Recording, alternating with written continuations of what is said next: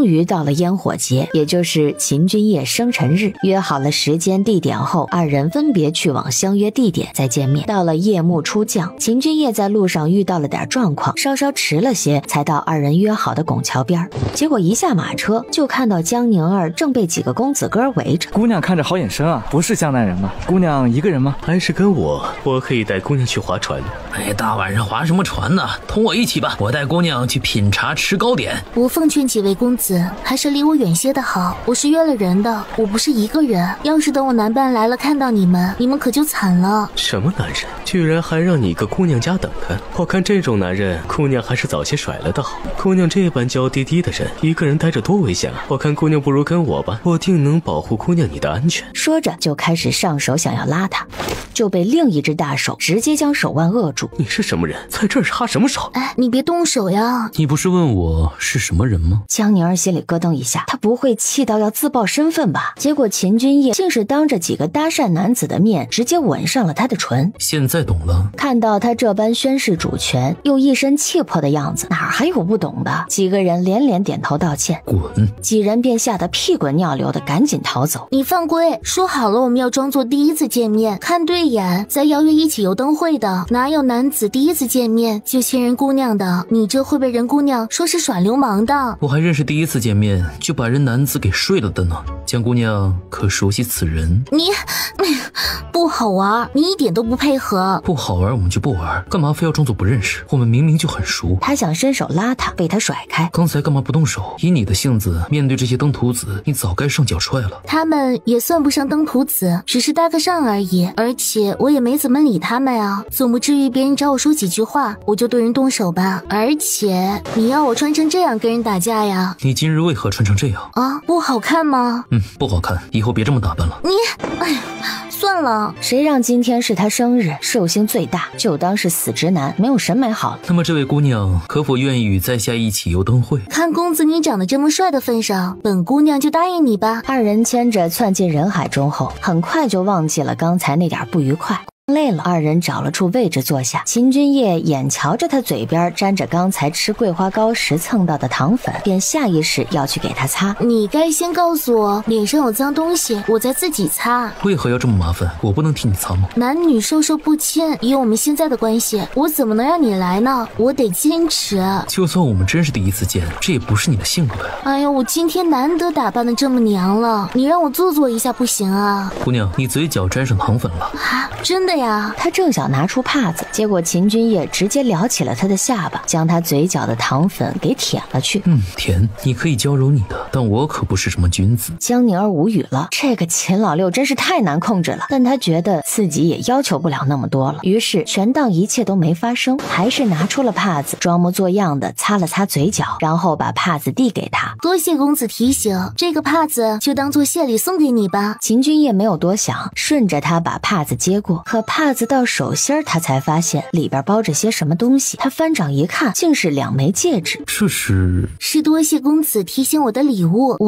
我听说有个地方的人成亲时，男女就会戴上一对戒指，这样旁人只要瞧见戒指，就会知道这二人是夫妻了。人左手的无名指是直接连接心脏的，夫妻给彼此在这根手指上戴上戒指，寓意将对方永远放在自己心上。秦君夜看着掌心那2枚戒指，吃愣住了，久久都没有回过神来。他就算再没有经验，也知道平日互生情愫的男女之间会互送定情信物，借物表心意。姑娘不是说我们今天第一次见面吗？一见面就送我这种象征夫妻的定情信物，会不会进展太快了一点？你刚不是还说要矜持一点的吗？你不要就还给我，我送别人去。我收下就概不奉还，而且既然是象征夫妻之物，你还想送谁？你的夫君只能是我，你也只能是我的。说着便牵起他的左手，正要给他将戒指戴上。江宁儿，你怎么这么不要脸？秦君夜一抬头，就看到林月寻和于熙元二人朝着他们二人冲了过来。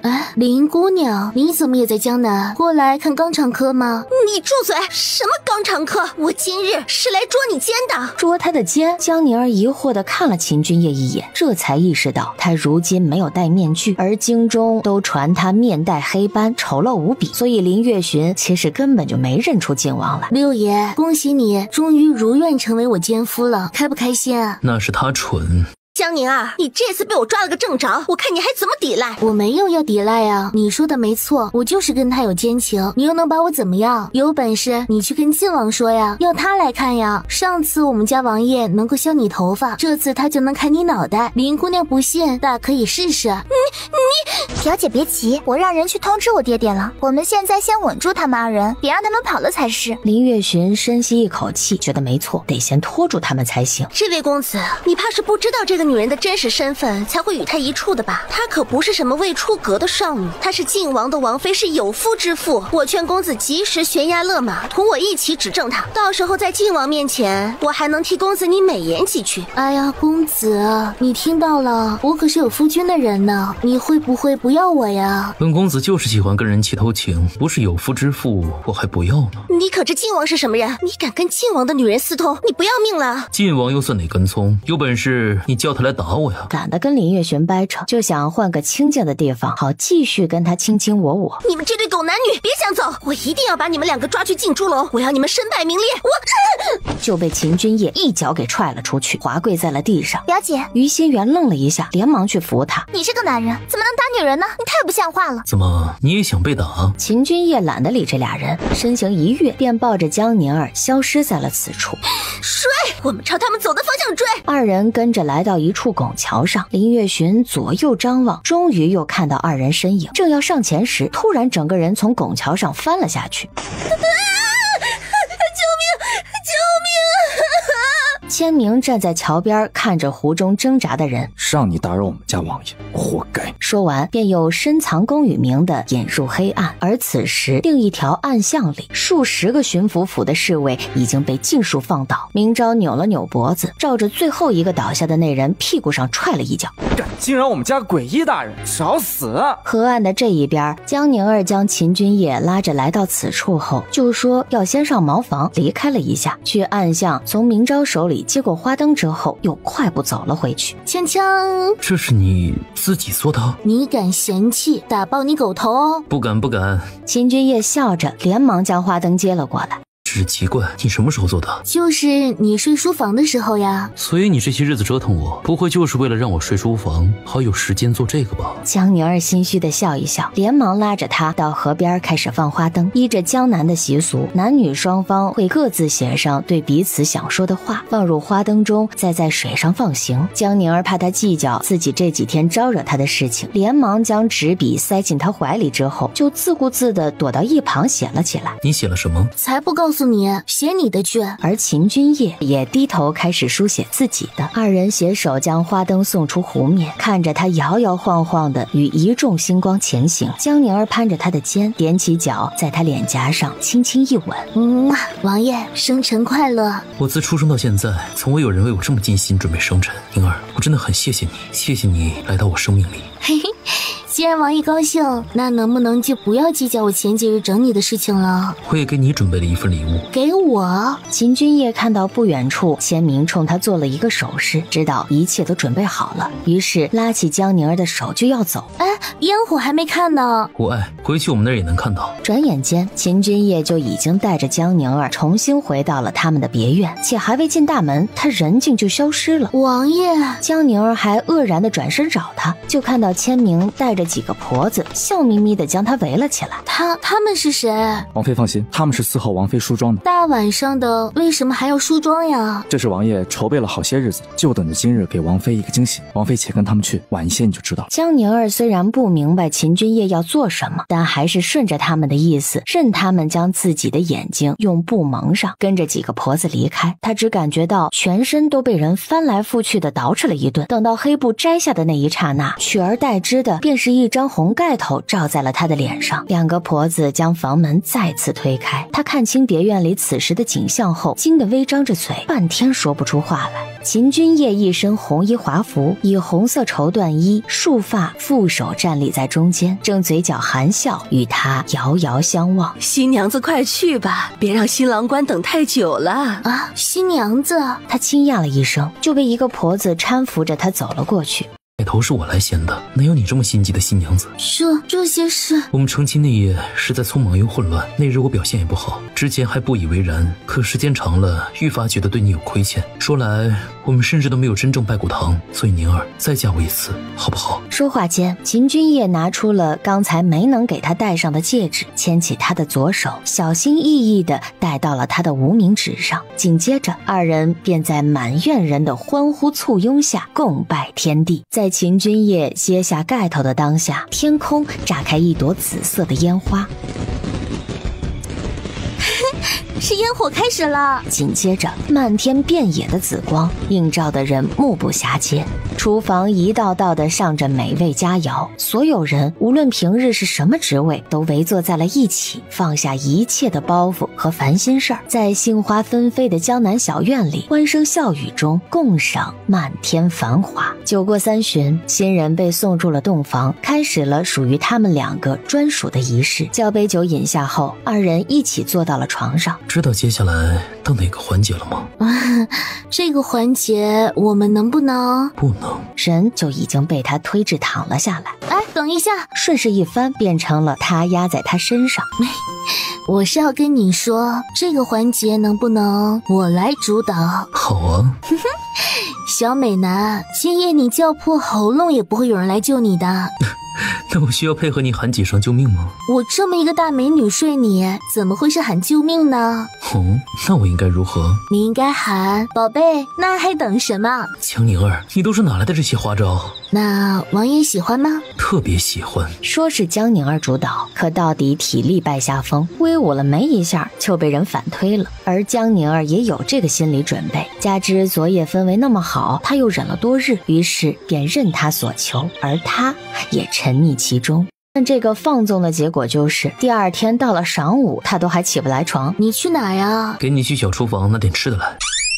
秦君夜出了房门没多久，签名就出现了。东西呢？签名从袖中拿出一张小字条，就交到了他的手中，正是江宁儿昨夜塞进花灯里的那张。纸上写着：欲一人，念一人，执一人，忠一人，始于心动，终于白首，拥之则安，伴之则暖。看到王爷这么高兴的样子，签名也不想打扰。怎么了？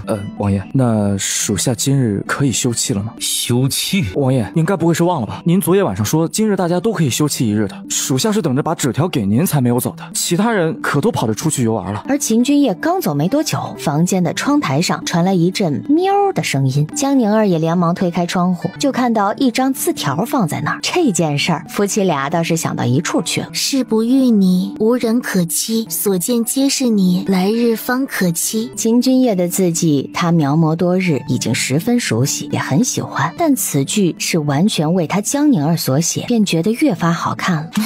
我也是。秦君夜亲口答应的休憩，不能说话不算话。于是小厨房根本已经没人了，二人只能出去吃了。想不想去月宁楼？但不是说月宁楼开张后一直都只接受有预定的客人，不接即客吗？我们又没提前预定，怕是进不去吧？你只用告诉我你想不想去就行了。要是可以的话，自然想的。秦君夜明白了他的意思，二人即刻就动身前往月宁楼。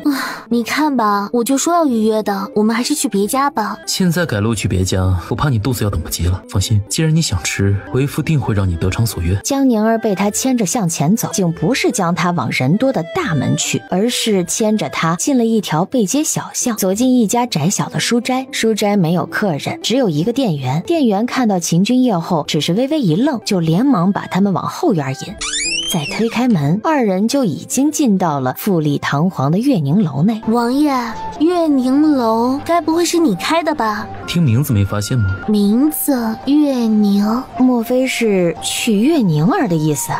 所以老板娘对这里可还满意？你没事开酒楼做什么？你先点菜，一会儿慢慢再跟你讲。二人一边吃一边聊，江宁儿这才知道，原来李雨楼的生意几乎遍布了各个行业。现在他才知道，秦君夜的家底儿居然有这么厚。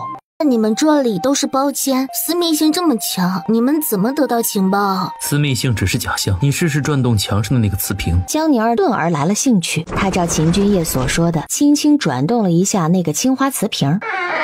一声响后，墙上就出现了一个半人高的窗口，而窗口的另一边直接就是隔壁的包房。江宁儿一下就看到了隔壁包房里正坐着一个中年男人，似乎是在等什么人。放心，他看不见你，这是一面单向的镜子，房间与房房间之间都做了特殊的设置，声音也是你能听见它，但我们房间的动静不会传出去。江宁儿觉得十分奇妙，难怪李雨楼能成为最大的情报集中地。王爷，不如我们来猜猜看，这个男人是等谁？猜对了有什么奖赏吗？你那么有钱，还需要什么奖赏呀？但是我们可以来猜错了有惩罚，我猜错了吃姜，你猜错了吃香菜。加个码，若是爱妃输了，以后每日1小碗姜汤如何？你要玩这么大吗？那你每天1碗香菜汁，你敢不敢？那我猜这个男人是跟情人私会，你猜什么？我猜他是生意人，与人来此谈生意合作的。二人这边打着赌，门内的中年男子就即刻站了起来。小影，师兄，等到小二退出房门，将门关上之后，二人再也抑制不住激动的相拥在了一起。10多年了，我还以为我再也见不到你了。师兄，是我不好，是我辜负了你。当年我就该听你的话，不跟他去京城，我对不起你。怎么了？是不是那个男人对你不好？男人说着，想要掀开他的纱帐。我现在一点也不好看了，你别看，就让我一直是你心里的那个小师妹就好，你别看我了。你说的这是什么话？你永远是我心里最美的夜莺。夜莺这个名字听着好耳熟呀。前阵子你在戏楼与那几个老先生聊的，忘了？我想起来了，那个18年前的江南花旦。但是等等，不是说那个花旦极有可能跟他那个渣爹去京城了吗？江宁儿正疑惑间，对面的男人不听阻拦，还是将女人的头帐给摘了下来。看到女人的容貌之后，他花旦夜莺居然就是沛国公府的主母叶氏叶小影。师兄，那个杀千刀的江映初居然还打你，他当初不是百般答应会对你好吗？他怎能如此不珍惜你？他根本就不是喜欢我，他只是纯粹看上我这张脸而已。我也是跟他去了京城才知道，我只不过是一个替身。这么多年来，他心里都只有一个女人，他得不到那个女人，这才寻了我。只是因为我跟那个女人长得相罢了。你别去京城了，就留在江南吧。现在我有能力养你照顾你，你回来我身边好不好？师妹，我这么多年都未有娶妻，就是一直在等你啊。师兄，你说的是真的？你当真一直都没有？没错，我心里只有你，哪里还能去旁人？我的心一直都只为你一个人跳动，不信你摸摸。男人拉着他的手按在自己胸口，叶氏顿时脸色一红，四目交接了片刻，这对多年不见的旧情人心中都有一种情愫开始迅速生长。两个人犹如干柴遇到了烈火，都没什么废话，两个身体顷刻间就交叠在了桌上。这一切来得太过迅速，江宁儿惊了一声，我去，天哪，他刚才都看到了些什么呀？而秦君夜则是眉目紧拧，他实在是没有想到有人会在他刚开张1个月的月宁楼里，哎，真晦气。他想开门叫人，被江宁儿拦下。别阻止他们。你看到叶氏偷人，居然不想揭穿他？不是不揭穿，而是这顶绿帽子怎么也得让江映初戴热乎了呀。没见过你这么热衷于给老爹戴绿帽子的。说实话，其实江映初到底是不是我爹，我都不确定呢。我觉得我跟他长得一点都不像，而且我也不认为就他那种庸才能生出我这么聪明伶俐的女儿。江宁儿早就有这种质疑了，只是不想搭理沛国公府，所以也没有深思过。王爷，你没听到刚才叶氏说江映初有一个跟他很像却求而不得的女人吗？而我与叶氏像，却不是他女儿。你的意思是说，那个女人可能才是你亲娘？这个我也不确定，但我可以确定的是，叶氏和江映初都待我不好，是不是我亲生父母，我都压根不想认他们，我讨厌他们。所以你不揭穿，是想把事情闹更大？反正此事我们已经知晓了，便是有了一个引爆沛国公府的炸弹，但这颗炸弹要什么时候才引爆，怎么引爆，自然就是由我们来掌控了。其实我跟你想的一样。那你刚才叫人是要做什么？放心，我不是要阻止国公爷戴绿帽子。秦君夜看了他一眼，还是推开门叫了人来。楼主有何吩咐？给夫人煮碗姜汤来。江宁儿听到后目瞪口呆，秦君夜生辰一过，也就到了要回京的日子。一如来时一般，收拾好行装，马车哒哒驶入城外。来到郊外密林时，马车嘎吱一声紧急停了下来。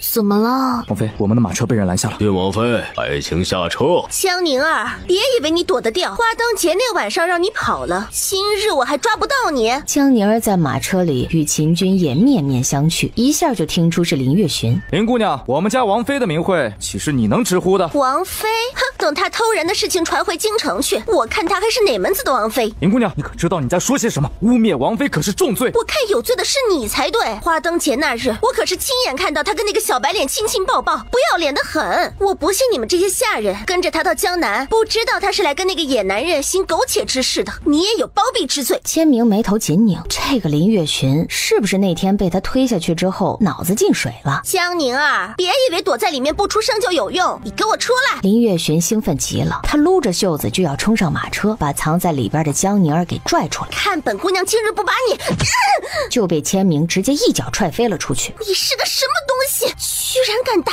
我！给我等着，江宁儿到时候被判了下狱，你这个包庇他的人一样逃不掉。等回了京，我就去向靖王告状，定要让他治你的罪。林姑娘，我劝你呢，还是回京找个大夫看看吧。居然还妄想觉得自己能命令我们家王爷，脑残真的是病得治。马车里，江宁儿捂着小嘴，小声笑了起来。真是看不出来，千明居然嘴巴还挺厉害。本王真是没见过像林月寻这般蠢的女人。她不仅蠢，人家还锲而不舍呢，我都要觉得她精神可贵了。我看不让她真的抓一次奸，她怕是能把我们烦死。你有想法？秦君夜冲其扬唇一笑，便把他推至了软垫上。郡王妃，你的马车已经被我的人包围了，你今日是无论如何都走不掉的。我念你现在还没有被褫夺身份，所以也不想对你用粗，但愿你识相点儿，还是自己下来吧。老实认罪，或许还能留下一命，可若负隅顽抗，可就别怪老臣不客气了。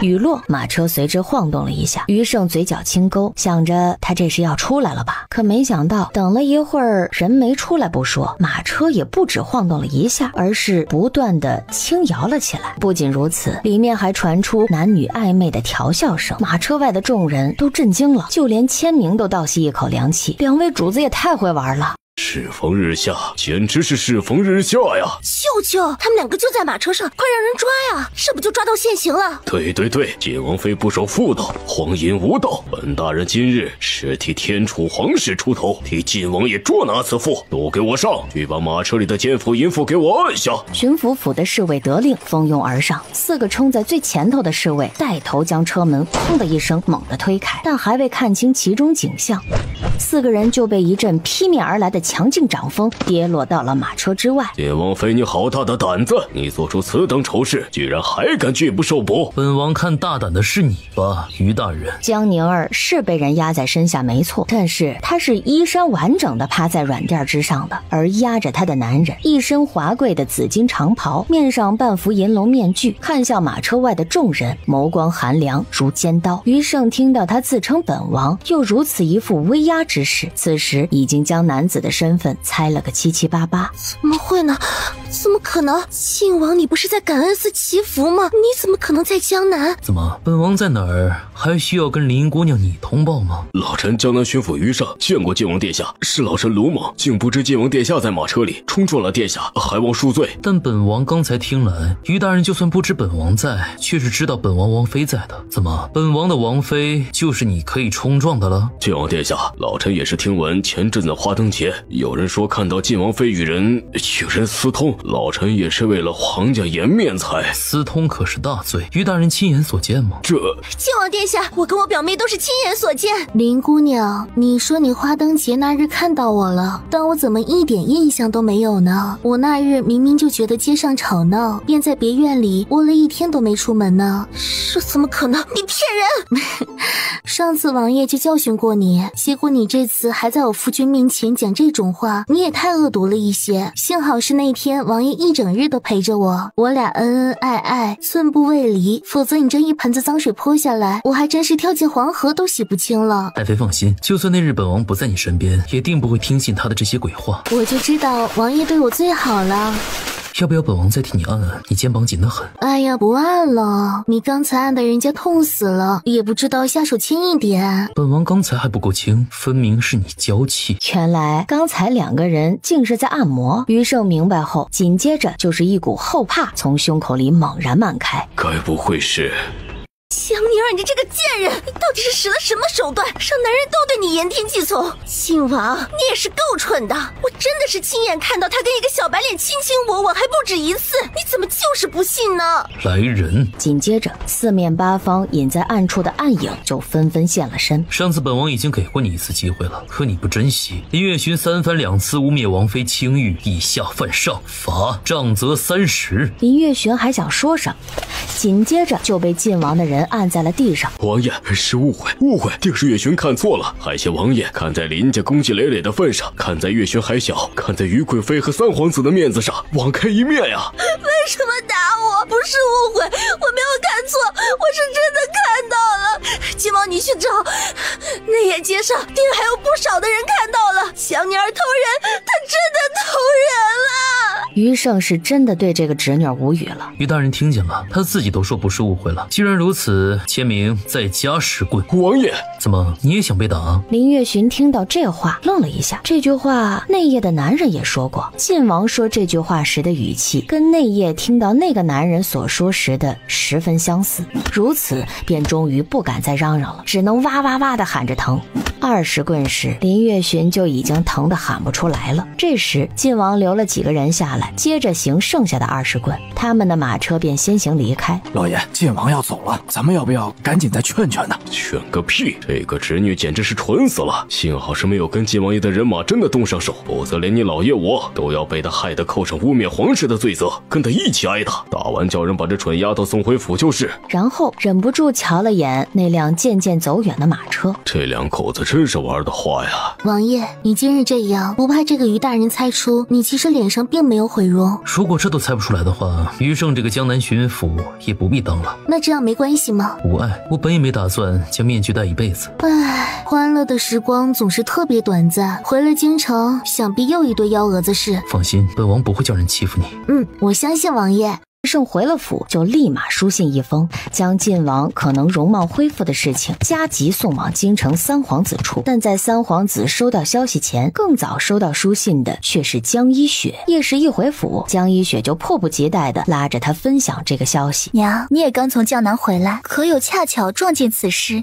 没有，我是去寻你舅舅的，没怎么上街的。一雪，既然知道此事，你预备怎么做？要不要去晋王府揭发？我只是听着，又没亲眼瞧见。这种事怎么能由我来揭发呢？林月寻为人冲动鲁莽，想必不用我劝，他自然会去的。这个我不担心。娘，这次你去江南，舅舅给你银子了吗？给了我10万两。什么？只有10万两？一雪，你可知10万两已经很多了？是你舅舅他体恤我，几乎是将手边现下有的银钱大半都给了我，你怎么还不满足呢？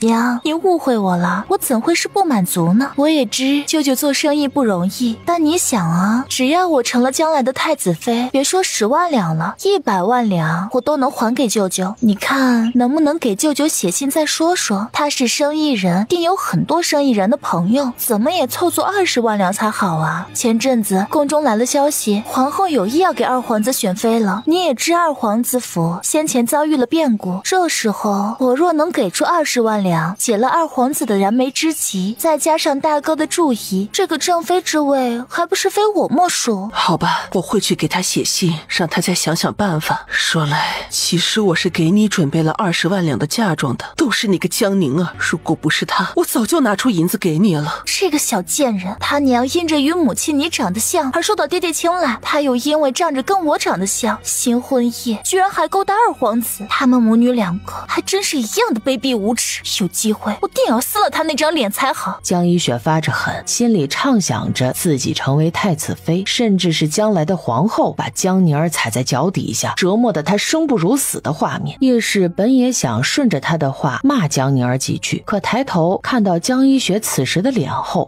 一雪，你怎么了？娘，我怎么了？脸，你的脸。江一雪还有些不明所以的来到了梳妆台前，朝着镜中看了看。怎么会这样？我的脸，我的皮肤怎么会变成这样？医学，你别怕，快去叫大夫，快去！大夫一号脉就连连摇头。敢问大小姐，可是得罪了什么人？你这说的是什么话？我们医学是出了名的人美心善、温柔婉约，怎么可能得罪人呢？大小姐中的可是尸毒，如果大小姐这些日子没接触过尸体，却中尸毒，就肯定是被人蓄意下毒。尸毒不是花草虫蛇，而是一种尸体沉积散发出的沼气，能将空气里的毒提炼出来，这一点就能看出给大小姐下毒的人毒术十分了得。本夫人叫你来，不是替你夸下毒之人高明的。既然知道是中毒，那你快给我们家医学解毒呀！老夫刚才说那些是想告诉夫人，此毒诡异，是老夫从未见过的制毒手段，老夫无能为力。解铃还须系铃人，你们想要解毒，只能去救下毒之人，要不然普天之下怕是只有鬼医能解了。江一雪一听到是尸毒，就想起来当初回门日江宁儿给他喂下的尸毒丸。没用的老东西，给我滚滚！跑到房门口后，他才扶着胸口吐出一口浊气来。就这还人美心善、温柔婉约，这脸简直能把人给活活抽死。哎呀，医学，我的宝贝医学，你可千万别伤了自己。不行，咱们先让江宁儿给你把毒解了，好不好啊？那母亲去找江宁儿，但我可先说，她要我低声下气的求她，女儿是绝对不肯的。她个泥腿子，她敢！医学，你放心，娘说什么都要让那个小贱人乖乖给你解毒，否则我定饶不了他。母女两个想的倒是挺好，结果现实是晋王人马还要折回鬼谷门去接黄雀，所以他们现在压根就还未回京。看什么呢？我在看黄雀呢，王爷你来瞧。秦君夜便凑了过去，黄雀骑着马，半驾在马车近旁。黄雀的表情是一脸的心不在焉，走两步就忍不住回头看一下鬼谷门所在的翠竹山。看来这些日子他跟魏瑶相处的还挺好。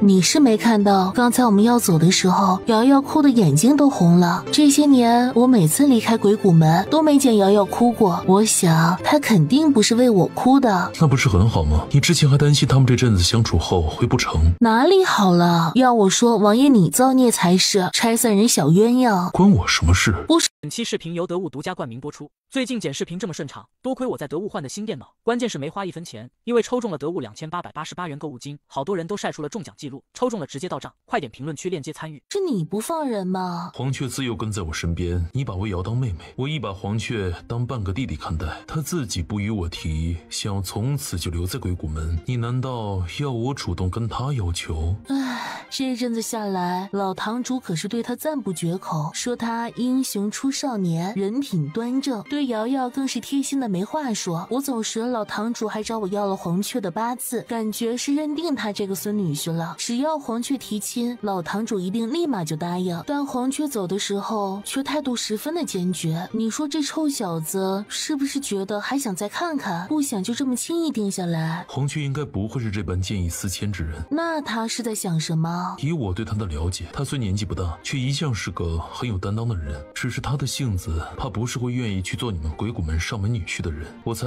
他有他自己的打算，而且他们都还很年轻，晚一些再成家也不是坏事。听他这样讲，江宁儿才点了点头，觉得也有些道理。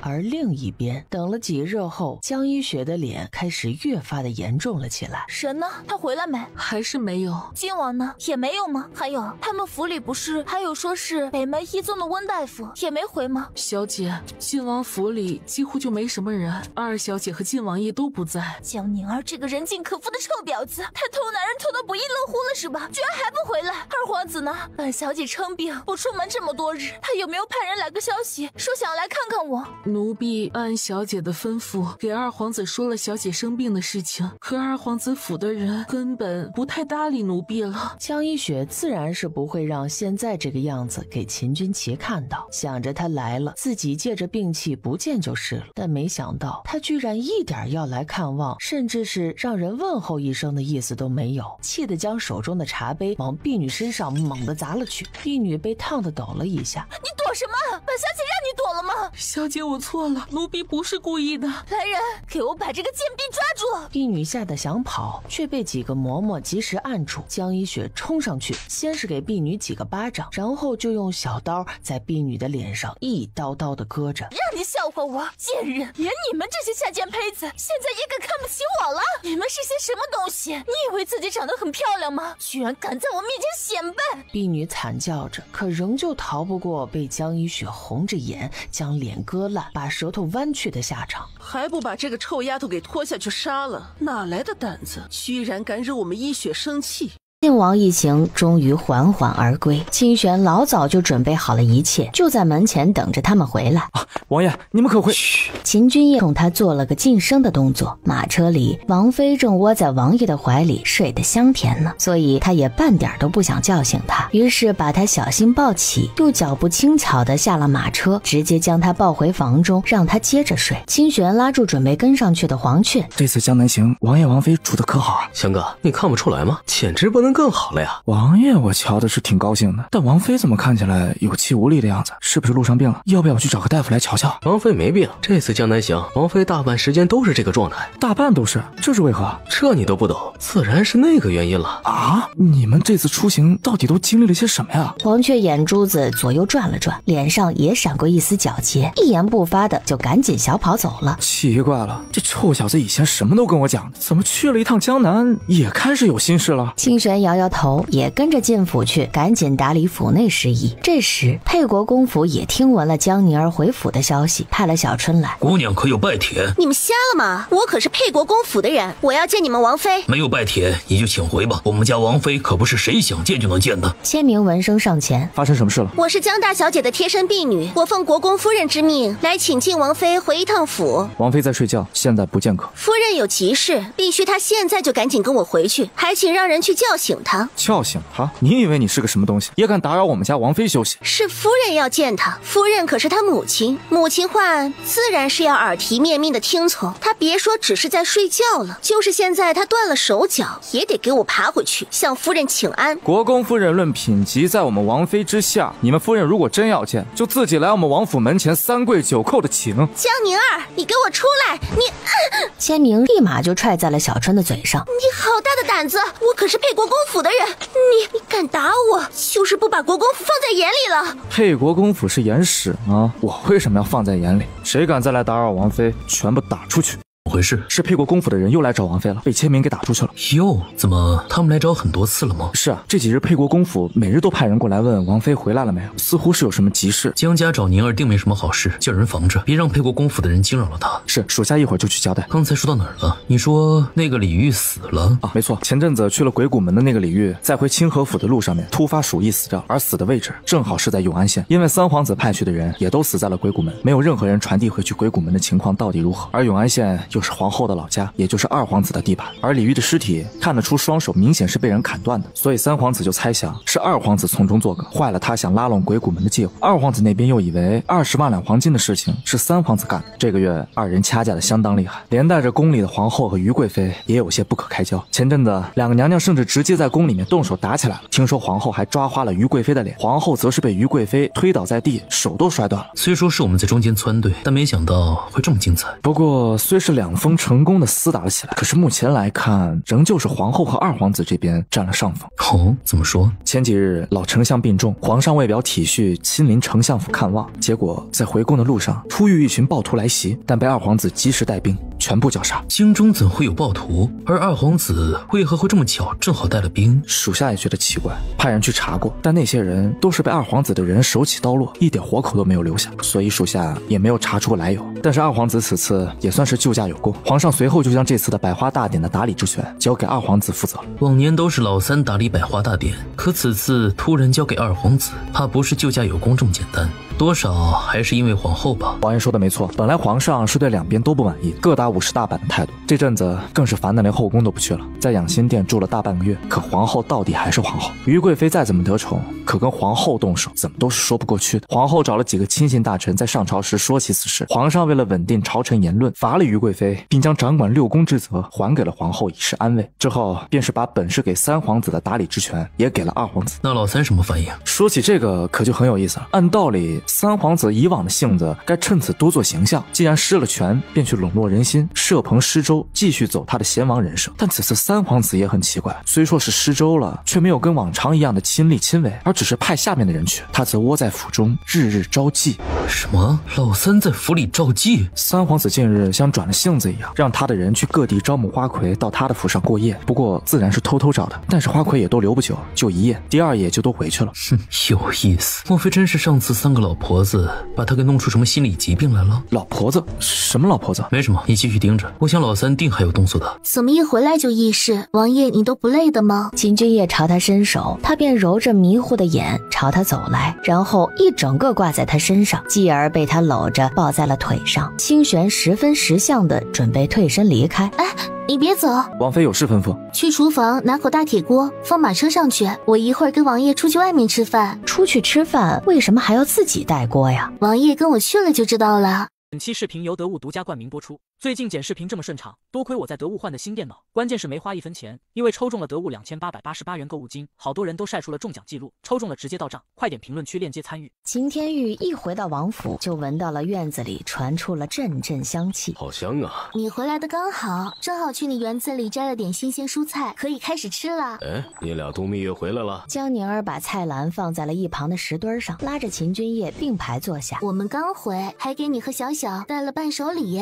算你还有点良心，这是什么？你弄的？是呀，想着你这有现成的菜园子，所以来你这吃火锅。火锅是什么？怎么吃啊？王爷，你尝尝。好吃吗？我也来试试。秦天玉向来喜欢新鲜玩意儿，迫不及待的就学着江宁儿的样子开始涮肉片。哇，这也太香了！然后接二连三的筷子不停。你可真是鬼点子多，这种吃法我还从未见过。原来这就是火锅呀，有意思，有意思。也就是我们家王爷不吃辣，不然做成红白鸳鸯锅会更好吃。江宁儿又盛了一碗汤给秦君夜，秦天玉看了眼，就有样学样，自己给自己也来了一碗。这汤真可以，看不出来你还有这种手艺。喜欢你就多喝点，毕竟也是用的你园子里的材料。我园子里的这些菜哪有你的汤底熬得好啊？又香又醇厚。我说的就是汤底啊！啊，汤底也是用的我的。秦天玉这才发现，今儿院子里好像是挺安静的，往日打架的大鹅、游泳的鸭子，还有孵蛋的老母鸡都不见踪影了。我的一条白板、红中还有发财呢。他们呀，在你肚子里团聚呢。你怎么这么狠心？你上次还夸他们毛色光亮，转眼就把他们炖了。我可是养他们很久了。正是因为你养得好，所以这个汤底才会这么好喝呀。秦天玉来不及跟他生气，因为江宁儿之前说厨房还在做肉丸，他怕那是他的大黄狗。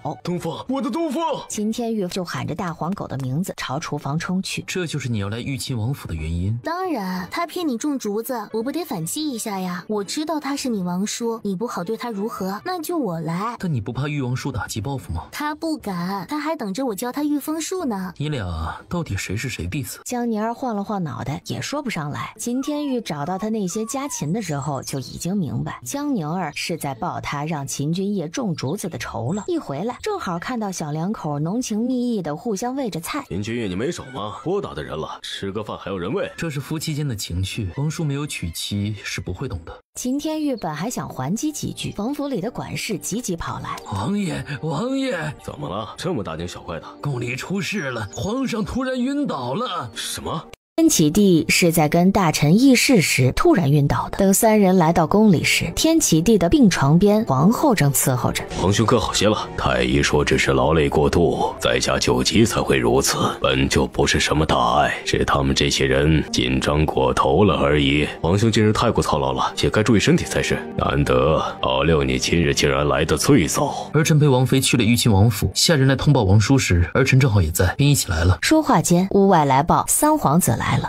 秦君临跟秦君夜可不同，父皇一下就跪倒在了天启帝的床边。儿臣正在施粥，所以来晚了，还请父皇恕罪。朕听闻了，你这些日子一直在贫民窟施粥，你也是辛苦了。百姓疾苦，儿臣不敢忘，也不敢享受，却能尽一点绵薄之力为百姓解忧。你这话倒是不错，能将百姓放在心上。皇上，药来了，先喝药吧。让老三来，皇后你先歇歇吧。将药碗递到了老三的手中，喝完药，朝众人缓缓说道：这阵子老丞相病倒了，朕也病倒了，奏章公文堆积，现在有政治科举之际，国家大事不可耽误。诸位爱卿，若朕要选一个皇子来替朕分忧，你们觉得谁比较合适？这话一出，满屋子的朝臣表情都是一怔。天启帝这是要选一个皇子辅政监国了吗？臣以为二皇子最为合适，但二皇子现在正在主管百花大典，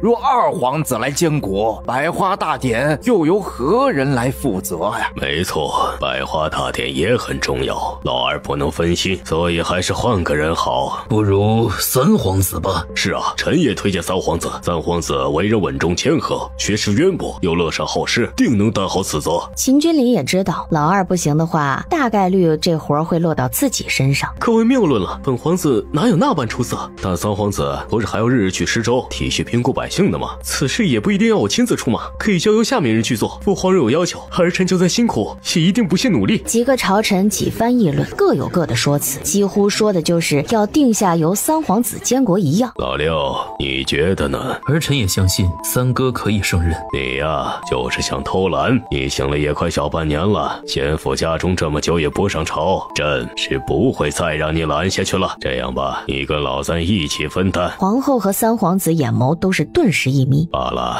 把老大爷叫上吧。他这个做大哥的虽然平庸了些，但这个时候也该有当大哥的担当才是。你们三人今夜开始就住在宫中，有什么不懂的也好随时来问朕。这下众人表情又都有了细微的变化。父皇，儿臣有一事相求。你说。儿臣想王妃陪儿臣一起住宫里。你就这点出息？朕让你进宫是来做事的，不是让你来享乐的。不行，朕不同意。皇上别气，靖王夫妇成亲也才小半年，正是浓情蜜意的时候，自然是难分难解一些的。是啊，父皇，六弟和六弟妹夫妻感情好是好事，毕竟给皇室开枝散叶也是大事。两人帮着劝说了半天，天启帝缓了一下，才表示监国是重事，不可分心，但体恤二人感情深厚，晋王妃可时常进出看望。随后便让所有人都退下，只要求秦天玉一人留下。刚才你都瞧出些什么没？瞧出皇兄儿子都孝顺，臣子都忠诚。你呀你，少在那儿装傻，别以为朕不知道。刚才各路心思那么昭然若揭，朕不信你瞧不出。所以皇兄是瞧出些什么了？之前朕总说不许皇子与朝臣暗中勾结，可今日朕一说监国之责，各个朝臣的态度就很明显了。谁是谁的人，谁往日与朝臣联络的多，就都能看得出来了。皇兄今日如此，就是为了验证这个？不光是如此，也确实是想休息一下了。朕年纪大了，之前不觉得，可现在不服老都不行了。皇兄言重了，您还在壮年呢。壮年？当年咱们父皇就是这个年纪，兄弟们就开始明争暗斗了。皇兄这话，臣弟可没法接了。不说这个了，说说你吧。你是母后老来得子，他跟朕念叨多回了，你到底什么时候才肯娶妻？莫非还在惦记那个人？臣弟哪有什么惦念之人，只是自由自在惯了，不想有个人管着自己罢了。兄弟俩说话间，外间传来了吵闹的动静。徐小泉，怎么回事？徐公公迈着小步子躬身进来回话：回禀皇上，是皇后和于贵妃二人又吵起来了。皇兄你看，臣弟最怕这种事情了，所以才不愿娶妻的。若府里成日这般鸡飞狗跳的话，臣弟可受不了。这份罪皇兄担着就好了。别说你烦了，朕也烦。他们这阵子确实有些不太像话了，这得好好教训他们两个一下。随后冲徐孝全甩袖吩咐：叫他们都滚，自己唤静妃来，这些时日都别让他们两个到近前来。皇后被赶走之后，便回了自己的寝宫。娘娘，咱们没能刺及，您怎么一点也不恼呀？我恼什么呀？只要市集的不是于那个贱人，是谁都行。但这不是您跟于贵妃相争，白白让静妃得了利吗？得利？你真以为静妃市集是因为本宫与于贵妃相争而来的吗？难道不是吗？大皇子、三皇子还有六皇子此次一起监国，而五皇子不在京中，于是宣五皇子的生母静妃市集，这只是皇上一碗水端平罢了。他们几个谁都没有得利。但皇后娘娘要求送些胭脂水粉还有珠宝首饰给晋王妃，又是为何？娘娘之前不是最讨厌那个晋王妃了吗？之前是没有想到那丫头能有这般本事，让晋王这个往日冰冷凶悍的人，现在却色令智昏到如此地步。因着接下来秦君夜就要住在宫里，江宁儿便先回王府替他收拾些衣服。结果刚回府，皇后的赏赐就来了。他检查了好几遍，发现居然都没有毒，这让他又失望又费解。于是再进宫给秦君夜送东西的时候，便将此事转达于他。皇后送的东西都不会差，她送你就收，不用跟她客气。但他这么做总该有个理由吧？我可不相信他有这么好心。好心自是没有的，不过没关系，对你是好事。好事怎么说啊？二人说着话，秦君夜已经牵着他到了他的住处。皇后是觉得我沉迷美色，所以想你继续努力，好好多色诱我一下。哦，原来你跟父皇说要留我跟你同住，只是为了让皇后放松警惕。没错，我还以为你是……以为我是什么？自然是以为他是真的离不开他，才那样当众要求的。所以竟是他多想了吗？算了，没什么，衣服给你送来了，我回去了。我今后好一阵子都要住宫里，不能时常与你相见了。你也不最后多陪我一下。见江宁儿抿了抿嘴，别开脸不去说话了。我确实是故意那样讲的，我也很清楚以父皇的性子不会同意你留下来，所以我们势必得分居。老三今日露了下风，为图表现自然，是不会让自己出任何差错的，所以我不担心他会有什么动作。但皇后和老二现在正是势头上，若不让皇后这样以为，我不在府里的这些日子，皇后定会找机会针对你。原来你是怕皇后找我麻烦。当然，我说过不会叫人欺负你，可我现在既然不能时刻护着你，自得有些筹谋保你周全才行。这样你还要这么快就走吗？知道他原来都是在为他打算，江宁儿哼唧了一声，勾住了他的脖子。我也不想跟你分居啊。晋王殿下，御书房那边准备好了，三皇子和大皇子已经过去了，您这边是不是也该启程了呀？怎么今天就开始吗？说是前几日父皇身体就不太好，奏章积累很多，让我们今日就开始学着批阅奏章，但我们先不管他。秦君夜重新抬起他的下巴，便附上了他的唇，完全不理徐孝全在门外的催促，因为之后很长一段日子怕是都不能想亲就亲了。分居第一夜，江宁儿就有些不习惯，于是睡得不算好。第二日很晚才起来，一醒就被签名告知江一雪和叶氏在王府外。一听说江一雪是带着头纱来的，想都不用多想，江宁儿一下就猜到了他们的来意。王爷之前吩咐过，不能让这母女俩惊扰到王妃，所以王妃没醒，我们便没理他们。那他们等多久了？有1个时辰了。才1个时辰呀？那让他们进来吧。王妃要见他们吗？只是觉得让他们两个这样站久了，街上不知情的人还以为他们多可怜呢。那王妃让他们进来是要做什么呀？哇，也不做什么，只是让他们换个地方继续等而已。江一雪和叶氏看到王府大门终于打开，让他们进时，还十分欣喜。这个臭丫头非要我们亲自来，一雪你放心，看娘等下见了那个泥腿子如何教训他。我们快些进去。可当千明领着他们来到一处大太阳的空地时，江宁儿人呢？叶夫人，请注意你的用词，王妃的名讳岂是你能直呼的？你这位大哥，不知晋王妃何时会来见我们呢？你们以为你们是什么人，还敢劳烦我们王妃亲自来见你们？江一雪无言以对，让你们进了，只是嫌弃你们长得丑，怕影响我们王府门前的门面。你们若要等，就站在这里继续等，不想等的话便打道回府。但若再站在我们府门前影响市容，王妃有令，那便直接将你们乱棍打到隔壁街去。江宁儿自是不会管叶氏母女如何，简单的梳洗打扮之后，便进宫去了玉嫔处，也陪玉嫔聊聊天解解闷儿，说了说江南游的趣事。因为天启帝批准了江宁儿进出探望之权，临近傍晚时，他端着在御品小厨房里熬煮的汤到了御书房来，3个皇子正在其中。宁儿，王爷，本王还以为你今日不会来了。怎么会呢？我一直在母妃那呢，是为了等汤才晚了些。说着，他打开食盒，抱出汤盅来。你亲自炖汤？是啊，我想着王爷你一定辛苦，所以给你炖了汤滋补一下。但看着江宁儿亲自炖汤来看他还是有说不出的舒心和满足的。好香啊！这位是大哥秦君耀。大哥好。六弟妹好，你这炖的是什么汤啊？怎么这么香啊？是炖的老母鸡汤，我其实给大哥也准备了一份，你也尝尝。说着又抱出一盅，也摆在了大皇子的桌上。那我今日也算是沾了六弟的光了，我可要好好尝尝六弟妹的手艺。喝下几口后，连冲江宁儿激动地竖大拇指。六弟你有福气啊，六弟妹这手艺可真好，简直比宫中的御厨还要好。哎呀，王爷你别小气嘛，我这也是替你联络一下兄弟感情，而且大哥那碗跟你的不一样，只有你的我里面加了适应你体质的补药，还有我的爱，他的只是一碗没有灵魂的鸡汤，你在我这儿永远是最特别最重要的。说完冲他在胸口比了一个心。此时在场的还有一人忍不住咳嗽了几声。江宁儿在秦君临的瞩目下，又从食盒里端出了第3盅汤。秦君夜心想，他该不会真的贴心到连老三的都准备了吧？而对面的秦君临也是这样想的。结果江宁儿就把汤摆在了自己的面前，开始一口一口的喝起来。哎呀，三皇子，你近日不是说要体会百姓疾苦，说是都跟贫民窟的百姓一样啃馒头喝白粥吗？你这个意志又伟大又圣洁，我当然要成全你喽。所以我没有准备你的汤，你应该不会怪我吧？秦君临还未开口，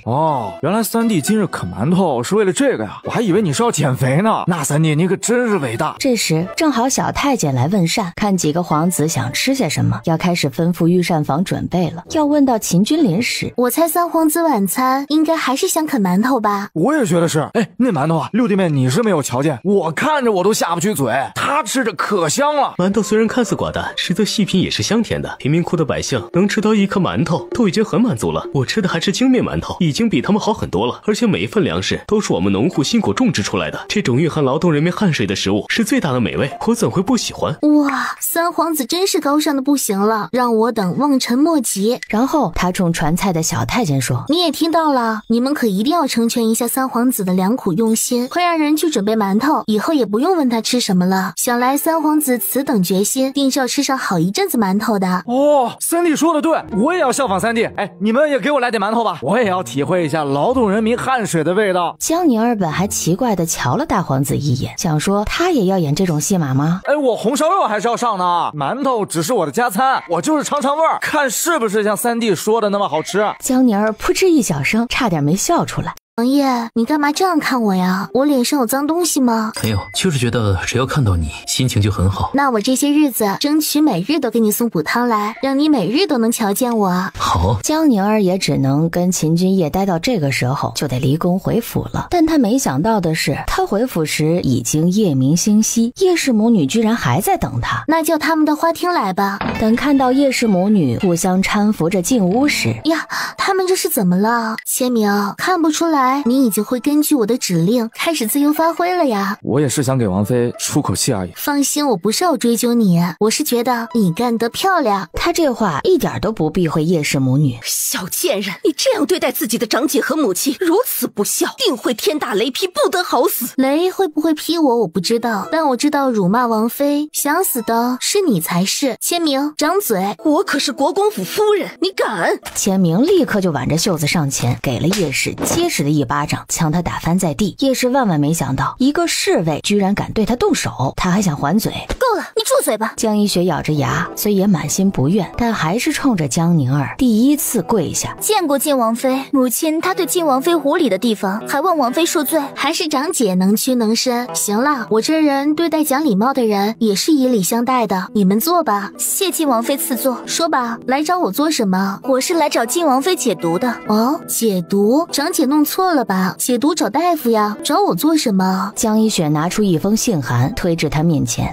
我知道晋王妃不会那么容易帮我，所以我是预备跟晋王妃谈一场交易。我知道之前跟晋王妃有点误会，但我们终究是一家人，一家人就是你好过，我也好过，应该相互扶持才对。江宁儿看了江一雪递过来的信件，他就笑了，居然是林月寻写给他的关于江南瞧见他所谓偷人的事情。长姐，这是交易还是威胁？只要我出面的话，我有把握可以让月雪妹妹不将此事外露，不会让别人发现你的秘密。还不将此事外露？你的月雪妹妹此时都不知道在哪儿养屁股呢。江一雪还真的觉得自己脸面很大吗？我这人最讨厌别人威胁我，而且我也最是不怕威胁了。既然你们求人的心不成，那就回吧，签名送客。那我们换个交易，你想要什么？你说，你既然愿意见我们了，自然可以谈的，是不是？好说，你们找我解毒，给钱就行了。你要多少？一口价10万两。你出嫁时就拿了府里18万，现在又要10万，江宁儿，你别太过分了。也说了，那个18万是嫁妆，可你这次是解毒的诊金，这是两码事儿。我解毒就是这个价，嫌贵那你们就另请高明吧。我答应你，但现在我们手头上没有这么多银子，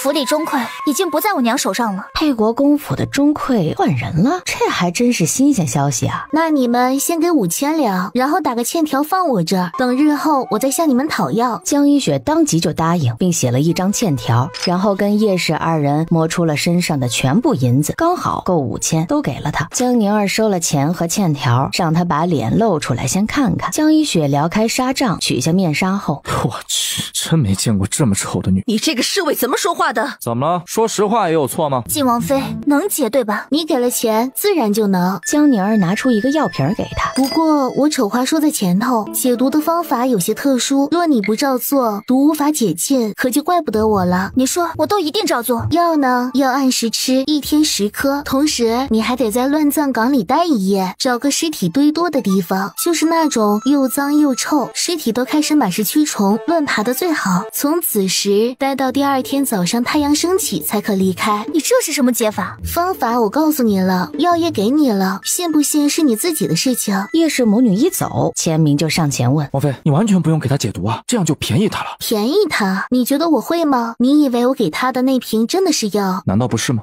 我给他的那一瓶其实就是一瓶老鼠屎罢了。老鼠屎？这个也能解毒啊？当然不能，那个纯粹就是我觉得想让江一雪多吃几口屎罢了。真正的解药就在乱葬岗里。尸毒就是在乱葬岗的沼气里产生的，但解药其实也是这个沼气。只要江一雪能够真的听话，待够1晚上，多吸几口那里的沼气，她的毒自然就可以解了。所以一瓶老鼠屎换来5000两银子和一张国公府的欠条，你还觉得我便宜他了吗？哦，原来如此，还是王妃聪明啊。不过千明，你跟我说实话，你是不是跟叶氏和江一雪之前有过节啊？我怎么感觉你好像特别针对他俩？哦，没有，我之前跟叶氏母女没有接触过，我只是看不惯他们欺负王妃你。他们欺负我？你何时看到别人能欺负得了我了？就是那次。千明本想说，就是他回门那次，当时秦君夜下令将沛国公府的弓箭手全部就地诛杀，而他就是参与行动的其中一人。那也是他第一次见到江宁儿，他看到江宁儿的第一眼，便是他半身是血倒在王爷怀里的样子。那么好看惊艳的一个人，却那么虚弱，但当时的第一眼还是让他最为印象深刻，所以他对沛国公府，特别是叶氏母女都格外的厌恶。不过千明并没有把这些说出来啊，没有，就是觉得江一雪现在这副尊容，早上他还企图给我暗送秋波，我觉得恶心。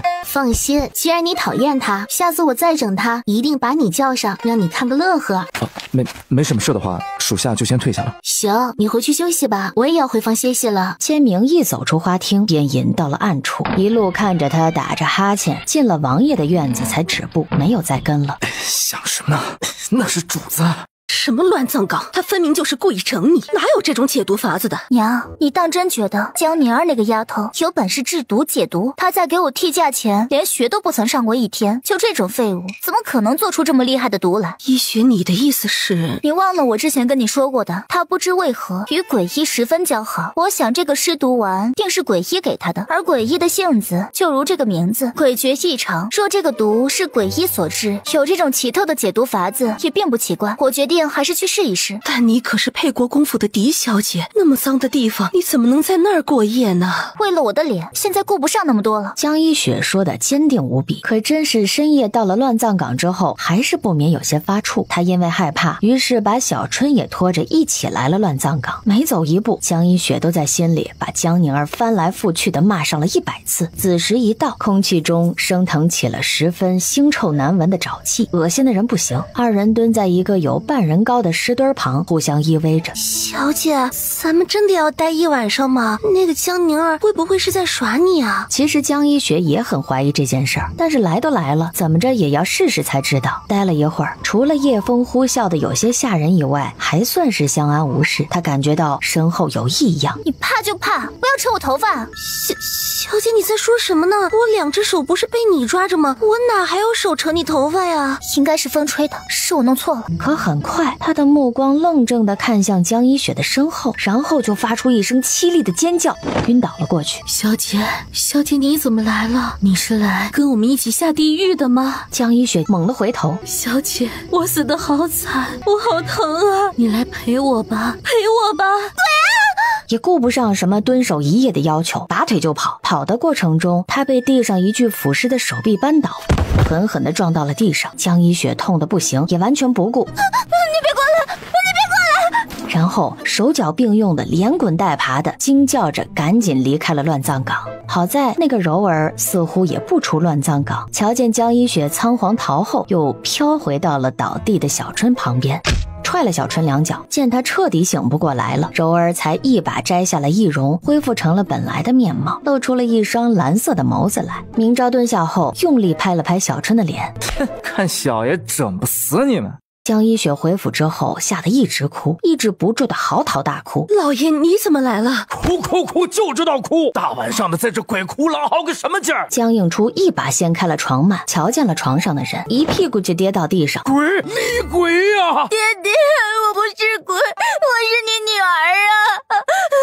这是怎么回事？老爷，都是江宁儿那个小贱人害的，是她嫉妒医雪美貌，当初回门时给医雪下了尸毒，医雪现在毒性发作才会如此的，你可一定要给医雪讨回一个公道啊！宁儿又没有念过什么书，怎么可能会做出这么厉害的毒来？我说的都是真的呀，真的是江宁儿下的毒，就算你不信我也没关系，但老爷你一定要救一救医雪，医雪可是你悉心栽培的女儿呀，不能看着她如此而不管啊！你还好意思讲？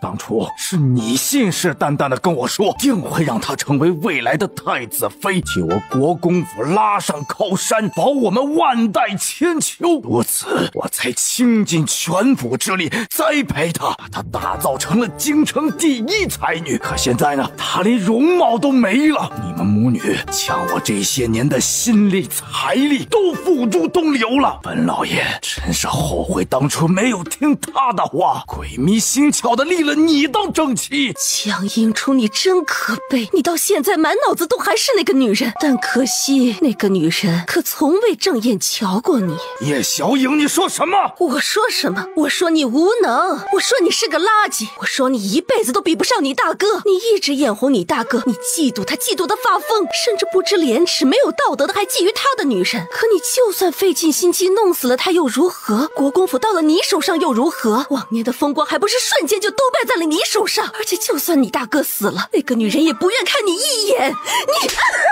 江映初一巴掌就打了过去，不许他再说下去。你打我，你这个没品的贱男人！竟被发狠的叶氏一下扑倒在地，二人你一巴掌我一爪子，直接互殴了起来。本只是一个院子的事儿，可这番动静愣是弄得整个沛国公府都灯火通明了起来。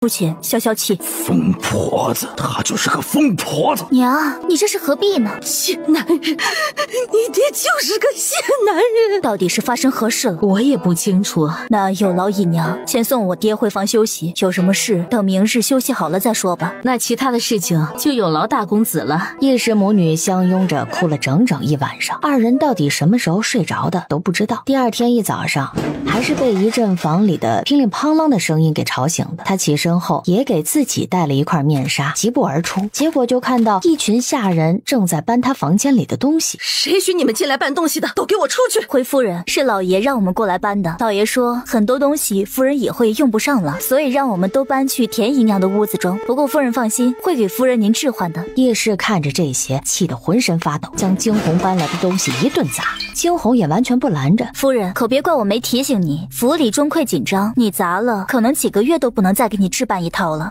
叶氏瘫软地跌坐在了地上。老爷还说，这阵子夫人和小姐最好就不要出门了，毕竟大小姐现在的尊容，出去叫人瞧见了，会折损了沛国公府的形象。至于百花大典，大小姐也不必去了，老爷已经安排三小姐做准备了。刚走出屏风的江一雪听到这话，也一下失神，歪倒在了地上。叶氏朝着江一雪倒下的地方爬了过去，将她扶起来，抱进怀里。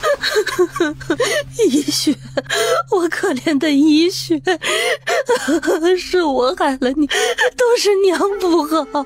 他在心里怨极了叶氏，完了，一切都完了。江一雪痛苦地闭上了眼。一雪，你的脸好了。江一雪本已经整个人都丧失斗志了，听到这话，疯了一般的冲到叶氏刚才打烂的梳妆镜前，清晰的可以看到脸上那些凸出来的恶心的毒瘤，此刻都平整了。我的脸居然真的好了！快，定是昨天江宁儿给的那瓶药起效果了，快把药给我，我要吃药。而昨夜他根本没有按照要求在乱葬岗待足了那么久，所以觉得有效的一定是那瓶药。什么乱葬岗，就是他江宁儿戏耍他的。他一打开这药瓶时，其实就隐约的能闻见瓶子里传出的异味，有着淡淡的臭，又好像有些淡淡的香。多吃点，一雪多吃点，这样就能好得更快了。娘，你要不要也吃一点？我猜的没错的话，这定是诡异做的什么美容养颜的药丸。我只要恢复了容貌，就不怕爹爹废了我。但你昨夜跟爹爹打架，确实太不应该了。你也要好好养一养，整顿一下自己，定要给爹爹好好道歉才是。昨夜我也是觉得人生已经绝望了才会如此。你说的我明白，我定会找你爹的。行，正好我也伤了脸，我与你一起吃。反正江宁儿收了那么多钱，吃完这一瓶，我们再向他讨要。江一雪的脸其实靠的就全是昨夜吸进体内的一点点沼气，但是因为他没有按照江宁儿所说的待够那么长时间，所以这一点点沼气虽然暂且能压制，却完全没有办法将他的尸毒解除。等到这沼气作用消失的那一刻，江一雪才会是真的万劫不复的时候。二皇子府里，张师爷将近日的账本拿给秦军旗过目。不错不错，以前没觉得，现在本皇子才发现，关键时刻江婷居然这么有用。沛国公无能，这个庶子倒是有本事，不过1个月的光景就给二皇子赚来这么多银子，看来只要如此运作下去，不出2年，之前丢失的20万两黄金就能赚回来了。提起那20万两黄金，本皇子就生气。我明明可以拥有更多的财富，却被老三给害的。我现在还得再花个2年的时间，才能填补之前的财务空洞。塞翁失马，焉知非福。现下于贵妃也受罚，至今都见不到皇上。三皇子又只能跟大皇子和晋王一起在御书房每天批些繁琐的奏章。殿下，您想啊，大皇子和晋王是什么人？那可是皇上最不喜欢的2个儿子。皇上现在把三皇子列入他们一起，说不定也有特意打压三皇子的意思。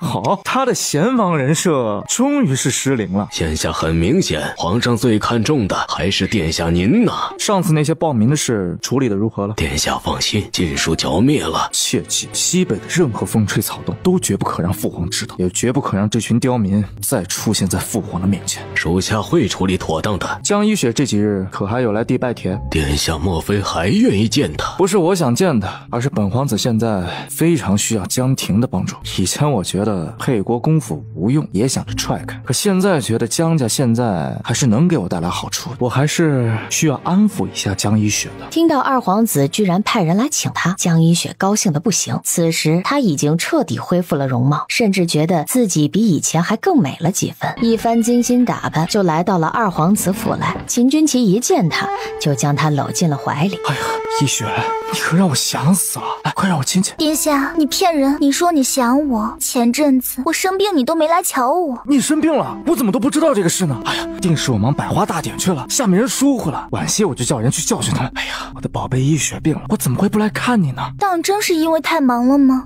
哎呀，自然是。我这会儿一稍闲下来，第一个想到的就是找你。听他如此讲，江一雪才展露笑颜了。林君奇更是直接将桌面上的东西一扫，就抱着他压了上去。紧接着屋中便响起了旖旎的声音。许久没有跟江一雪来过了，久久来一次，秦君奇竟然觉出一些新意来。等到快天黑的时候，江一雪才回到了沛国公府里。一雪，你可回来了。这些事在得知二皇子召见你后，老爷就让人又制了一批金器物件送来了。爹地还真是势利。怎么样，今日二皇子对你如何？自然是对我百依百顺，呵护备至。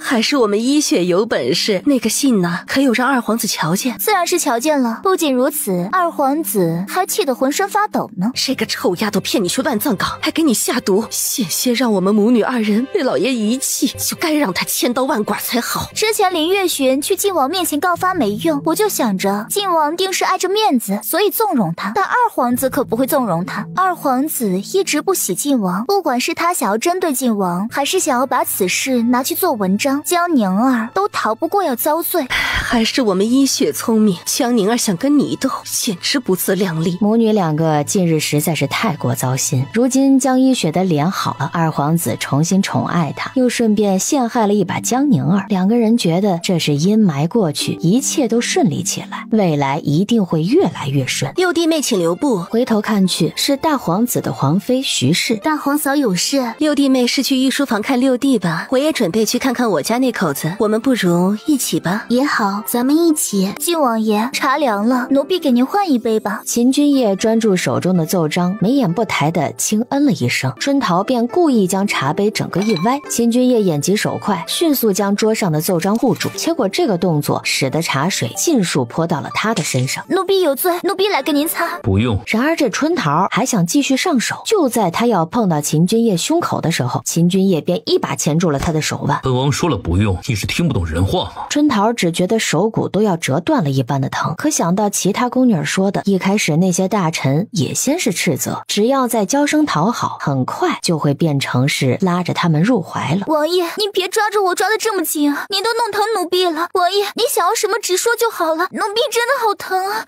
桃本就是存着勾引之意，虽说疼得都快哭了，但说出口的声音仍旧娇嗔妩媚，像是欢愉情调一样。听得正要推门而入的江宁儿整个人一愣，徐氏也是倒吸一口凉气。我怎么这么晕啊？紧接着就虚弱的主动往秦君夜身上倒去，结果御书房的门被大力推开，江宁儿和徐氏端着汤，正好就看到秦君夜抓着春桃的手，而春桃往他怀里扑的这一幕。秦君夜本已经几日没瞧见他了，看到他还神色一喜，可对上他那双冷眸之后才反应过来，完了，他别是误会了才好。他连忙松开了春桃，旋身一躲，没让他扑上，再朝着春桃后腰就是一脚，直接将人踹得背撞到桌角上，再跌翻倒地。春桃疼得整个脸都皱成一团。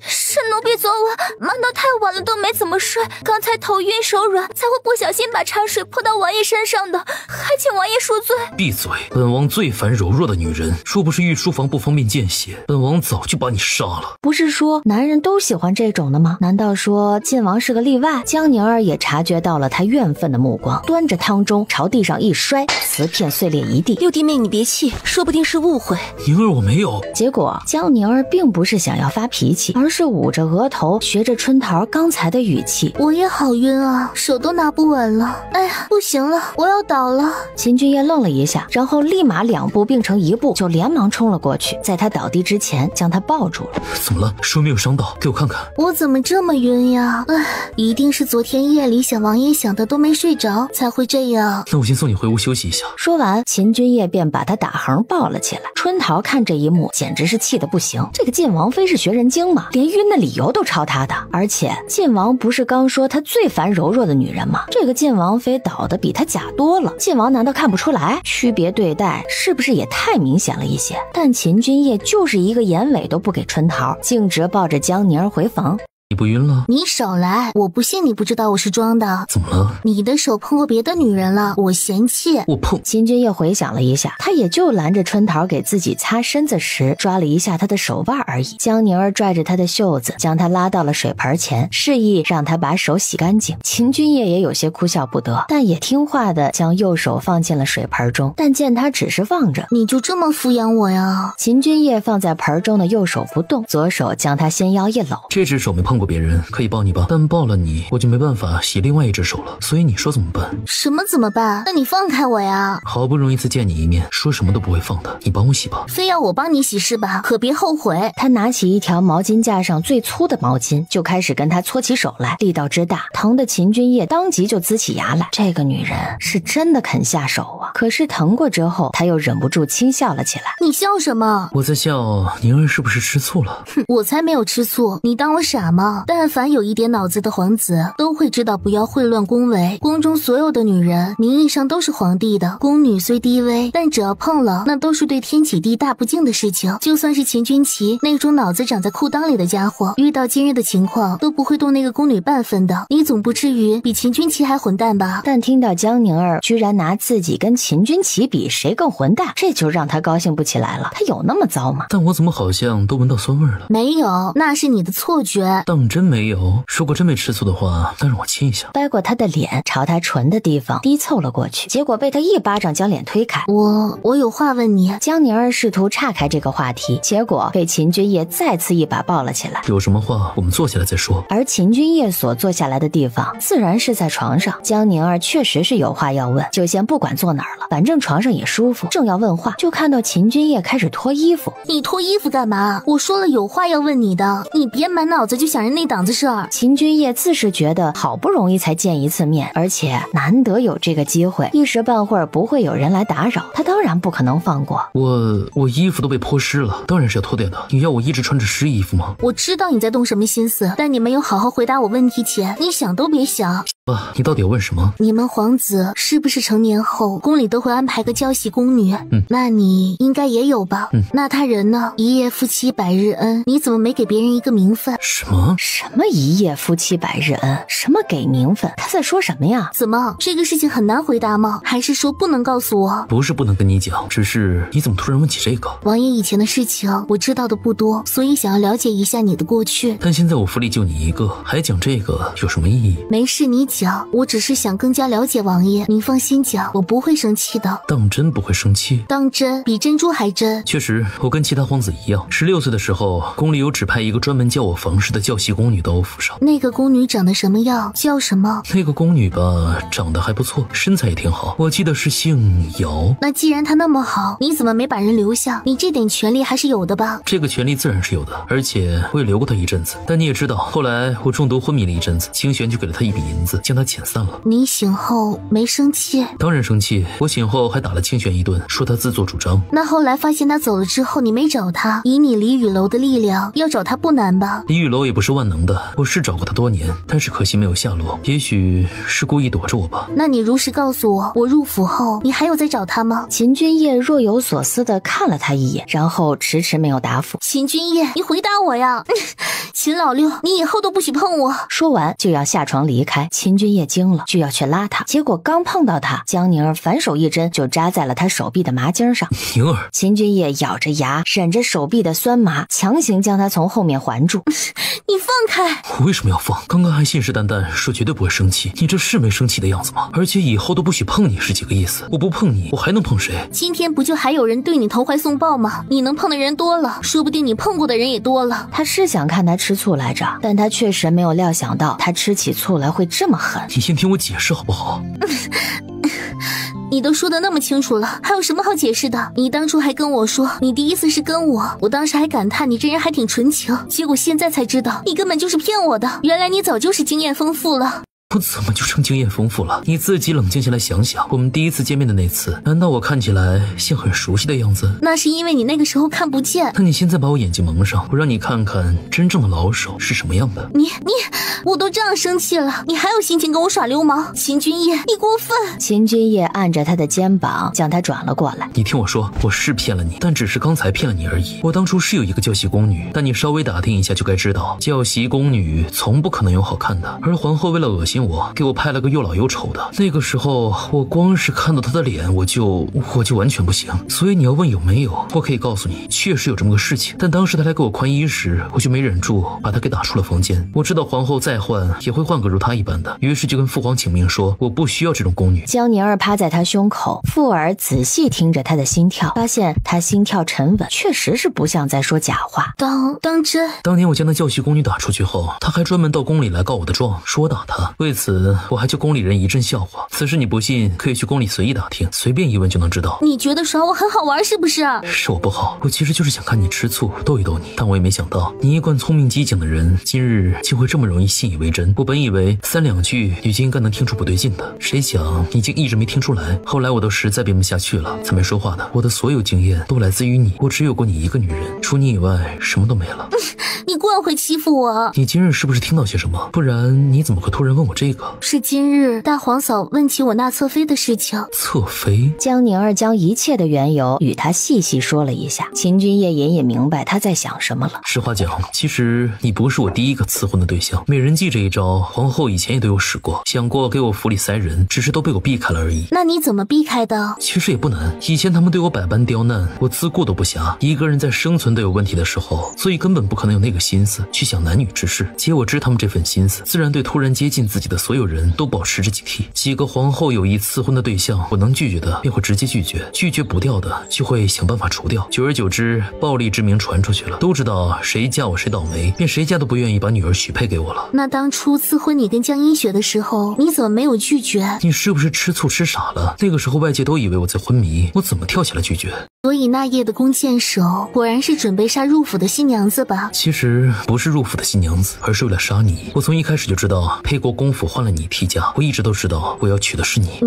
你可真狠！江宁儿虽怨了他一声，但又觉得这个事情无可厚非，毕竟刚见面时两个人对彼此都不友善，他也想着下毒杀了他来着。那你当时明明可以让弓箭手杀我，为何还要护着我，还因此用了内力？现在说来我也不知道，那个时候就是觉得你骂我时的语气让我觉得很像破庙里睡我的那个女人，然后下意识就去护着你了。原来你那么早就察觉到了。有察觉，但后来又发生了一些事，试探过也动摇过。你快跟我讲讲。秦君夜将他手牵了起来，二人再次坐回到床上，他跟江宁儿细细讲了所有的心路历程。江宁儿才知道居然中间还有江一雪冒认他双月诀的事情，这可真的太让他没有想到了。哇，你怎么这么厉害？他都拿着双月诀让你瞧见了，还那样说了，你居然没认错。就像我们新婚那夜我就察觉到你不同一样，也许是因为到底是有过最亲密行为的人，那份熟悉感就是不同的。当知晓中间还有这样一个小插曲之后，不知怎么的，江宁儿今天的那点不安顿时就烟消云散。原来他从一开始就感觉到他了，这让江宁儿的心一下就安定了下来。大哥和大嫂的问题其实也不在于他们二人的感情，是皇长孙的问题。现在几个皇子里只有大哥和我娶了正妃，其他成年皇子有姬妾，但正妃和侧妃之位都空悬着，所以这些年能有资格诞下皇长孙的只有大嫂。大嫂有多年无出，所以压力才那么大。那大嫂确实很惨，明明她跟大哥两个人应该是很恩爱的。你想帮大嫂也不是没办法。怎么帮？说话间，整个人就已经被秦君夜桎梏在身下。皇长孙这个事情，现在你也可以。如果有人已经生下皇长孙，大嫂便自然没有这份压力了。江宁儿愣了一下，反应过来是什么意思之后，唇就被再次精准封上。碍于还是在皇宫里，秦君夜没敢要得太狠，轻解相思即可。结束后，二人只是合衣拥在一起，继续有一句没一句的说着话。王爷，你到底什么时候才能回王府呀？应该是百花大典之后。那个时候你父皇就能好了？父皇能不能好我不确定，但是百花大典后老二便空闲下来了，只要他一闲，定会来抢坚果这个差事的。到时候我跟大哥随便找个理由就可以功成身退了，其他的就是老二和老三的缠斗了，我便可以回府了。王爷，你没想过要争皇位吗？你想当皇后？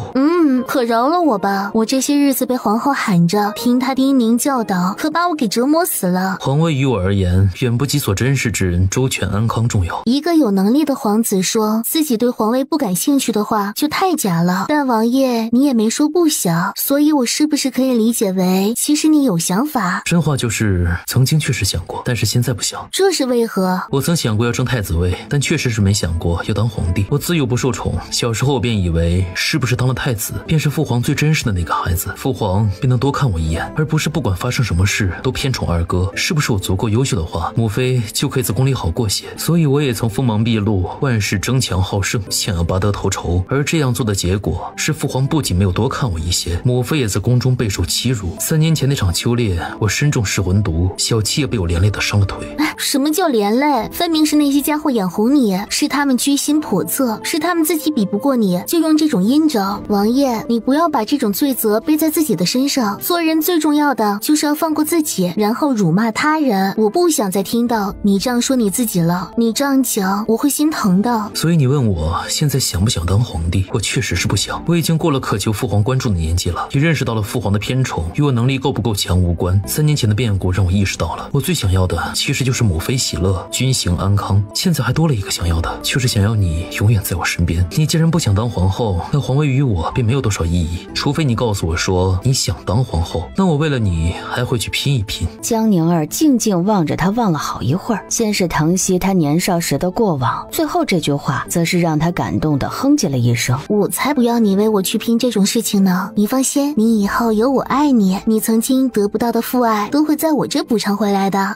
什么？他补偿他父爱？你补偿我父爱之前，先好好补偿一下我这几日独守空房的寂寥吧。二人继续笑闹了一会儿，终于还是等来了门外喊他去御书房的动静。推着秦君夜进了御书房之后，江宁儿也到了该出宫的时候了。他刚路经一条比较隐秘的花园时，六弟妹，江宁儿闻声回头，居然是二皇子秦君奇。江宁儿在心里嫌弃的咦了一声，当作没看到，转身想继续走，结果秦君奇却快步追了上来，与他同行。刚才在父皇那边请安时，听下人说六弟妹不舒服，可要紧呢。江宁儿不懂这人找来是干嘛的，但想着肯定是没安好心，于是加快脚步向前。秦君奇捋了捋自己的发带，也加快了脚步跟上。哎，六弟你也太不上心了，六弟妹不舒服也不知道找个御医给你看看，万一有什么不好的，落下病根怎么办啊？若是本皇子的话，本皇子定不会如此疏忽的。我得的是相思病，御医是看不好的，只有我们家王爷治得好。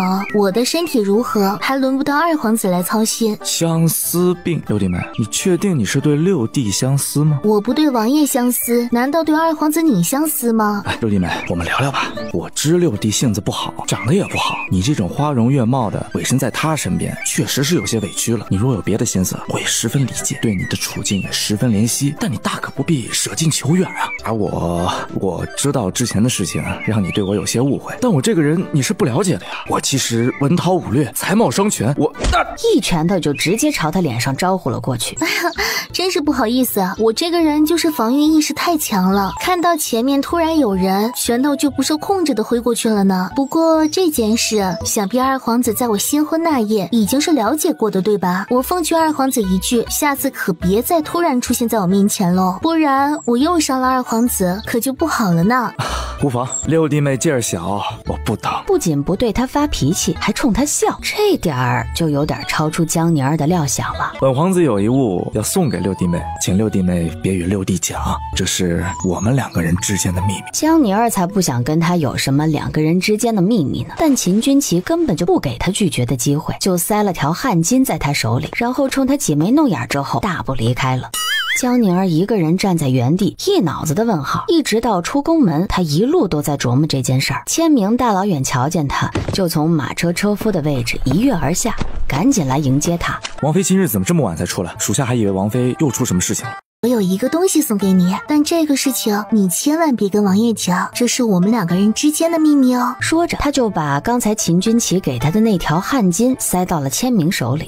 王妃您这是会不会不太好啊？怎么样？我刚才这样说、这样做的时候，你是什么感觉？觉得我是什么意图？看千明一脸的错愕，江宁儿摆了摆手，直接说明用意。我刚才在宫里遇到了秦君奇，他就是这样跟我说的，然后给了我这个就走了。我有些揣摩不清这家伙的意图，所以用同样的方式让你感受一下，看你是什么感觉。千明本是脸色绯红，可听他这样说之后，双眼顿时瞪了起来。王妃，你说什么？二皇子居然如此，他是不是也太狂妄了一些？怎么，你懂他意思了？我也是听戏文里面说的，那段戏文曾在京中很是有名，说的是一对偷情的男女，戏中男女相约偷情时，女子会以红杏手绢相赠，寓意是想要红杏出墙。因为这个戏文传播太广了，京城就开始有以红杏手绢暗喻着想要偷情的意思。所以他给我送这种东西，是暗示要跟我偷情。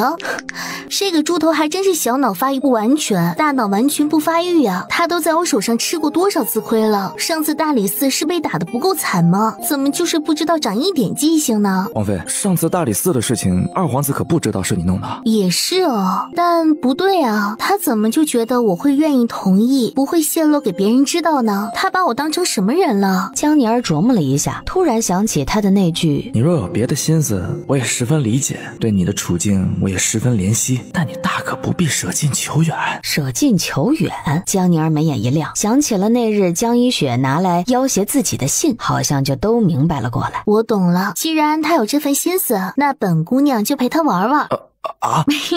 我的意思是说，好好的玩弄他。不管秦君夜想不想要皇位，但是有一点他很确定，那就是一定不能让秦君奇拿到那个位置，否则晋王府是一定不会有好下场的。他还正愁呢。以现在的局势看来，如果秦君奇再办好了百花大典，天启帝会不会一高兴就册立他为太子了？现在正好啊，说不定可以借着这个汉金在百花大典上搞搞事情，让他这阵子的苦心造诣功亏一篑。另一边，沛国公府里，二皇子是不是因为找不到证据，所以才迟迟没有动作的？很有这种可能。如果不抓到现行的话，江宁儿倒打一耙，确实容易被他开脱。但他实在是太迫不及待想要看到江宁儿吃亏了，于是江一雪有了些想法。娘，我在想，如果二皇子是需要证据的话，不如我们给他制造一些证据。我觉得百花大典就是个好机会，那个时候文武百官、皇室宗亲都在，这可谁都保不住江宁儿。一雪，你预备怎么做？江一雪跟叶氏耳语几句后，叶氏觉得可行，就按你说的办。又过了几日，终于到了百花大典的当天，叶氏一行一到场就吸引了满园人的瞩目。这几人是谁？那个姑娘好美啊！那是京城沛国公府的大小姐，是京中有名的才女美人呐。叶氏听到这些人的夸赞，嘴角忍不住扬起，而江一雪看着这些人羡慕嫉妒的目光，心中自然是喜悦非常，但脸上却仍是一片淡定。昨日二皇子往府中送了消息，暗示今日的选妃只是走个过场。二人此时心中都十分的笃定，只要今日一过，二皇子正妃之位就非江一雪莫属了。对那些品级太低的官员家眷，他们都是看都不看一眼，径直朝一品大臣的家眷集中地走去。这位小姐看着眼生啊，她是这是府中的庶出三小姐，还不快给各位夫人行礼问安？叶氏特意着重强调庶出二字，语气也像是在使唤下人一般。姜子英见过各位夫人小姐。就在母女二人正得意时，晋王妃到。当即所有人的目光都朝走来的两人看去。秦君夜虽戴着面具，看不清容貌，但是身材挺拔高大，气质华贵，叫人不敢直视。晋王殿下怎么也来了？我听闻皇后默许今日其他的皇子也可以选侧妃，不知晋王殿下来可是为此？本王来此完全是为了想陪着我家王妃，而且本王不会纳妾。晋王殿下这话可不能乱讲，你说你不纳妾，这怎么可能呢？哪个皇子府中没有几个女人啊？男子后院繁华鼎盛，才能彰显身份地位嘛。叶夫人，本王的事什么时候轮得到你来智慧了？叶氏噎了一下，他怎么说也是晋王的丈丈母娘啊，他怎么可以当众对她如此不敬？母亲的意思是觉得二妹妹性子我们清楚，她做主母怕是会打理不好府内事宜，所以才觉得晋王殿下或许还需要更仔细的人才好。江大小姐此言差矣，本王是娶妻，又不是找管家，那些琐事自有人处置，王妃只需要好生养着就是了。其他的事情，本王可舍不得让她烦心。再说了，本王的王妃花容月貌，本王既然都见过最好的了，哪里还看得进别人？晋王这话让现场不少女眷都倒吸一口凉气。不过，既然叶夫人觉得后院鼎盛才能彰显地位的话，人各有志，本王也尊重。本王回去就让人给国公爷送2个姬妾，让国公爷后院人多一些，这样他地位显赫了，叶夫人也跟着沾光。香凝儿差点没笑出声来，这个老六的嘴呀，是真的越来越毒了。长姐的脸恢复的还挺快，不像上次那样丑的鬼看了都要叫娘了。江一雪一惊，万万没有想到香凝儿竟会当众说出这件事儿来。二妹妹说笑了，哪有那么严重？我不过是起了一点疹子而已，早就好了。是吗？一点疹子就那么严重？那可快让我瞧瞧。江宁儿做出一脸关切的样子，直接上手开始摸她的脸。哎呀，还真的好了呢。江宁儿，你放手，你别碰我的一雪。夫人居然叫我别碰，你忘了前些日子你们来王府里跪下求我，一定要给他看脸了吗？见叶氏瞪他，江宁儿接着说：夫人，你不会真的是忘了吧？那可不行，你们当初可还给我写了欠条呢，这个你们可不能忘，你们可得把钱都结给我呀。他咻的一下就拿出了欠条，展示在众人面前，开始公然要债。来，既然好了，那就给钱吧。叶氏被他这个举动气的是差点没一口血吐出来。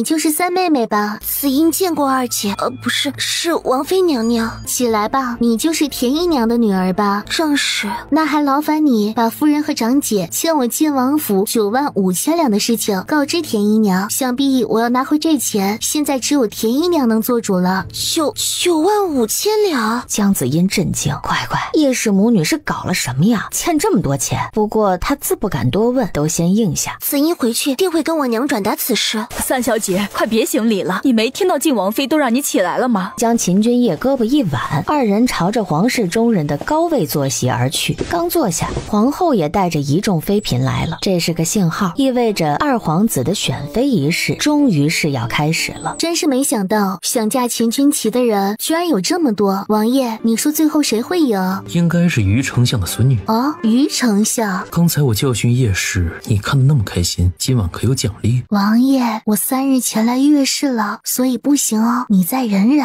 秦君夜哑口无言。王爷，不如咱们继续说刚才的事情吧。你怎么知道最后会是于丞相的孙女赢？因为皇后的人这阵子私下与丞相府来往密切。那江一雪呢？二皇子不是很喜欢她吗？她就完全没希望了？她的话顶多是个侧妃吧。哦哟，那她今日可要失望了，她可一直盼着自己是正妃呢。那是她在做梦而已。老二虽好色，但也不会因为好色去已经落寞的沛国公府嫡女为正妃。沛国公府对他来说有注意的只有一个江婷，老二不至于为了一个谋士白白浪费一个正妃的位置，但也不会就此舍弃他。毕竟沛国公府现在也知道他不少秘密，所以给他一个侧妃之位是最合理的。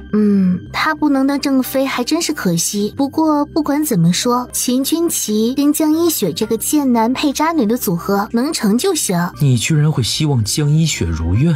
你都说了，她只能是侧妃，那也就是妾。她心性那么高的人，当妾不比杀了她还难受吗？我看到她难受，我就心情好，所以我希望二皇子可一定得把她收进府里去。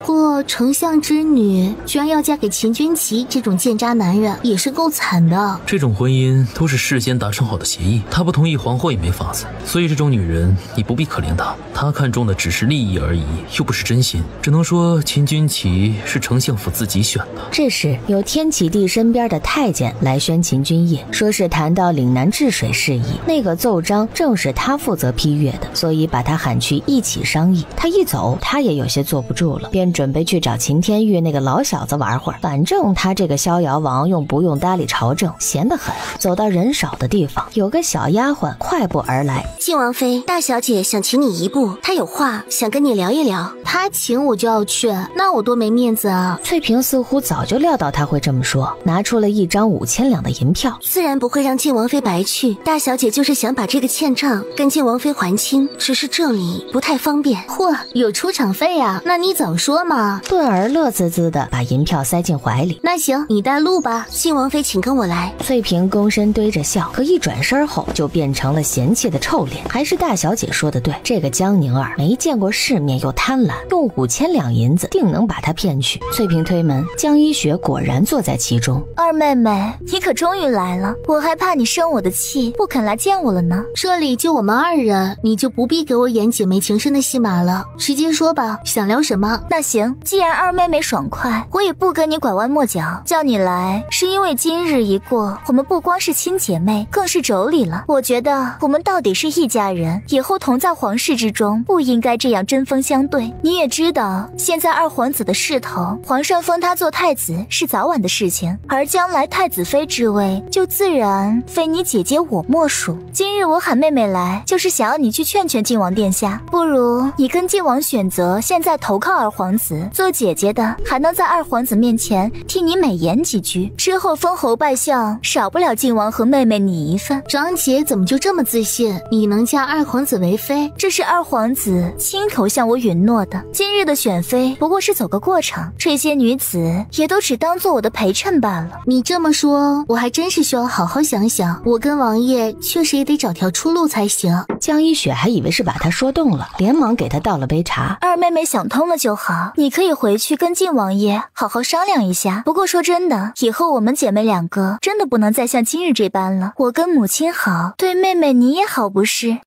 说起来，我就是心里不平衡。我自出生就被爹娘丢弃，从没有享受过家人的关爱。我也不过是想多争取一些你们的关注罢了。二妹妹的心情我能明白，其实母亲是心疼你的，只是之前的你拼命不好而已。不过你放心，之前的过往咱们就都算了，以后我们一家人齐心。喝了这一杯后，曾经的恩怨咱们就一笔勾销。江宁儿若有所思地瞥了那杯茶一眼，妹妹还怕我给你下毒不成？这样我先干为敬。然后神情坦荡地给自己倒了杯茶，当着江宁儿的面一饮而尽。江宁儿笑着拿起面前的那一杯，也痛快地饮下。喝了没多久，江宁儿开始眼神空洞了起来。我能让你失1次身，就能让你失2次。你害我！我只是想要看看二妹妹跟靖王是不是真的那么夫妻情深。当初你失身嫁进靖王府，他都不嫌弃，那么这次他又还会不会要你呢？江一雪狞笑着带着翠萍推门而出，而房门外早有一男子等候着，可要把屋子里的人伺候好了才是。便跟翠萍重新往刚才的选秀庭院走去。男人进屋，瞧见趴在桌上的江宁儿，想把她扶到床上去，结果刚碰到她的肩膀，江宁儿便利落的给了这人一个过肩摔。你是什么人？我是你姐姐找的主管的小官。谁让你脱衣服了？结果一拳人没晕，只是摔在了地上。姑娘原来是喜欢玩这种重口的是吧？你早说呀！于是这小官把自己带的皮鞭、蜡烛、小手铐一一抖了出来。玩这种倒也不是不行，但是我得先说，玩这种的可得加钱。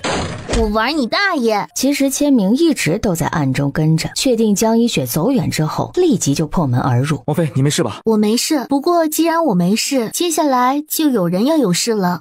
我去把江一雪打晕带过来，把酒给她灌下，让她以其人之道还治其人之身。哎，你别动江一雪，她布置了这场戏，肯定还要引别人来看的。你要是把她先整了，观众不就无戏可看了？那王妃预备如何？难道就这样放过她吗？当然不会放过她，而是我觉得杀她要用诛心这一招，所以你去把二皇子引来。二皇子？你觉得是江一雪和小官乱搞被发现刺激，还是江一雪带人来抓奸，结果众人亲眼看见二皇子和男人在乱搞刺激啊？当然是后者了。江宁儿嘻嘻一笑，他还正愁如何借上次秦军旗给的那条汗巾做点文章呢，这不就巧了吗？天启帝议事大殿这边，秦军旗被一个低着头的下人撞了一下，结果发现那人在自己手中塞了个纸条，迅速躲到一旁，打开一看，顿时那眼睛就看直了，这竟然是一封情意绵绵的情书。秦军旗眉眼一亮，一下就猜到了是江宁儿。秦军旗迫不及待的想要去信上所写的地方跟江宁儿见面，但是走了2步，他又好胜心起，于是折回来，跑到正被几个大臣缠着的商议岭南治水事宜的秦君业面前，故意溜达了几圈，而秦军旗发现他看自己了，顿时不走了，站定在那儿，十分得意的冲秦君业将自己梳得光亮的头发一摸，就离开了大殿。秦君业疑惑的皱眉，这猪头冲他发什么骚啊？而秦军旗走后不久，秦君业的人也跑过来跟他耳语了几句，他脸色一正，跟几个大臣找了个借口离开了大殿之后，赶紧来到了一处小花园里与江宁儿碰头。怎么搞的？你可要紧？我没事，同样的亏我不可能吃3次。原来前2次本王竟让爱妃觉得亏了。不亏不亏，王爷这么帅，身材这么好，我睡你哪里会是吃亏？吃亏的是江一雪才是，他是被猪油蒙了心，居然选择那个秦军旗，还傻了吧唧的把这么好的夫君拱手让给我，我还真是要谢谢他。如果不是他，我还真不一定拿得下王爷你的一血呢。你惯会在你来月事的时候折腾我。你是我男人，我想什么时候摸你亲你抱你都是合法合规的，王爷不服可以去告我呀。这里不方便，等晚上回府后让你亲个够。江宁儿瞥见了那几个人影，这才作罢，来的是2个宫女儿，经过2人身边时，冲他们欠身行了个礼，便牵着江宁儿像散步一样继续向前走。那江一雪想要害你没成功，你没做什么反击？听完江宁儿所说的之后，秦君业哼笑了一声，难怪秦军旗刚才还来我面前卖弄，现在想来估计是觉得给我戴了绿帽子，所以得意。不好了，怎么了？我忘了，刚才应该把那个汗巾也放在那个小官身上的，这就可以坐实二皇子与小官早有首尾了，到时候他如何都甩不掉这件事了。2人说话间，花园的不远处就传来了一阵呵斥声。你可知咱家是谁吗？居然敢撞我！奴婢错了，奴婢再也不敢了，还请公公恕罪。王爷，这个公公我看着好眼熟呀。你忘了你第1次入宫的事情了？我想起来了，他是二皇子的人。没错。哼，真是有什么样的主子就有什么样的奴才，只是撞一下居然对宫女下这么重的手，这阉人真狠。你不是正愁汗巾放谁身上吗？他俯身在江宁儿耳边耳语了几句。王爷，你还记不记得上次我把3皇子和3个嬷嬷摆一起的时候，你可是一脸的不情愿呢？但你现在想损招，居然比我脑子动得还快了。大概这就是近朱者赤，近墨者黑吧。我就当你是在夸我有魅力，影响大了。2人想要神不知鬼不觉地放倒一个公公，那还是十分容易的。江宁儿把汗巾塞进了林公公的袖子里，然后把签名再次叫了出来。签名，按王爷的意思，把他也丢到那个房里去。王爷的意思？人多热闹嘛，让老2今天过个年。秦君业和江宁儿的本意是想让秦军旗想一想左右为难的福报，但没想到2人的计划出现了偏差，事情朝着更为诡谲的方向发展了。因为那个小官提前醒了，小官捂着后脑勺，整个脸吃痛的皱成了一团，发现房间里只有他一个人了，想给自己倒杯茶先压压惊。小姐，应该就是这儿了。听到外面的声音，明显不是江一雪和她的小丫鬟，小官惊得连忙从窗户逃了出去，连自己的那些装备都忘了拿。而房门推开，被人扶进来的是一个在京中许久未有露面的人，林月寻。我刚问过管事太监，说这处就是用来给参加百花大典时身子不适的贵人们休息的地方。行，你先去给母亲回话，说我在这里，免得她担心。那要不要我扶小姐你先去床上躺躺？你先让我在这坐一会儿，缓一下，我等会儿自己去。那好，小姐你先休息，我去给夫人回话。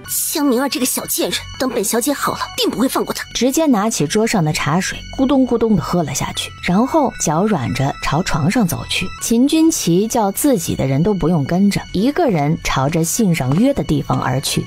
一进屋，他就能看到朦胧的床幔之下已经躺着一个伸出一条大白腿、英宁不止的女人。秦军旗也没想到江宁儿能这么主动，顿时气血下涌，立马就兴奋了起来。他被这画面弄得口干舌燥，顺便倒了杯茶后，就一边脱着衣服一边狞笑着上前。美人儿，小爷我来了。江一雪回到选秀的现场，是想给自己制造一些不在场的证据，同时也为了方便等下引众人过去。她正佯装看着其他的小姐们表演才艺，翠萍疾步而来，布尔说了声：“小姐，成了。”确定吗？可别出差错了才好。奴婢确定，二小姐叫得又浪又淫荡，声音大的没推门都能听见。但以防万一，奴婢还是捅破窗户只瞧了一眼。床幔之下，两人缠绵的甚是激烈，床板恨不得都要垮了。我就说他是个放浪货吧，不过下了一点药，就不知羞耻成这样。还是小姐有本事，那个江宁儿根本不是您的对手。江一雪唇角一勾，想到明日自己的封妃之日就是江宁儿下狱之时，她的心情大好。这时，她余光瞥见了只身而来的秦君夜。走吧，咱们的戏铁开始了。江一雪面带笑意迎上秦君夜。晋王殿下可是在找二妹妹？怎么，江大小姐知道本王王妃在哪儿？知道是知道，但只是什么？王爷，有些事就算她是我妹妹，我也要说。我知道王爷对她很好，但我这个妹妹真是野惯了，她是不值得王爷对她这么好。你这话何意？晋王殿下何其尊贵，有王爷你这般宠爱，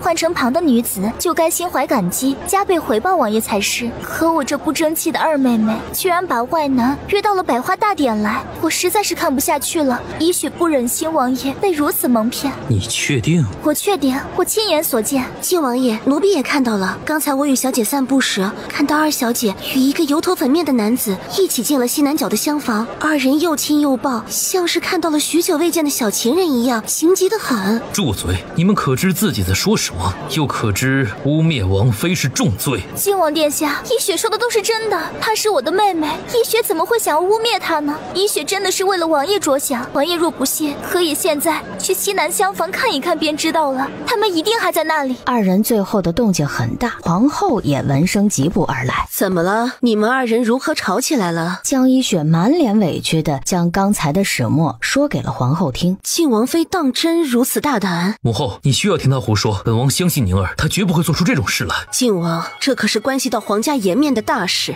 但是母后，你不用再说了，百花大典上出了这种事情，本宫绝不会姑息。来人，派人现在就去把整个西南厢房都围起来，任何人都不许离开。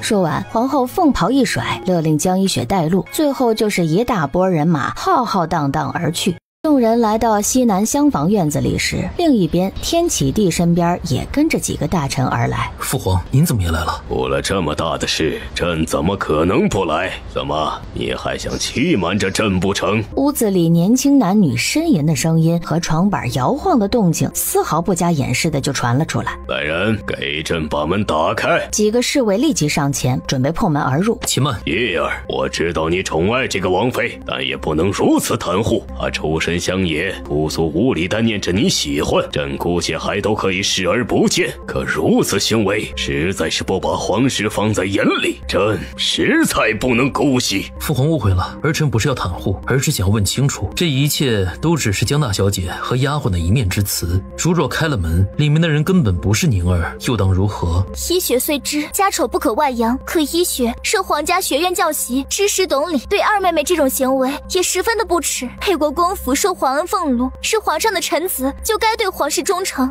依雪说出此事，一是实在不忍晋王殿下被蒙骗，二是也希望皇上能不能看在依雪检举有功的份上，不要牵连沛国公府。如果屋子里的真不是他，依雪愿意受罚，任凭晋王爷处置。好，这可是江大小姐你说的。用手机看这么精彩的视频不过瘾，用抖音电脑版看大屏看视频更过瘾更清晰，网友弹幕互动更流畅，还可以免费设置颜值博主专属动态壁纸。快用你的电脑下载抖音电脑版吧！还不快把门撞开！一行侍卫鱼贯而入，房内传来男女的惊慌尖叫声，人群之中传来一声调笑。哟，这里怎么这么热闹？发生什么事了？是秦天玉带着皇家学院的几个门生正朝这边而来。你怎么不在里面？长姐，这话是何意？我为什么要在里面？大家怎么都盯着我瞧呀？怎么，本王妃今日格外的美吗？秦君夜快步上前拉住他的手，明知故问：你刚才都去哪儿了？王爷被父皇叫走后，我一个人无聊，就去寻了师傅，跟这些同学一起听他讲他到沙漠戈壁里的趣事。玉亲王，他说的可是真的？是真的。刚才我们一大群人都一直在一起，听见动静才过来的。皇兄，这是发生何事了？天启帝松了口气，只觉不是皇家人出了丑闻就好。皇上，屋子里的人如此不重视百花大典，您可一定不能轻饶。但他话音刚落，屋里的男女就被侍卫给带了出来。喜儿，怎么会是你？天启帝脸色震动，一旁的军机处长史林大人看到自己女儿也是又急又气，浑身发抖。怎么会是二皇子和林月寻呢？皇上，屋子里面没有别的人了，但是找到了这些，还将屋子里搜到的皮鞭、蜡烛、小手铐等一众的两性专业用品一并展示在了众人的面前。这东西我不知道啊，这不是我的，我没有用过啊！畜生！就算这些不是你用的，那你刚才都在屋子里做些什么了？父王，我……秦军旗也不知道自己怎么突然就睡了林月寻这个丑女，还睡得那么开心。父皇恕罪，我与林姑娘其实已经相恋多时，许久未见，今日又多喝了几杯，才会情难自已。还请父皇看在我与林姑娘用情至深的份上，饶恕儿臣这次。谁跟你？月寻，林大人急喝了自己女儿一声，又给了她一记警告的眼神。我跟二皇子确实早已情定。这么多人看着呢，皇帝也想把此事平息，他管不了是真是假了，只想挽回一点皇家的颜面。不管你骂人是不是早生情绪，如此行为实在太过荒唐。但朕念着你们既然是互生爱慕，便为你骂人赐婚。用手机看这么精彩的视频不过瘾，用抖音电脑版看，大屏看视频更过瘾更清晰，网友弹幕互动更流畅，还可以免费设置颜值博主专属动态壁纸。快用你的电脑下载抖音电脑版吧。二皇子的选妃也不用再选了，正妃之位就给林姑娘了。林月寻成了二皇子正妃，这个结果让今日在场的所有人都是始料未及。林大人此时何其气愤，他很清楚自己女儿的心思，知道其中势必有诈，更知道这二皇子根本就不是个什么好东西。谢皇上隆恩。皇后更是一口牙都恨不得咬碎了，她费了多大的心力才跟丞相府谈好的呀，结果就差临门一脚，怎么会成了这个样子？你这孩子也真是的，倾慕林姑娘也不早跟母后讲，还好你父皇赐婚，还不赶紧谢恩。谢父皇成全。林月寻则是眼里含泪，咬着唇说不出话来。但最为难受的还是非江一雪莫属了，因为她筹谋了这么久的正妃之位没了，还是她亲手弄没的，这简直比杀了她还难受。江大小姐，你刚才坚称自己看到的是本王的王妃和外男在此野合，可事实并非如此。你如此当众污蔑本王王妃，还兴冲冲领着这么多人过来捉奸，你该当何罪？江一雪的呼吸一滞，连忙跪了下来，还请靖王殿下恕罪。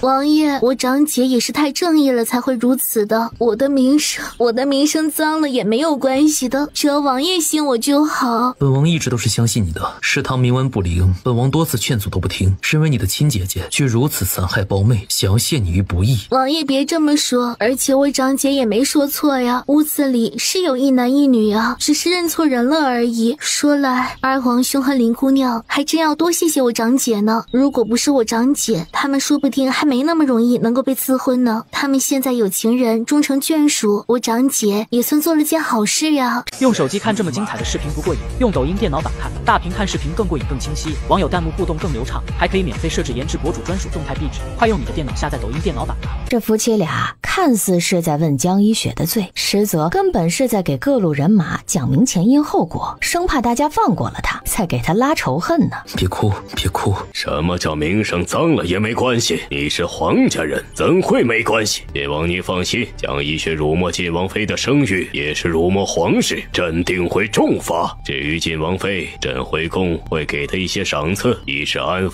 晋王也先带你王妃回去好好安慰一下，此次她确实平白受委屈了。今日在场所有人，谁敢因此乱传晋王妃一句，朕若知道了，都定不轻饶。最后一句话，天启帝看似是在帮江宁儿说话，实则聪明的人一下都能听出来，也是在警醒所有人不要乱传二皇子和林月寻的事情。接下来的几日，京中相对平静，平静到百花大典上的事情似乎从未发生过一样。这日，温毅当初答应帮他做的药也从北门一宗寄过来了。秦君夜打开盒子，发现里边除了有几瓶药以外，还包着一本书和一封信。他先将信拆开，其中写道：老钱，我药宗里还有些事情，暂时走不开身，药给你都配好了，怕你不会，再送你一本我的秘密宝鉴，你好好学习，认真研究，包你必有大成。秦君夜觉觉得信里的内容有歧义，药有什么不会吃的，还需要给他寄本书来教。他疑惑地打开，紧接着书皮上房事入门18式的字样就直冲冲地映入眼帘，真是咸吃萝卜淡操心。他渐渐开始看得入迷。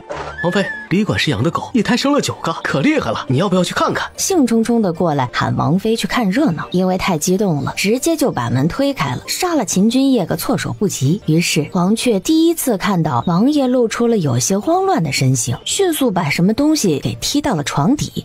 王爷，属下不知道您在房里。放肆！难道王妃在房里，你就可以这样直接开门了吗？王爷，您该不是也在看那个房事入门18式吧？秦君夜脸色一正，猛地回头，这才发现书没踢进去。不是，休要乱讲，本王怎么会看那种东西？然后迅速转移话题，并指责他。你说也是什么意思？你在看些什么乱七八糟的书？是温少爷之前给我看过，我看着书皮有些像，还以为王爷看的也是呢。怎么，你都开始有房事了？没有，属下绝对没有，是王爷和王妃第一次同寝的夜。温少爷说不是以后都有好日子过了，我当时没听明白，他嫌弃我什么都不懂，就说让我成长一下，就拉着我和玄哥去他房里，给我看了那本房事入门18式，然后我才知道男女之间是怎么个回事。这个瘟疫怎么到处在他王府里传播奇怪的东西？本王之前没有问你，你也没有提，但是关系到王妃，本王便不得不管了。黄雀，你当初虽是救了魏瑶，但到底跟人姑娘有了肌肤之亲，你之后对魏瑶预备怎么样？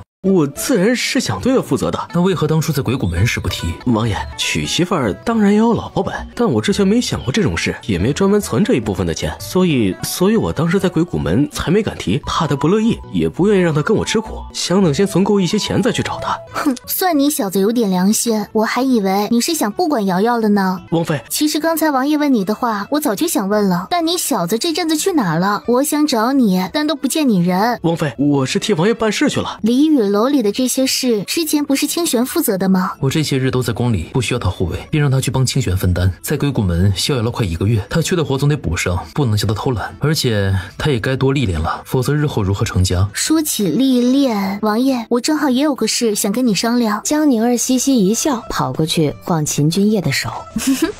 我收到了老堂主给我的来信，说是瑶瑶还有2个月就要及笄了，也该出来走走看看，所以说想让她来京城，让我带着她。那你的意思是？我身边不是缺个婢女吗？我想瑶瑶以贴身婢女的身份跟在我身边，进到王府里来。秦君夜听到这儿时没多大反应，倒是站在不远处的黄雀两眼一亮。府里就你一个女子，有时候有些事也不方便，有魏瑶陪你也好，她别觉得不习惯才是。所以王爷是答应了？自然。王爷你真好，那王爷能不能再答应我一件事？你也知道瑶瑶身份特别，上次鬼谷门里的事情你也看到了，我还想要个暗影，能暗中保护她。那你觉得谁比较好？我觉得签名就挺好，王爷您觉得呢？本王觉得可以。不行，签名不好。黄雀脱口而出的一句话，正好被过来给主子送参汤的签名听了个正着。签名将石牌放下后，我怎么不好了？你小子怎么还开始背着我在主子面前说人坏话了呢？谁是说你坏话了？可不就是你吗？我刚刚都听到了，王妃夸我，你却说我不好。是啊，黄雀，你倒是说说看，签名哪里不好了？为什么不能让他去？又或者你觉得签名不行的话，你给我推荐一个。你是暗影的统领，你最清楚了，谁适合去保护瑶瑶？黄雀，你倒是说呀，怎么脸还红了呢？哎呀，王妃，你们就别取笑我了。我倒不是取笑你，出于私心，我自然是更想你来陪瑶瑶。不过王爷现在不是给你有新活了吗？我怕耽误你前程呀。我可以两边兼顾。那你不是一个人干2个人的活，你不怕累哦？不怕。那王爷觉得呢？他要是真的能两边都兼顾好，本王倒是不介意给他加俸禄。谢王爷王妃。就兴冲冲的离开了。签名也看着黄雀离开的方向，感叹了句：哎，真是没想到啊，我们王府里面除了王爷，第2个脱单的居然是小黄雀。你也可以啊，你要是有喜欢的女子，我跟王爷也可以助你一臂之力。签名听到王妃这话，惊了一下。你这个表情，该不会真的有了吧？没有啊！千明连声否决，然后迅速关门逃离。脸皮真薄，居然说2句就跑了。你过来这边。秦君夜把盒子里的那3瓶药指给他看，这是瘟疫寄过来的药，是给你调身子的，但是他也没说明如何吃，剂量多少。3瓶我看着似乎还有不同，你瞧得出吗？江宁儿把3个瓶子依次放在鼻子前闻了闻。王爷，你确定你是跟他说的是给我调理月事？是啊，怎么了？药有问题？倒也不是有问题，只是这一瓶确实是用来给我调理的，这一瓶呢是助孕的。至于最后这一瓶嘛，这瓶应该是给王爷你的。给我的？我没有让他给我配药啊。但这瓶一定不可能是给我的，因为这一瓶是给萎靡不振的男人用的雄风丸。本王没有让他给我配这种药，真的没有。我只是让他配置一些让你月事不难受，然后顺便……秦君夜心里痛骂着瘟疫。不过我倒确实不知道王爷这么快就想要孩子了。你不喜欢孩子吗？小孩子那么可爱，我自然是喜欢的。其实我一直没跟王爷讲，除了我们第1次我当时也没经验以外，之后其实我都有在避子。为何你不愿意？你别紧张，我不是不愿意，原因有很多。一是我确实摸不清你会不会喜欢小孩，我们也没聊过。2是我知道你蛰伏3年，一定对未来的事情有很多筹谋和规划，现在局势不明，我怕我万一有了孩子会打乱你的计划。你如何避的？可会伤身？我是医者，我有分寸，不会伤到我自己的。怪我之前都没问你这些，我还以为什么？宁儿，从你走进我心里的那一刻起，关于你的种种都在我计划里，所以你不用担心。所以王爷真的喜欢小孩？如果有个女儿像你，我一定会很喜欢。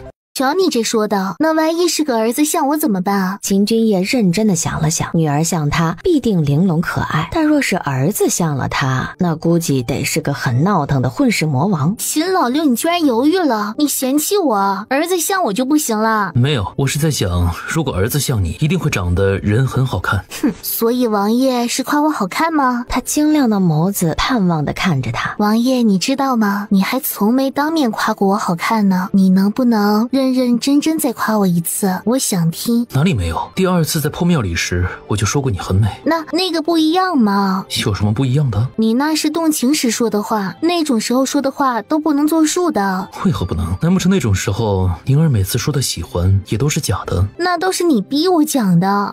我逼你了吗？那你说说看，本王都是如何逼你的？你小骗子！明明你每次也都感觉欢愉，就是不肯承认。让你夸我一句，真是比登天还难。我不听了，我要去看李管事的狗了。江宁儿愤愤想走，可哪里走得掉？本王的腿哪是你想下就能下的？然后掰正了江宁儿的脸，在她脸颊上落下一吻。宁儿的眼睛好看，又娇俏又可爱，鼻子挺拔秀丽也好看，唇不点而红，小巧诱人。哼。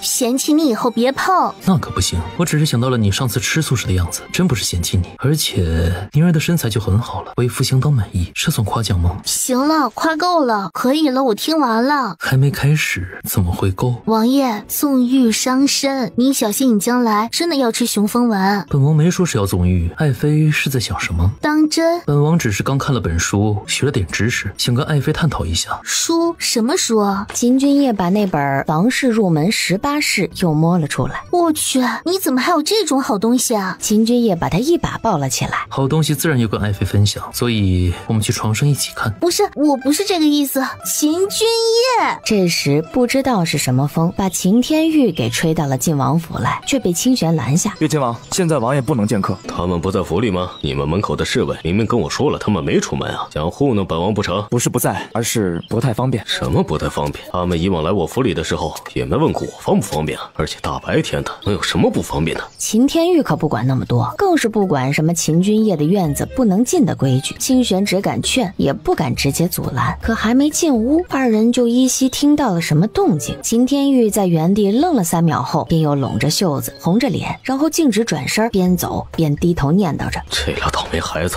这青天白日的，这真的是……哎呦我去！屋内棉被翻涌下，江宁儿赶紧冒出脑袋来。我怎么好像听到老小子的声音了？他来做什么？很快，秦君夜的脑袋也冒了出来。你专心一点，便再次用棉被将二人拢了进去。良久，屋内才归于平静。江宁儿瘫软地窝在他怀里，整个人累得不行。别动我！我不折腾你了，我是想抱你去沐浴。我的意思就是说，现在先不去。为何？往日你都定要沐浴过再睡的，还能为何？不是你说想要孩子的吗？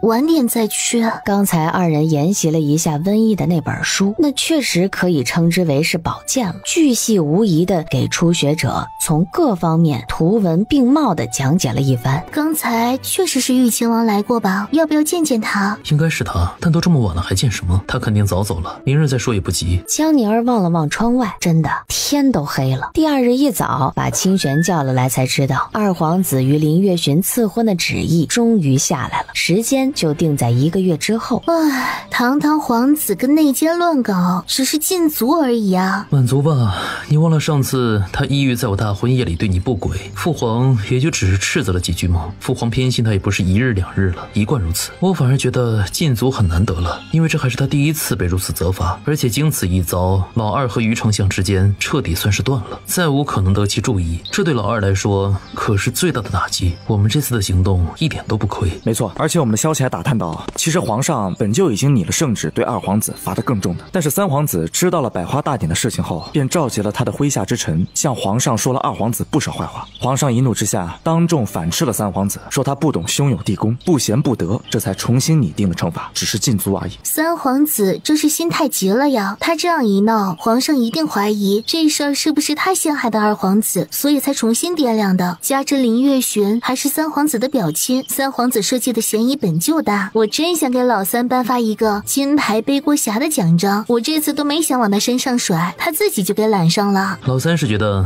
老二一倒，太子之位就非他莫属了，所以有些喜出望外，没想到乐极生悲了。不过奇怪的是，这次皇上就没有叫任何皇子监国了，而是叫了玉亲王来。这是为何？有这么多皇子，他让个亲王监国？以前也有封亲王为摄政王进行监国的，而且誉王书虽有些不着调，但论学识、论见地和能力，也不输任何一个皇子。我想父皇是觉得百花大典的闹剧是党争的结果，认为此次丢了皇室的脸面，所以请用这种法子警醒各个皇子。父皇御下向来是奉行的制衡之术，这个时候让哪个皇子来监国都会打破平衡，誉王书也就成最好也是唯一的选择。难怪昨天老小子来府上，昨天玉亲王来时可有说什么吗？没有，玉亲王后来在客厅里坐等了1个时辰，然后骂骂咧咧的就走了。他还等了1个时辰，那他知道我跟王爷？应该是知道的。江宁儿本还想打个马虎眼，说他跟王爷2个人是在房里看书学习的，结果看到清玄的表情，他就明白了。清玄也知道，他怀疑是不是整个府里的人都知道昨天他们下午一直在那个。王妃，属下还有一事禀报，今早玉亲王又来了消息，说是您醒后就到宫里的御书房里去一趟，他找您。看到这里口渴，这么好看的视频边喝边看更过瘾。我刚在抖音商城秒杀频道买的经典碳酸饮料，冰爽清凉解渴，6瓶不到9块9，而且现在有超多优惠券限时发放，买到就是赚到，就在评论区先到先得哟，点商城进入秒杀频道，或者直接点评论区就能买。在王府里用了午膳之后，江宁儿便只身进了宫，前往御书房，看到奏章堆积了几张桌子来放，而这些都得秦天玉一个人来解决时，江宁儿不道德地笑了一声：“徒弟见过师傅。”你们先下去，我有话跟我这位徒儿讲。江宁儿已经明显听到他说话时磨牙的声音了，但还是提着裙角走了过去。师傅，你别喊我师傅，我担当不起。你们夫妻2个是不是命中注定来克我的？为什么每次你们2个的事，最后倒霉的都是我呢？你搞清楚，是你哥喊你监国的，关我和我们家王爷什么事儿？而且监国这么好的事，多少皇子做梦都想抢着干呢。这个福气给你，你要不要？我又不是皇子，我是逍遥王哎！看我现在呢，哪儿都不能去逍遥了不说，你看我就一晚上的时间，白头发都冒出来几根了。那是你自己老了，正常的新陈代谢而已，别拉不出屎怪茅坑。我也就大你10来岁而已，我正是壮年，老个屁！这时御书房外传来了敲门声，听到屋外的太监只是来问他们要不要茶水点心，并没有推开门，秦天宇才放松了一些。哎，要不要茶水点心？当然要。皇家怎么会有你这样的皇子？皇家还娶了你这样的儿媳呢。你给我老实交代，百花大典的事情是不是有你们的成分？我觉得我那天晚上就是被你们夫妻两个给利用了，用来给你们做不在场证明了。江宁儿讲了前因后果之后，秦天玉气得拍桌子。这个老二居然对你存了这种心思，还有那个江一雪，他居然敢在百花大典上如此行事，看来真的是多行不义必自毙，活该。是不是之前都没有想到江一雪会是这种人？我还以为我说了你不会信呢。不是说他把皇家学院上下都迷得团团转吗？这种事你早该跟我讲的，你才是我亲传弟子，我怎么都会是站你这边的。而且江一雪的为人，我其实从他入皇家学院第一眼时就看出来了，他跟他那个娘就是一个模子里刻出来的。他骗得了别人，但绝对骗不了我。上梁不正下梁歪，她是叶氏的女儿，怎么可能好到哪里去？哎呦，我帮你说话你还打我？我也是叶氏的女儿呀。你说上梁不正下梁歪，这不是也在说我吗？江宁儿虽然已经知道自己只是叶氏名义上的女儿，她的生母另有其人，但是这绝对是沛国公府的一个秘密。听你讲的，你跟叶氏好像很熟悉，很了解她的样子，你不会也跟她有一腿吧？我怎么可能看上她？你当我跟江映初一样没节操啊？像个变态一样。你怎么知道我爹没节操？他如何变态了？我怎么感觉你好像知道好多我不知道的事情啊？你跟沛国公府很熟？往事不必再提，我是知道他一些事，但我跟他可不熟。江映初那个玩意儿入不了我的眼。那你这人可就怪了，你不喜欢江映初，不喜欢叶氏，也不喜欢江一雪，那你到底为什么偏偏要说我做你亲传弟子呢？你是不是其实也一早就知道我不是叶氏的女儿了？秦天玉听到这话，一下呛得咳了起来，然后一脸不可思议地看向他。秦天玉，你果然知道？不，我不知道。就想去拿个奏章来掩盖，结果奏章被江宁儿一把抢了过去，做事要撕掉。我的姑奶奶，这个可不行玩啊！这个弄破是要出事的呀！你监国出事的也是你，我怕什么？小丫头，我对你可不薄，你不能这样害我呀！你确实对我还挺好，所以让我来猜猜看，你为什么明知道我其实不是沛国公府的嫡女，还对我这么好呢？大概只有爱屋及乌这一个原因了吧？算算年纪，我娘生我时你约莫14左右。本期视频由得物独家冠名播出。最近剪视频这么顺畅，多亏我在得物换的新电脑，关键是没花1分钱，因为抽中了得物2888元购物金，好多人都晒出了中奖记录，抽中了直接到账，快点评论区链接参与。正是一个少年懵懂初开的年岁，有句话怎么说来着？年少时不能遇到太惊艳的人，否则没得到这人的话，将会一辈子陷在这人留下的漩涡当中。再看谁都索然无味了。你多次逃避选妃，不愿意成家，是不是因为你喜欢我真正的娘亲，心里还一直放不下我娘吧？看到秦天玉猛地一震，江宁儿继续说道：想来我跟我娘一定长得极像，而你主动收我为徒，又处处纵容我，老小子，你该不会是把对我娘的感情转移到我身上来了吧？你喜欢我啊？呸，你乱讲什么呢？我要真喜欢你，我还会批你的蜜月假，让你跟秦君夜去江南恩爱。这倒说的也是，所以说到底你还是喜欢我娘咯。秦天玉，我把你当兄弟，你居然想当我爹，难怪你一开始要我当你义女。秦天玉倒吸一口凉气，别开脸，干脆不搭理他了。看来你是不肯老实讲咯。不是不讲，而是这些都只是你的猜测而已，我可从头到尾都没承认过。我只是觉得你自幼不在沛国公府长大，所以我虽不喜欢江家人，但你没有他们身上的习气，所以觉得你是不一样的。收你为徒，更是因为我当众允诺过，谁破了我的七杀阵，谁便是我的亲传弟子，仅此而已。你当真不认识我娘？我都不知道你在说什么，我也是今天听你说，才知你竟不是叶氏的女儿，这个事情还真是吓我一大跳呢。江宁儿一脸的你看我信不信你说的话的表情，瞧着他。算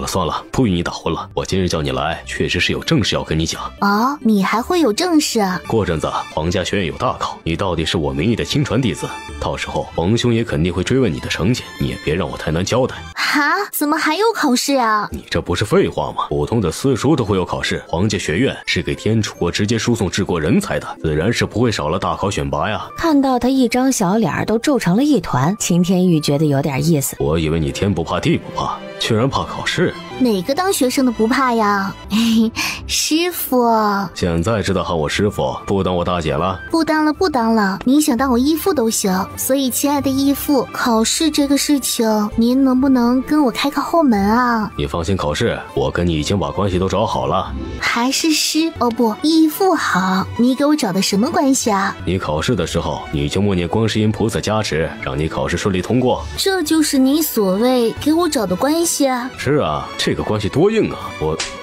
江宁儿给他一大逼斗，你晃点我！我这是在告诉你，临时抱佛脚多少还能有点用。武学失恋我不担心你，但是文考你几乎就没怎么上过课，那你现在找人给你抓紧补补，说不定结果还能不太难看。我平日可以纵容你，但考试这种事情必须讲公平公正，我不会偏袒你的，否则这就是对我其他学生不公平了。你就不怕我成绩太差，最后也丢的是你这个师傅的脸吗？怕，所以我才专门把你叫进宫来提点你啊！而且到时候不光是丢我的脸，你与君王夫妻一体，到时候被笑话的也一定有他。你可以不管我的脸面，但就看你心不心疼你夫君喽。你给我等着，我现在就到你府里，把你鸡鸭鹅狗都给你炖了。你不会有这个机会的，我早就猜到你会如此。昨日入宫前，我就已经把他们都秘密保护起来了。你也真是个怪人，居然把这些东西当宠物养。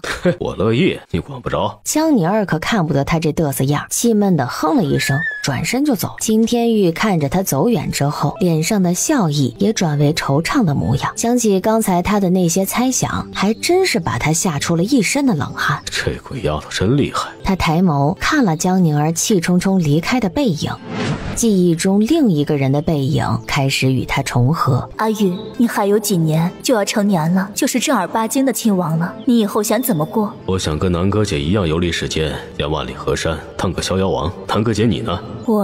我倒是跟你差不多，但我还想要有个小院，院外种一片紫竹林，院里养几只老母鸡，几只小水鸭，再养一条大黄狗和2只大鹅，看家护院。南哥姐，莫非想当农妇？谁说当农妇了？这些都是宠物。我呢，想出去玩时就出去玩，回家后看到它们，我就会觉得自己有了一片宁静的小天地，可以不理尘世，不再参与任何的纷争。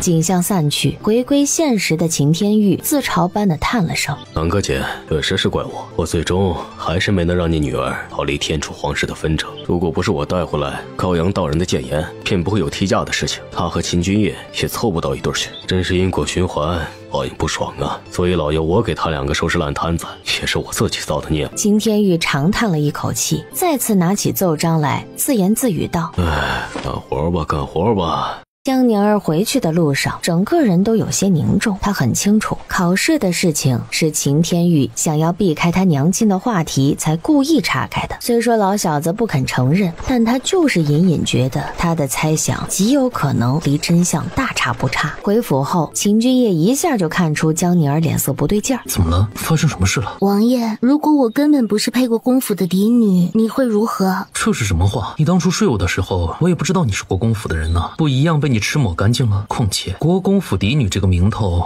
也没多大用处，除了让你替嫁给了我，还有什么用？秦君夜有些担心了起来，拉起了江宁儿的手。到底出什么事了？进宫前你还好好的，誉王叔欺负你了？江宁儿把今日在宫里的事情和心里的猜测都跟他仔细的讲了一遍。如此说来倒是合理了，我确实觉得誉王叔对你宽容的有些过头了，他可从未对皇室中哪个晚辈如此的。但你为何觉得国公爷也不是你爹？我查过你当年确实是在国公府出生的。王爷，你想啊，我娘既然与我长得很像，那一定是个大美女，江映初那种又猥琐又无能的家伙，我娘会看得上她，更别说同时还有当年的玉亲王喜欢我娘了。那个时候秦天玉或许还稚嫩，但怎么也是个水灵灵的小鲜肉呀，又是唯一的亲王，地位尊贵，我娘脑残了，不睡年下美少年，去睡傻逼江映初。秦君也没想到江宁儿居然是从哪个角度好睡去想这个问题的，所以你才觉得你爹是另有其人。我虽不是那么确定，但心里总觉得我爹当年既然能够打败一个国公家2少爷和一个亲王，一定是个无论身份地位还是长相能力比他们都厉害的人。但这些毕竟都只是你的猜测。确实，我现在心情也有些复杂，我有些想知道他们是谁，但又害怕知道他们是谁。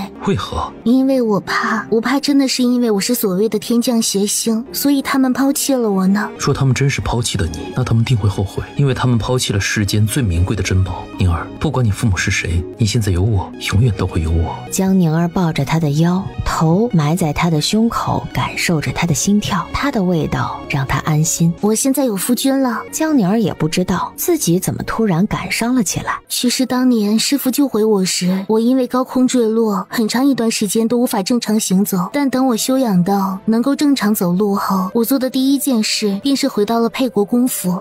还记得那日大雪，我来到沛国公府门前时，正好远远瞧见叶氏和江映初牵着江一雪出门游街。我尾随他们三人在路上走了好久，直到大雪冻得脚都没有知觉了，才停了下来。宁儿，别说了。王爷，我不是在自怜自哀，我其实是想说，那时我以为他们是我的父母和姐姐，所以我确实难受过，因为我觉得他们三个气质真糟糕，长得也不怎么样，我可嫌弃了。我当时真担心我长大后会跟他们仨一样，但好险，我现在这么美丽大方，人见人爱，一点没染上这仨烂人的习性。现在我更是知道，这两个老逼灯都不是我爹娘，还挺让我高兴的。我可一点不想我身体里沾上这两个家伙的血呢。我们宁儿明艳动人，聪慧机警，是9天的仙女下凡，哪是江映初和叶氏能生得出来的？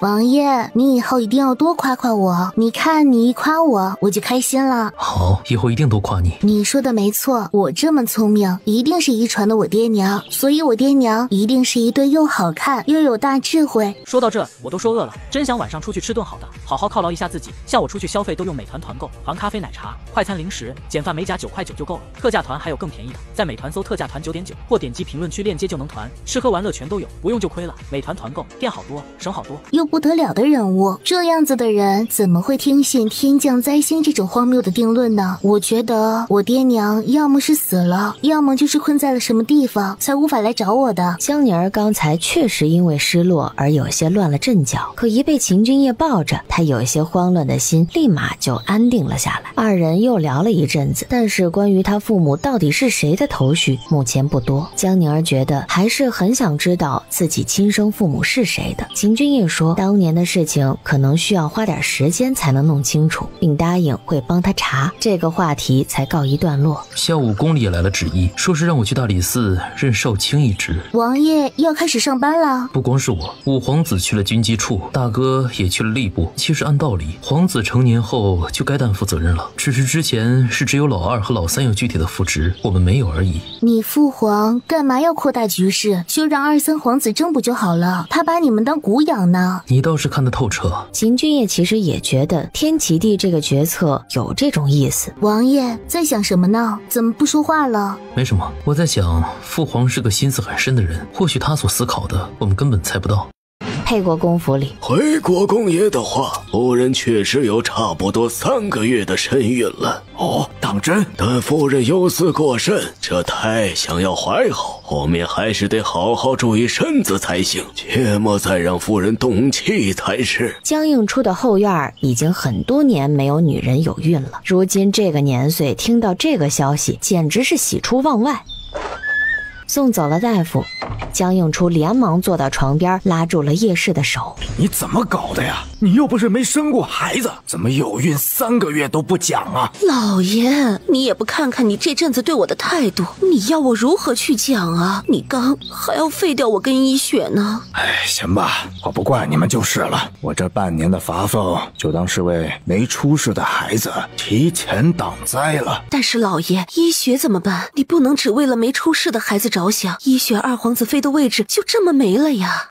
你还提那个臭丫头，这个位置怎么没的？还不是她自己造成的。2皇子和皇后念在我们沛国公府这些年没有功劳也有苦劳的份上，才没有问罪于他。他还想怎么样？哎呀，怎么卡住了？原来是没话费了，月末该充话费了。我在抖音商城充值中心刚领了3元话费券，真的太香了，充值到账快。昂比来给大家送福利了，超简单，点商城，进入充值中心，或直接点评论区，就有机会领1至4元话费券。记得点评论区，抓紧上车。老爷，你也知道一雪早就是2皇子的人了，如果2皇子不娶她，她还能嫁给谁呀？你还好意思讲？那还不是她自己不自爱呀？老爷，好了，我会让江婷再去二皇子府周旋，给他争取一个侧妃之位。但是我们医学怎么能只是当个侧妃呢？他就该当正妃啊！正妃你就别想了，皇上赐婚林月寻为正妃的旨意已经下了，不日就要成婚了。他害得二皇子当众受辱，能有个侧妃就不错了。他要真有本事，就先入府了再去与林月寻斗。他将来只要能够争得到足够的宠爱，肚子里有争气的话，让二皇子废了林月寻又不是不可能的。那就劳烦老爷定要让医雪入府啊！行了，你先好好休息吧，我这就去找江婷说说，你就别管这些事了，安心养胎吧。江映初一走，叶氏摸了摸自己的肚子，神色十分的焦虑不安。他比谁都清楚，这个孩子应该是在江南时候跟师兄怀上的，根本就不是江家的。之前他不说，那是因为还存着心思偷偷的将这个孩子给打掉。他虽有些害怕被发现，但是现在这个孩子能够救他跟依雪度过危难，他便管不了那么多了。第二天早上，江宁儿一醒，习惯性的想去抱身边的人，结果长臂一伸，发现床已经空了，就看到屏风后秦君夜一边整理着袖口，闻声走了出来。怎么醒这么早？可是我吵到你了？江宁儿摇头，然后愣愣看他。他今日就要去大理寺任职了，此时所穿的正是官服。怎么了？没什么，就是觉得王爷今天好帅啊，看得我都入迷了。你这副样子最好别撩拨我，你该知道我对你的自制力可不强。谁撩拨你了？你这个妖孽需要在这里坏贫道的修为了，上你的班去吧。爱妃什么时候还开始修起仙了？不是王爷你说的吗？我是9天的仙女下凡，不能送你去学院了，但我要是能结束的早，就去皇家学院接你下学，别叫人欺负了你，听到了吗？放心吧，皇家学院都是些没成气候的小兵小将，我应付起来还是很游刃有余的。倒是王爷，要是大理寺有人敢为难你，你不好动手就跟我说，我帮你去折腾。大理寺的长史徐大人徐正清是二皇子的舅舅，可以想见秦君夜去了大理寺必定不会顺利。你怎么会？徐大人，你可来晚了，大人往日也都是这个时辰才来吗？你就是如此当值的？晋王爷说笑了，往日臣都是很早就来了，只是今早府中有些事情耽搁了而已。但是徐正清说完又觉得不对呀，他才是上级呀，怎么搞得他还成了卑躬屈膝的人了？不是说好了要给他下马威的吗？晋王殿下，皇上有过交代，几个任职的皇子到了职务地便无特权，以后我在工作时间会一视同仁，以姓名称呼，还望郡王知晓。徐大人自便就是。既然如此，秦君夜，本官问你，你为何没有按照本官通知的时间来？本王从未来过大理寺，怕自己不熟悉路，第一次上任，想着来早些。怎么早到不行吗？本王刚已经看过大理寺的各项规章制度了，早到似乎没有错吧？徐正清没讨到好，冲一旁的师爷发脾气。怎么回事？谁把大理寺的章程给他看的？哎，大人您没来，少卿就是大理寺的二把手。晋王爷来了，直接把皇上任命他的圣旨丢在属下脸上，说要看大理寺的章程。那您说属下哪里敢不从啊？徐正清为了彰显自己的位置，坐到了主使位置上，才开始说话。少卿今日刚来，对大理寺的事务还都不熟悉，不如先多看看卷宗吧。正好库房里有一批卷宗还未分类，不如少卿就负责给卷宗分类吧。行，既然是大人交代的，那本王就负责卷宗吧。师爷将库房里所有的卷宗都堆积到了秦君夜办公的房中，灰尘厚土，弄得整个房间都充斥着难闻的霉味儿。清玄一进屋就在鼻子前扇了扇风。王爷，这个徐大人分明是在刁难您，您是少卿，有哪个少卿会干这种下人干的活啊？无碍，来之前本王就已经料到势必会如此。是所有的卷宗都在这里了吗？应该是了，据说甚至先皇时期的一些案子也在这里。秦君也答应过要帮江宁儿查他父母的消息，根据江宁儿所说的，他的父母如果真是当年厉害的人物，刚好说不定这些卷宗里能找到些蛛丝马迹来。送走了秦君夜没多久，江宁儿也麻利儿的起床，前往皇家学院。师姐，来坐这边啊！他远远瞧见冲他挥手的上官小小，旁边还坐着小七秦君行，便抱着书径直朝二人走了过去。奇怪，这些人都屁股长痔疮了。师姐，别管他们，还不是那个江一雪弄的啊？他这么快就来皇家学院了？他这几日没来了，但是自从你跟靖王去了江南之后，他就回学院上课了。师姐，你是不知道，你不在的这阵子，他可做了不少妖。哼，说来听听。他那一帮子小姐妹都说，师姐你当年被钦天监册命是天降邪星的事情，加上之前阵子百花大典，皇上下令责罚整个沛国公府，可下令只说是得罪了你，又没说清楚到底是何事，所以学院里很多人都听信了天降邪星这个说法，都说靠近你就会倒霉出事，就跟沛国公府一样。哦，原来是这样呀，难怪躲我呢。还不止呢，江一雪还多次明里暗里跟人暗示说你在府里时常虐待他欺负他，但他念着是你姐姐，都谦让着你，把他说的圣洁伟大，把师姐你说的都邪恶的不行，偏他在学院里名声很好，所以很多人都相信了他的鬼话，都觉得师姐你是个又坏又邪性的人，也不知道这些人的脑子是怎么考进皇家学院的，是如何就看不透江一雪的伪装呢？简直脑子有泡！哎，七皇子，你怎么了？因为小七就是你说的脑子有泡的一员呀。啊，七皇子，你怎么这么蠢啊？你说谁蠢呢？自然是你了，这种把戏你居然都看不透，亏我还以为你聪明呢。好了好了，小小你也别说小七了，毕竟江一雪当年对他有恩。那是以前，我现在没有再相信他了。前2日他还想来找我哭诉，跟我说嫂嫂的不是，但我没理他了。小七变聪明了吗？真是孺子可教。本皇子本来就很聪明，只是他太会演了而已。而且那么多人都被他骗了，你怎么单说我蠢呢？你老念叨的那个新来的不也是吗？什么新来的？是这阵子学院新来了一个学生，叫做洛天成，是以全科满分的成绩考进学院来的，样貌高大帅气，为人也谦和有礼。我看过他的学论文，确实挺有才的，武学也不在话下。可没想到这个洛天成一来也成了江一雪的裙下臣，我已经好几次看到洛天成专门等江一雪下学，跟他一起聊天散步的画面了。唉，在得知他如此没品位之后，我便再也没觉得这个家伙厉害了。我一阵子没来皇家学院了，没想到变化还挺多。你确实好阵子没来了，你落下那么多课业，你大考考得过吗？好问题，你们说我要是装病不参加有没有用？平日小考或许可以，大考的话，有夫子把试卷送到生病的学子家中，然后单独监考，再将考卷收回，最后的成绩还要张贴公示。师姐，你怕是逃不过的。怎么办呀？那你们能给我补习一下吗？上官小小看了看江宁儿拿的都是数算类的书，摇了摇头。不瞒师姐说，算术也不是我的强项，但是七皇子倒是擅长。小七，你一定要帮帮我呀！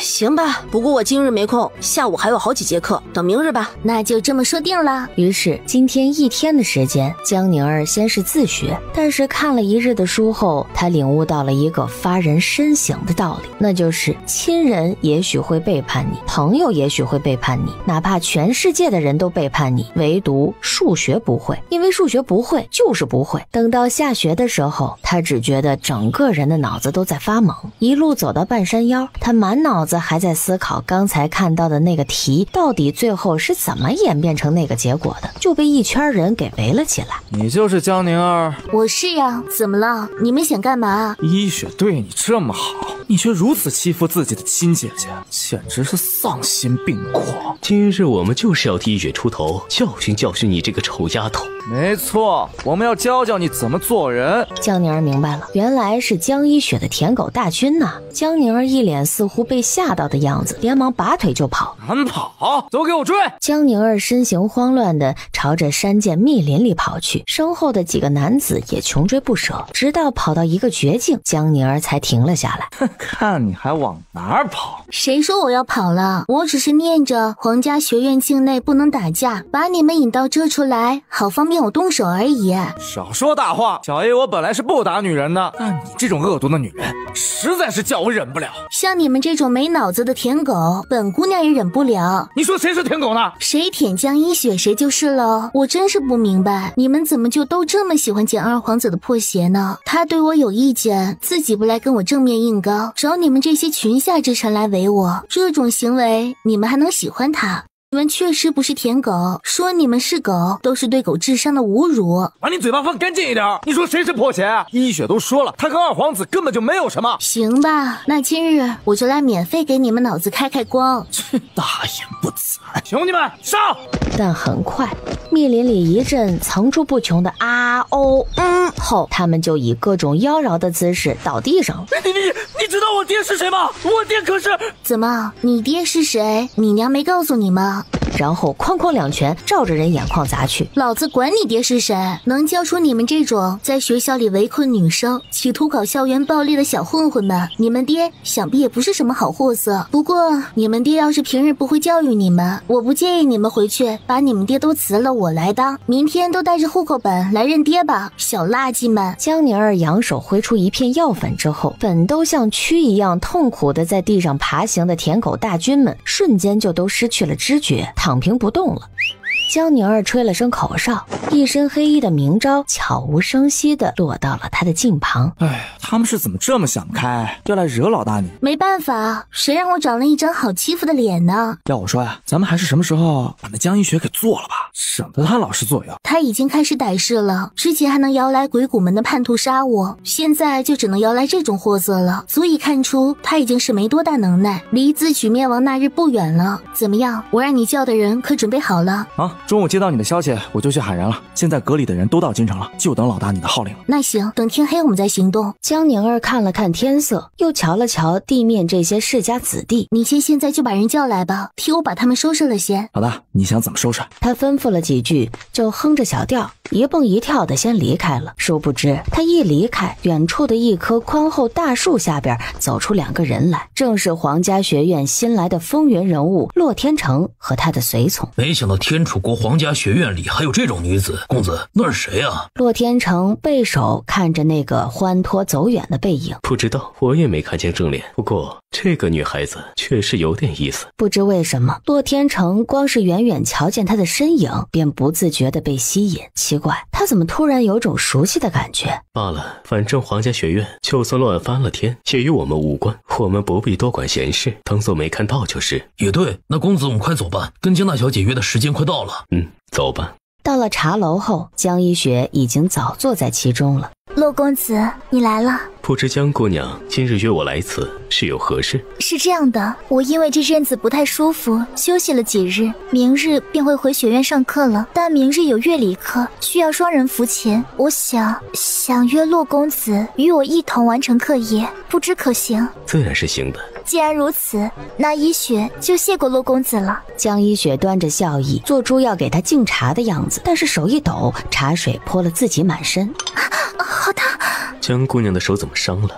没怎么，自己不小心弄伤的。小姐，什么叫你自己不小心？分明是江宁儿弄的。可别瞎说，关二妹妹什么事啊？小姐，你总是这样维护江宁儿，但江宁儿怎么对你的呢？她不仅连累了整个国公府受罚，还让你被老爷责骂。她嫉妒你美貌，仗着自己是靖王妃，还在府里对你百般折辱。这种人你还护着她？二妹妹是我妹妹，她这么做也是怪我们这些年没好好照顾她。翠萍，你莫要再说了，你再污蔑二妹妹，我可要罚你了。教训完了翠萍，江一雪才又笑笑看向洛天成，让洛公子见笑了。江大小姐所说的二妹妹，也就是江家的二小姐喽。哎呀，怎么卡住了？原来是没话费啊，月末该充话费了。我在抖音商城充值中心刚领了3元话费券，真的太香了，充值到账快，方便，来给大家送福利吧，超简单，点商城，进入充值中心，或直接点评论区，就有机会领1至4元话费券，记得点评论区，抓紧上车。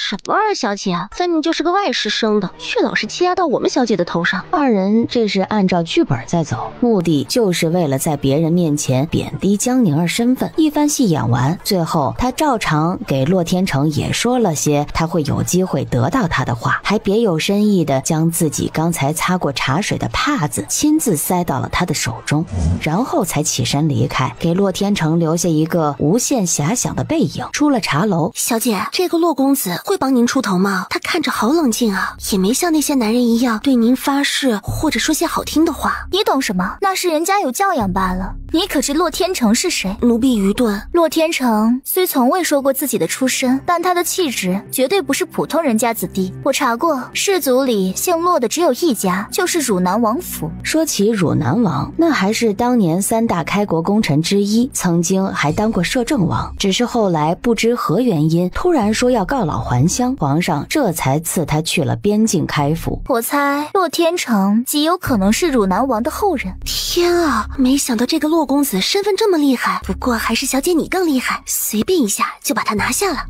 我们且看着吧，这么多人针对江宁儿，我看他如何好过。而茶楼里的洛天成一直在2楼窗户处，看到江一雪走远后，立马将他塞给自己的手帕咦的一声扔掉。快给本公子打盆水来，本公子要洗手。天哪，本公子居然被这个脏女人碰了，我不干净了。随从立刻去接了盆水来，洛天成一脸嫌弃的把刚才江一雪碰过的那只手搓了一遍又一遍。真是难为公子了，居然要忍着陪那个江一雪演这种戏码。属下刚才听他那么说，分明就是想公子你替他出头，去教训那个江宁儿。他以为他是谁呀？脸怎么这么大？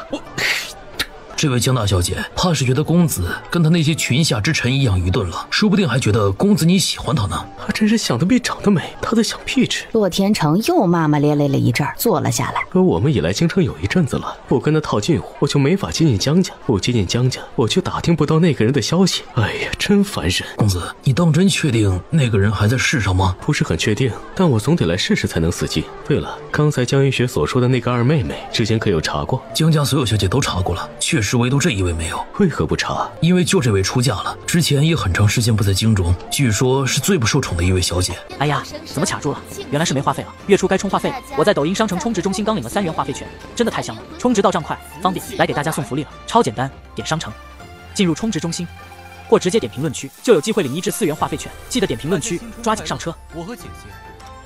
既然如此，先查查再说。是。随从走出茶楼后，洛天成拿出了怀里的一幅小像，上面画着的女子是他在梦里才能偶尔见到的人。我虽然不知道我这样做会不会有结果，但如果妹妹还在世上，我定要找到她。侧姨娘，您若在天有灵，便保佑我顺利找到妹妹，带她回家吧。与此同时的大理寺里，秦君夜把江宁儿出生前后几年京中的一些大事迹都整理了出来。之前不查还不知道，原来那几年京中发生了这么多事儿。不过影响最大的有2件，一是洛家被赐告老还乡，举家迁徙边境汝南王府；二便是年末时被称为惊世奇才的沛国公府大公子江清衡战死沙场，引得老国公惊觉不醒，其妻木南哥殉情自尽。而大公子与其妻当时已有2子，可后来2名质子也都从此下落不明，生死未卜，沛国公府便是自此开始陨落的。秦君夜手指在桌上一下下的敲着，脑中想着江宁儿是否与这些事儿有关。这时徐正清身边的孙师爷过来找他。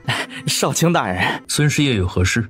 是这样的，刚才来了消息说有几个人被脱光了，挂在城门上，这会儿引来了好些人的围观。徐大人说他们影响市容，让少卿大人赶紧去处理一下。这种事情不都是该京兆府处理的吗？京兆府啊，最近有大案子要办，人手不够，这便来找到了徐大人。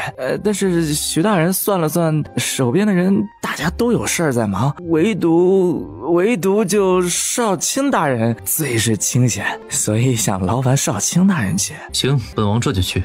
但是现在大理寺里闲人不多，恐怕没有帮手能帮少卿大人，得少卿大人自己去将这些人给抓回来了。秦君夜自然清楚这又是故意的刁难，不过也懒得多说什么，轻哼了一声便起身唤清玄。我们走。等到他们来到城门时，果然已经围了不少的人了，而城门上有几个年轻男子被拖得只剩一条裤衩了。依我看呐，这定是跟人媳妇偷情，被当家的看到了，才这样侮辱他们的。这么多人一起偷情啊，不太可能吧？我觉得像是嫖客，嫖完了不给钱。但你们看这些人的裤衩，这也不撩用的，比我外衣多，这些都是贵家子弟吧？秦君夜将这些人的言语听到耳里，也想不出到底是出了什么事情。清玄问完了附近的一些商户之后，回来说道：王爷都问过了，没人看清这些人是怎么被挂上去的。现在还是白天，这里又是闹市，怎么会一个人都没看见？属下也奇怪呢，但确实没有人看见。说是突然这些人就从天而降的挂在那儿了，就连城门的守卫都没有看见是谁干的。不过有一个人说自己本来是想上城墙拿东西的，可不知道怎么的像着了魔一样，最熟悉的路却绕了好久才寻到楼梯，结果一上去就看见人已经挂着了。听起来像是有人施了什么障眼法，又像是有人给城墙的楼梯下了什么迷惑的阵法。阵法？什么人这么厉害啊？闹市里当众布置阵法，将人都放下来再说。是。大理寺没给帮手，清玄只得喊了几个王府的人来，将几人放下之后，把他们肚兜都解下来，看看到底是谁。很快肚兜都解下了，发现果然全部是京中贵子。清玄惊得连忙去跟秦君夜汇报：王爷，都是些少爷，而且这个还是徐大人的独生子徐克。哦，他是徐正清的儿子？是啊，不光是这个徐克，其他几个我没记错的话都是皇家学院里面的学子。说着，清玄凑近秦君夜耳边：属下有一个不成熟的猜想。你说。按照时间来看，他们在被弄晕前应该都是在皇家学院上课才对，但皇家学院里面能弄出这些阵法和这种动静的，怕是只有……清玄话还未说完，秦君夜了然一切的眸子便扫了过去，二人些微对视了片刻，都心知肚明了。王妃真的是王爷您的福星啊！哎，他是怎么料到徐大人在大理寺里刁难您的？他应该不是特意如此，大约只是凑巧，估计是这些人惹到他了。先把这些人押回大理寺监牢，先关3天再说。大理寺中，徐正清还在因为刁难了晋王而沾沾自喜，孙师也给徐正清捶着肩膀。这说是那些人裤衩的布料都很好，一看就是贵家子弟的，定是什么贵族之间的纷争闹的。这些贵族纷争啊，最是麻烦琐碎，晋王去处理，怕是能烦他的一头包。你说的没错，今日本大人就是要让他知道一下，我大理寺可不是那么好待的地方。这时有人急忙来报：徐大人不好了！本大人怎么就不好了？真是的，整日在这大呼小叫的触本大人的眉头。哎呀，是啊，大人平日里面都跟你们说了多少次了，遇事不要慌张，要冷静自持。你们这些人都不把大人的教诲放在心上。还是孙师爷最懂本大人的心，在俺这里，我这儿也算。哎，是，大人您劳累了，哪不舒服您吩咐，小的跟您松快松快。说吧，出什么事了？大人，少卿大人把那些个城墙挂着的人都押进大牢了，那些人可都是官家子弟，现在这些子弟的家人来要人了。真是他管的，这些子弟的家人来找，就让他们都去找他，可千万别让这些人来找我，跟我可没关系。徐正清早猜到会如此，十分得意自己给秦君夜找了个大麻烦，觉得他这次会得罪不少的人。但是大人，这次被关的人里还有您儿子呀！哎呀，我都说了，他关就关，跟本大人没关系。就算有我……等等，你说有我什么东西？有少爷呀！等徐正清疾步来到大牢时，正好看到秦君夜要把徐克拖出来审问。秦君夜，你住手！秦君夜坐在那儿纹丝不动，只是微微侧头看了他一眼。徐大人怎么有空来大牢？你在做什么？不是大人说的吗？这些人影响市容，让本王将他们关押大理寺监牢。本王正在审问他们如此做的动机呢。徐正清看着两个眼睛乌青的徐克，大声叫嚷了起来：这可是我的儿子啊！你居然让他只穿着一条裤衩从城门一路回大理寺，让老百姓看笑话，你是不是故意的？哦，原来这位是令公子啊，不好意思，本王不认识你。而且徐大人此言差矣，就算是你的公子，当街耍流氓也是不对的。徐大人回去还得好好管教管教儿子，让他下次别这样了。你瞎吗？你没看到我儿子被人打了吗？他分明是被人故意伤害然后挂上去的，你审他做什么？你该去抓害他的人才是啊！本王也觉得蹊跷，所以才想审问一下，但是令郎好像不是很配合，如此恐怕很难抓到害他们的人。怎么可能？你把门开开，我亲自问问他。牢门一开，徐正清就赶紧上前，心疼地喊着：儿啊，你说句话呀，是谁在整你们？徐克本是眼神朦胧，被徐正清喊了一阵之后，向他看来，一张嘴就是你喊什么呢？你说话呀！无论说什么，徐克都是流着口水，一直啊巴啊巴的，像个痴呆儿一样，一句正经话都说不出来。尹君夜，是不是你给我儿子做了什么？徐大人，东西可以乱吃，但话不能乱说。我们是奉您的命去抓的，满城的人都看着，他们一醒就是这样了，我们也没办法。而且大人也不给我们个牢车，把他们押回来的，还是我们王爷自己出钱租了装夜香的车才送回来。您可不能冤枉人呐！快来人，把少爷送回府去！不可，徐大人，你儿子是不是被人害是一码事，但是有碍市容是另一码事。按照律法，当街耍流氓需要关够3天才能放人。秦君夜，大理寺是我说的算的，我说放就得放。徐大人，这次不光是令郎，还有好几户官员的子弟，刚才他们都想像大人这般把人带回去，但都被本王斥回去了。他们可都瞧见令郎了。若让这些大人知道，徐大人你单把自己儿子放出去了，其他的大人怕是要参你徇私枉法吧？你当值时间过了，赶快回你的王府去吧。大人这是要赶本王走了？既然都是皇家学院的学子，也就意味着他们很可能是在皇家学院御夫。令王妃不是也在学院上学吗？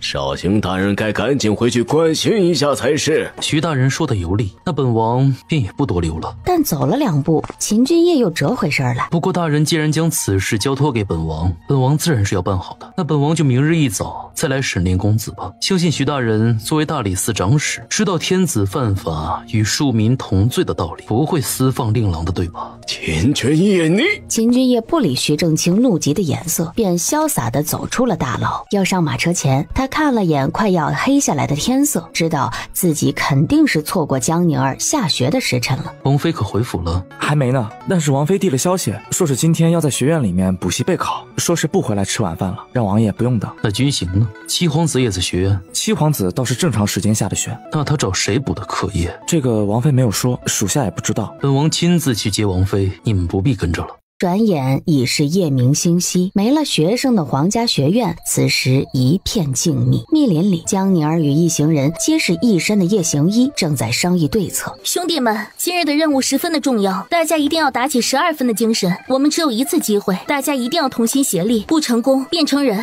听到没有？有事阁主吩咐，我们都定当竭力。是啊，阁主，你要做什么，我们都听你的。好兄弟，你们今日的任务就是要掩护我，帮我成功偷到试卷。老大，你让我把玄机阁里面阵法厉害的都叫来，我还以为你是要我们卖命做什么呢？怎么是偷试卷啊？你懂什么？这对我很重要。本来他向来不会轻易把玄机阁的人招来的，但他白天看过了，秦天玉让教务处重兵把守，并且在教务处18个方位设置了阵法。阵法不算难破，但难就难在需要18个人在18个方向同时破出，一人之力绝对无法勘破。18人又是聚集在一起，一阵耳语，众人都认真地听着江宁儿的吩咐。都明白了吗？明白了，就开始分头行动。是。韩明昭在内的17人都各自去到各自的方位，为解阵开始做准备。江宁儿负责的方位则是在皇家学院的库房。殊不知，此时的洛天成也在天黑后摸到了库房来，就跟江宁儿正好在库房撞了个正着。什么人？洛天成这一声呵斥，惊得一身蒙面黑衣的江宁儿脖子一缩，不能让人坏了他的好事啊！空中一个翻身，准备将其打晕，却没想来人居然身手十分迅猛，躲过了他每一个攻击不说，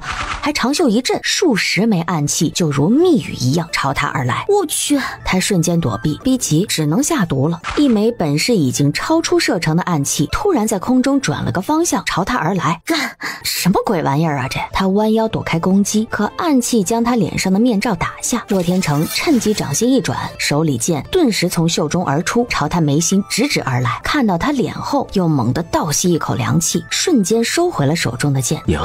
你他妈喊谁娘呢？老子是嫩爹！洛天成震惊之余忘了躲避，结结实实的挨了一下，立刻就两腿一夹跪在了地上。眼前的女子十分年轻，不可能是他娘，可为什么他跟他娘这么像？他心里突然生出一个想法，于是疼得额角血管直冒，可也死死拉住他的手。姑娘，你是谁？你叫什么名字？江宁儿手中毒药已经准备好了，正要挥过去。库房好像有动静，去看看。刚才他们打斗无疑引来了夜间巡逻的人。来这边，我掩护你。拽着他手将他推到了暗处。喂，你！库房的门被砰的一声大力打开。你是什么人？我是皇家学院新来的学生洛天成。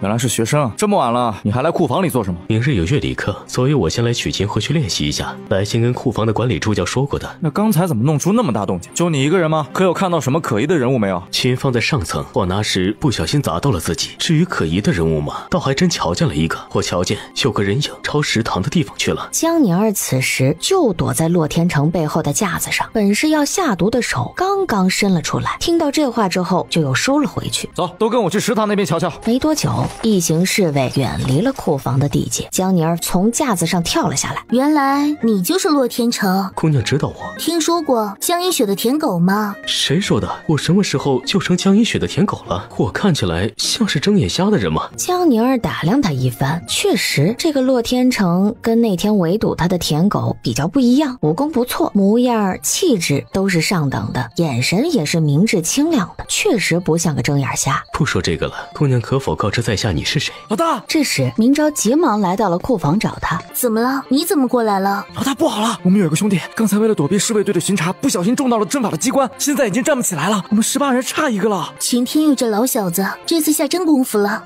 原来姑娘是来偷试卷的。你怎么知道？18方阵法围绕着教务处，这段时间就是重兵巡访，我一早就猜到应该是大口的试卷放置在其中，而且算起来库房这里正好就是18方阵法的阵眼，所以你来库房是为了破阵的。没想到你也会阵法。正是，你不是少一个人吗？不如我帮你啊。你刚才还跟我动手，现在却要帮我，你会这么好心？我刚才以为你是小偷，要知道你也是学子，我定不会向同学出手的，而且我也有想要偷试卷的心，只是我叫不来那么多会阵法的人罢了，你就让我加入吧。行啊，试卷拿出来我们一起看，你这种伪装我也不会说出去的。讲了一下他的计划，洛天成不疑有他，连忙就去补上了倒下那个人的位置。老大，这傻白甜到底是谁啊？真让他加入？谁知道这家伙有什么毛病？我们差人先用他把阵破了再说，等出来再弄这呀。于是新的18人就位之后，以在阵眼的江宁儿为主，18个人开始同时解阵。江宁儿最后转动库房里的一个烛台，紧接着18方阵解了。洛天成解完阵又朝他跑来。走，我们进去找试卷。我们走。秦君夜只身来到皇家学院时，正好看到江宁儿对洛天成微笑之后，洛天成兴奋地拉着江宁儿手腕朝着里头跑去的样子。看到这一幕，秦君夜当即眉头紧皱，他2步上前想紧随其后，但刚刚解除的阵法又恢复了原状。刚才的2人几乎是瞬间就消失在了眼前，而他被挡在了18方阵外。但这时刚刚才走远的巡逻队伍也隐隐发现了动静，赶紧围了过来。虽不知道江宁儿要做什么，于是故意弄出些动静，以轻功朝远处而去。那边有人！果然，侍卫们发现空中的身影，便都紧随其离开，并未发现院长的阵法已经被人动过了。而进入阵中之后，其中还有不少的机关。虽说秦天玉的阵法对江宁儿来说根本不算什么，但洛天成就是一直把他护在身后，一切都他来应对。江宁儿乐得清闲，便也不说话，心里盘算着这小子还有点厉害呀，等下用什么毒对付他才好呢？终于进了教务处，江宁儿从抽屉里找到了羊皮纸袋封着的试卷，为了不让人怀疑，他抽出一张之后，将一切放回原位。可没想到，当他把东西再放回去时，关上的那一刹那，整个四周墙上挂着的铃开始哐哐直响。糟糕！洛天成连忙拽了他往外跑。快走！这个动静终究还是把四面八方的巡逻侍卫都给引了过来，但好在2人反应很快，并未被人发现。好不容易到了安全地，洛天成安抚江宁儿：“你在这里等我，我设置一点小机关，避免等些人追上来。”没想到你这么厉害，弄好了吗？好了。洛天成听到妹妹夸自己，高兴的不行，拍了拍手，正要回头，紧接着就是一阵药粉扑面而来。话还未说完，就抵挡不住药性，直挺挺地倒了下去。江宁儿拍了拍洛天成的脸，确定他没了意识，就朝洛天成的胸口伸出去，结果被另一只手挡住。王爷，你怎么在这里啊？秦君夜警惕地把他拉着，离洛天成远了一些。自然是来找你的，我就知道你哪里可能是为了补课虑到这么晚，但这种事为何不与我讲？毕竟害怕考试偷卷子这种事情不光彩吗？我还不是担心万一没成功把你拖上了，有损王爷你的英名吗？算你还知道为我着想，那他又是谁？他呀，也是半路来偷试卷的人。秦天玉设置的阵法，我一个人搞不定，便拉他一起了。而且这事儿如果被发现，肯定得有人承担，所以我一路让他跟着，就是想着有个人可以背锅。原来如此，那你让他看到你的正脸了，不怕到到时候他把你招出来？不怕，我给他下药了。这个药可以把人半天的记忆消除，他根本不会记得他见过我这个事儿。药还能消除记忆？这是我研发的新药，不过有个后遗症一直没办法解决，就是中了药的人昏迷后再醒，会像痴呆儿一样啊吧啊吧一阵子，但等这阵子好了，他们就不会记得这半天发生过什么了。城门上那些人果然是你干的。王爷，你碰着了。今日我当值，他们就是我去抓的，我猜到是你，还在担心万一他们供出你来，我该如何是好。不过现在看来，他们怕是都不记得了。此地不宜久留，先回去再说。王爷，你先等一下。然后又折返到了洛天成身边，蹲下。怎么了？这个家伙刚才跟我打架的时候，朝我用了好多邪门的暗器。我行走江湖这些年，看过的暗器也算不少，但他身上的我还真是没瞧见过。我不善远攻，一直就想要个趁手的暗器。我感觉他的暗器就还不错，我好奇是什么。秦君也拦住他。照你说的，那他应该藏了不少机关器在身上，你别动。他捡起路边一颗石头，朝昏迷的洛天成身上扔了过去，结果只是轻触了一下，洛天成的腰间他藏在衣服里的暗器便自发地朝秦君夜投来。王爷，你怎么样？秦君夜旋身落地之后，指尖夹着那枚精细的暗针，也忍不住感叹：这暗器果然厉害，他到底是什么人？他是皇家学院的新学生，叫洛天成，姓洛。秦君夜几乎是顷刻便想到了今日在大理寺翻看卷宗时瞧见的汝南王洛家，眉心一拧。但洛家的人怎么会突然到京城来的？我们先离开这里，此人危险，别再碰他为好。有了刚才的教训，江宁儿也觉得先撤比较好。这时明昭使着轻功追来，秦君夜下意识就把江宁儿往身后一藏。王爷不用担心，明昭是我的人。你的人？你来找我做什么？不是说了让你们先撤的吗？老大，那个中了机关的兄弟你得去看看呀，机关上面似乎有毒，现在他都有些神志不清了。中毒了？你快带我去看看。秦君夜虽有些疑惑，但还是跟着他们二人一起前去。在皇家学院境外的一个密林里，另外17人已经在那里聚集。江宁儿看了看受伤那人的脚，放心吧，不是什么毒药，是混了一点迷魂药，会让他产生幻觉而已。他给受伤的兄弟喂下一颗药之后，没多久那人的眼神就清亮了起来。多谢阁主，你们把他带回去好好休息，这次有劳你们了。有事我让明昭再叫你们，没事你们就藏好，听到了吗？等到17个人都离开之后，秦君夜才缓步上前。阁主，他们应该不是鬼谷门的人吧？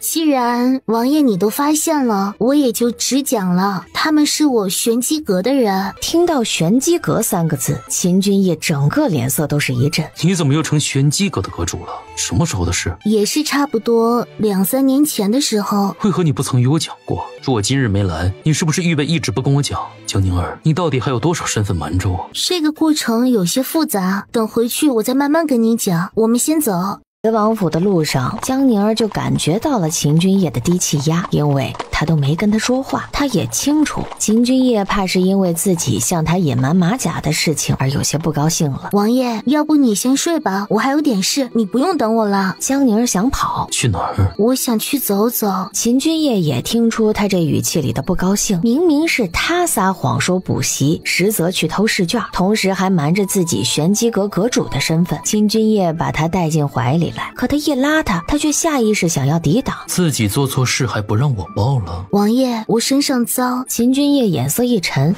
便将他打横抱了起来。江宁儿秒懂。秦君夜，你起码先让我洗个澡吧。没说不让你洗澡，我也没洗，所以一起。秦君夜抱着他到浴池之后，便有些粗鲁的将他衣衫一层层的褪下，然后把人丢进了浴池里，紧接着自己也下了水，二话不说，身子便附了上去。江宁儿已经许久都没有感受到他这般霸道的吻了。秦君夜，玄机阁其实是……别说话，先专心安慰我一下。其实比起生气，秦君夜觉得他此刻的情绪其实更多的是不安。他也不知道是为什么，今日看到洛天成拉着他走远，他却无法追上去的时候，这么精彩的视频看着还高兴吗？再告诉你个高兴的消息，马上情人节啦，这不得整点仪式感吗？我刚在抖音商城买的德芙巧克力礼盒，跨年送女朋友礼创意礼，既好看又好吃，这一盒不到1杯奶茶钱，连价格都是理想型。这些小东西真是画龙点睛，毕竟情人节得最重要的是得准备迎接浪漫。点商城，进入秒杀频道，或者直接点评论区就能买，还有超多优惠券限时发放，就在评论区先到先得哟，花小钱造大仪式感，我也点评论区看看去。他心中突然有了一种恐慌感，而这份恐慌一开始只是一点点，可在得知他是玄机阁掌门之后，这份恐慌感开始放大膨胀了起来。他一直知道他的本事，同时也知道他本事越大，身份越多，也就意味着若是有天他要离开，他越是留不住他。良久，激荡的水面才恢复了平静。江宁儿本在皇家学院破阵就已经很累了，最后更是累得眼睛都睁不开了。至于秦君夜是怎么把他抱回房的，他都有些不知道。不行，我好累，要睡了。现在知道怕了？知道了。那你老实交代，除了鬼谷门掌门、玄机阁阁主以及鬼医以外，你还有什么别的身份没有告诉我的？江宁儿此刻只想睡觉，不过脑子的应道：没有了。殊不知秦君夜听到这话，眉头一扬：你果然就是我找了3年的鬼医江离。江宁儿脑袋一歪，已经靠着他的臂膀彻底睡了过去，没有应他。世人都说我秦君夜娶了一个乡野村妇，可谁能想得到你这乡野女子的身份，竟叫我这个王爷有些压不住了。我可拿你怎么办才好？第二天，江宁儿醒来时是被秦君夜搂在怀里的。他眨了眨眼，才开始回想自己是怎么从浴池回到床上来的，还有回来后他在自己耳边说的那些话。我去，诡异大人想去哪儿？为父陪你。这个秦老六真的趁他迷迷糊糊的时候，把他诡异的身份也炸出来了。他一晚上掉2个马甲，损失惨重啊！你怕什么？我还能卖了你不成？人家还不是怕你生气吗？昨天掉1个马，你都气得一路不跟我说话了，这一下掉2个，我怕还没哄好，你又生气起来，几天都不跟我说话怎么办啊？昨日刚知道时确实有些气，不过也已经被你哄好了，而且我哪里舍得晾你几日那么久？我昨日都还没跟你解释玄机阁的事呢，怎么就把你哄好了？你没听说过夫妻是床头打架床尾和的吗？没有什么矛盾是睡一觉解决不了的。虽说昨夜不是在床上睡的，但是效果一样。要有下次你再惹我生气不知道怎么办的话，你可以直接扑倒我，我也同样接受肉偿。这个秦老六已经完全不是当初被他睡了1次之后就追着他要他负责的那个纯情的小伙子了。他不知道又是看了什么书，现在的花样更是……这么精彩的视频看着还高兴吗？再告诉你个高兴的消息，马上情人节了，这不得整点仪式感啊！我刚在抖音商城买的德芙巧克力礼盒，跨年送女朋友礼创意礼，既好看又好吃，这一盒不到1杯奶茶钱，连价格都是理想型。这些小东西真是画龙点睛，毕竟情人节得最重要的是得准备迎接浪漫。点商城，进入秒杀频道，或者直接点评论区就能买，还有超多优惠券限时发放，就在评论区先到先得哟，花小钱造大仪式感。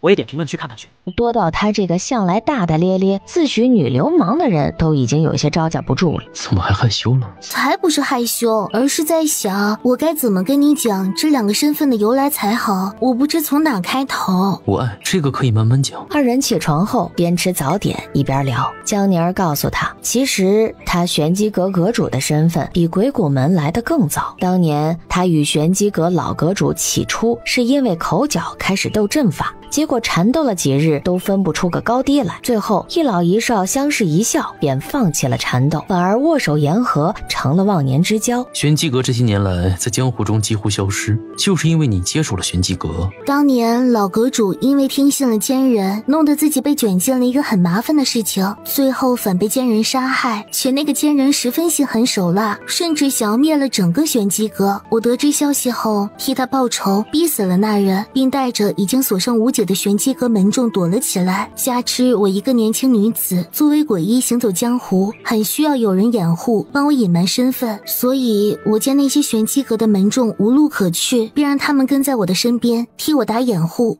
说来，我其实只是出于义气，帮老友照顾一下他的门众，可这些玄机阁的人愣是推举我，让我做他们的新阁主，并一直阁主的叫我。原来如此，果然跟我想的差不多。王爷，你怎么会知道我是鬼医的？是我师兄装的不像吗？你什么时候开始怀疑的？倒不是他装的不像，而是他没你这般有本事。这话怎么说？自从你师兄离开京城后，我其实一直派人在跟着他。如果他真是鬼医，以鬼医的警觉，应该早就发现，并把我的人甩掉了。但你师兄是很后面才发现的。如果诡异真是他的话，那我的李雨楼就没可能3年都寻不到诡异的踪迹。相反，你的行事作风、古怪的毒术，还有飘忽诡异的轻功，显然你更像是诡异。江宁儿万万没想到，秦君夜居然是从能否追踪到线索这点去想的。他还以为师兄已经装扮得够像了呢，殊不知秦君夜竟然比他师兄更为了解他了。今早秦君夜有时间，便先送他去皇家学院，再去大理寺。马车来到半山腰入口时，就发现今日的皇家学院守卫格外的森严。刚下马车，王爷，我们是不是来错地方了？知道的清楚这里是学院，不知道的乍一看还以为是什么战场呢。大约是因为昨晚的事情，居然弄来这么多守卫，这有点离谱了吧？不离谱，昨夜有人闯了教务处，是不是你干的呀，我的好徒儿？你在说什么呀？我都听不懂呢。而且我去你教务处干嘛？你怎么来了？你不是在御书房批奏章吗？老家都被人偷了，我还批个屁！你昨夜在哪儿？可有来皇家学院？我来做什么？真不是你干的吗？我在教务处里放了大口的试卷，放试卷的抽屉明显被人动过。而且教务处外，我设置了18方阵，学院上下能够轻易破我阵法，且全身而退的人可不多，但你就是一个。你都说了18方阵，那就是要18个人才能破除。我承认我阵法是比你厉害，但我要去哪找18个像我一样厉害的人呢？这倒是。秦天玉摸索着下巴，望着天，这也是他一直隐隐觉得是他，但又觉得不像是他的地方。真不是你？那你昨夜在哪儿？可有人证？我还能在哪儿？自然是跟我家王爷在王府里生孩子了。不信的话，要看吗？说着，他就要拉领口，让他瞧脖子上的吻痕。秦君夜连忙用手将他这个动作制止住，并且微瞪了他一眼。哎呀，你这个小丫头，你真的是……他就没遇到过像她这样不拘小节的女孩子。你们两个年纪轻轻的，还是要节制一点，知不知道？王爷，听到了吗？连王叔都说你不节制呢。以后少折腾我点。本王跟自己明媒正娶的王妃有什么好节制的？再说了，皇嗣是第一要务，王叔不娶妻，不用承担这份责任，总不能叫本王也不承担吧？江宁儿一噎，本是想借长辈的话教育他一下，结果这家伙把这事儿说得光明正大了起来，叫他都无法反驳。既然阵法被破，你叫这些人来巡逻就有用了。叫人来是因为这里毕竟都是学子，能破了我的18方阵，就不是学院中人的话，那学院的安全就有问题了。而试卷又被人碰过，不排除有人想要在大考作弊的嫌疑，所以我准备更高考试模式，考题在考试当天就我抽签决定。我去，你也太狠毒了吧！要不要这样啊？你好好复习，只要别想着作弊的话，什么题不都无所谓吗？罢了，不跟你们两个多说了，既然没抓到人，我便回宫了。秦天玉一走，江宁儿一张小脸顿时皱成了苦瓜。感情我昨天夜里都白忙活了，我的数学可怎么办呀？起码你知道考试的重点和范围了，根据这个再补一下，你这么聪明，没问题的。现在也只能这样了。此时去往皇家学院的另一条路上，洛天成正一脸苦恼地晃着脑袋。他是昨夜随从见他许久不回来寻他，这才在院外的密林里发现了他，将他及时带走，于是逃过了守卫的巡查。但是他醒之后完全不记得自己为什么会去皇家学院，又干了些什么，见过谁。他揉着太阳穴，朝着皇家学院走着，远远瞧见了一个紫色的娇俏背影闪过。起先他只是觉得这个女子身形俏丽，可当他瞧见那人转身时的侧颜之后，整个人都怔在了原地。他怎么觉得这个女子跟他娘长得有9分相像啊？洛天成顿时脚下生风，急忙朝着那则身影追了过去。眼见着终于要追上了，可那女子一转角，突然便消失得无影无踪了。神呢？洛天成原地张望着，给爷死！脑袋上扎实的挨了一砖头。谁啊？我才要问你是谁呢？跟踪我做什么？洛天成一抬头，怎么又是你啊？洛天成本也是想要斥责此女的粗鲁，可看见眼前的女子的脸后，他便只剩下惊喜了。这世上怎么会有人跟他娘长得如此相像的？姑娘说幼是见过我吗？江宁儿这才想起了，他应该是不记得昨夜一起破阵的事儿了。没见过，但你这种尾随女子的能是好人？何来尾随一说？皇家学院的路谁都能走，姑娘你能走我也可以啊。洛天成，我警告你，别再跟着我了，否则别怪我对你不客气。姑娘怎么知道我是洛天成的？我不仅知道你是洛天成，还知道你是江一雪的裙下臣，而我呢，跟江一雪有仇，所以我看到她的裙下之臣就不爽。为了讨好你的女神，我奉劝你也离我远些，小心你的女神看到了，把你这条鱼赶出她的鱼塘。江宁儿说话间，余光瞥见了远处正好路过的上官小小，连忙就跑过去。小小，我们去藏书阁吧。现在去？但是师姐，我现在要去上音律课呢，等下课陪你去吧。那我跟你一起去上音律课。师姐，你还上音律课啊？你会弹琴吗？就是不会才要去上呀。走吧走吧。说着，他赶紧拉着上官小小离开，管他上什么课呢？他现在就想甩掉洛天成再说。而此时音律课的教室里已经聚拢了不少人，都是慕名要来听江一雪和洛天成合奏的人。哎呀，一雪你就好了，能够让洛公子答应和你一起合奏。是，还有邻居，我刚才到的是临时麻辣王子派，谈相伴，派是派，最近都在抖张腾大牌是吃。身边的朋友嘴上谁都在这里挑衅，这一包带吃饭，超多保证的挺值得。好，张腾，大牌是有，我这不仅是啊，我真是又羡慕又期待，要是我也能跟洛公子合奏一曲就好了，但恐怕洛公子根本不会答应我呢。哪里，我也不胜惶恐，难得洛公子看上我的琴艺，各位同学可千万别乱说，洛公子跟我只是同学罢了。你或许是把洛天成当成同学，但我看他对你怕是别有用心，我可瞧见过好几次你们二人协同而出，在学校里边边走边聊天的画面了。他要是对你没有意思，怎么不搭理别人，偏偏就理你呢？不过洛天成也是有眼光，一来就看中了我们皇家学院最漂亮的姑娘。各位同学可别打趣我了，一会儿让洛公子听见了可不好。听到了又如何？他想追求你，还能与你置气不成？而且我们也是说的实话呀。江一雪脸上带着少女的羞涩。江宁儿和上官小小来到教室的时候，才发现音律教室围了好些人。怎么这么多人？大家都要上音律课吗？我也是第一次看到音律课来了这么多人。二人说着话，找了个相邻的座位坐下。江宁儿怎么来了？以前从没在音律课上见过她呀。谁知道啊？她听得懂音律吗？我看哪是来上课的，应该是听到消息来看洛公子的吧。二妹妹怎么来了？平日在学院里都不曾见你。长姐当然难得在学院里见到我，毕竟我来时长姐都在家养脸，这也是好不容易等你有脸了，咱们才能在学院里见面呀。二妹妹说笑了，妹妹不通音律，何以来上音律课？莫非真是来看洛公子的？啊，我看谁？没想到二妹妹也仰慕洛公子，大家姐妹一场。等下跟洛公子合奏后，我会跟洛公子介绍介绍你，让你跟洛公子说会儿话。如何？江宁儿这才明白这么多人是来干嘛的，原来都是来看洛天成要跟江一雪在音律课上合奏的。那他不能待下去了，他是特意为了躲洛天成才来的，别又被他跟上了才好。这么精彩的内容，当然要配一些炸鸡跟薯条，边吃边看。现在大家都上闲鱼买卡券省钱，我就经常上闲鱼抢麦当劳超低套餐券，点击左下角上闲鱼搜省钱神券，每周还能0元抽奖，免费的麦当劳真香，大家快去看看吧，和我一起来省钱。妹妹走什么？洛公子还没来呢，你不是等着见他的吗？谁是来见他的？我是被他缠烦了才躲过来的。我不知道妹妹跟洛公子是认识的呢，那何不留下来，等一下听听我们的合奏，也给点意见。洛公子来了。洛公，可没想到直接忽略了行礼的江一雪，一屁股坐到了江宁儿的身边。洛公子，一雪在这儿。我刚问到了，你就是江家的二小姐，你叫江宁儿对吧？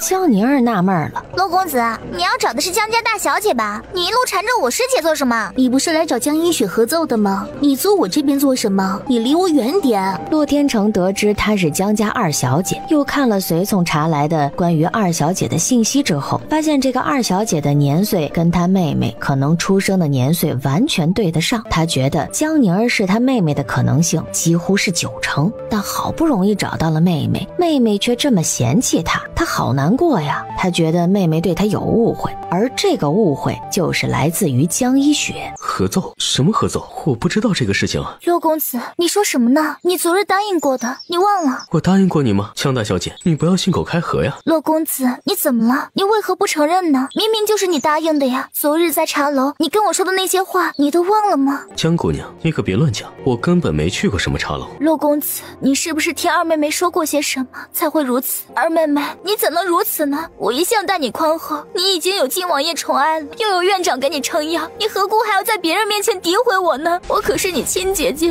你怎么能如此待我？江宁儿，你看你干的好事，非要把一雪逼哭才高兴是吧？是啊，你可真是好本事。洛公子之前明明对一雪很好的，怎么你一来就把人给勾走了？你个狐妹子，已经是人妇了还不守妇道。江一雪，我给你脸了是吧？你想人多欺负人少，用这种手段欺负江宁儿是吧？洛公子，一雪只是想要解释清楚误会，一雪没有。大约是有些误会，但是我看江姑娘误会我了吧？洛公子何出此言？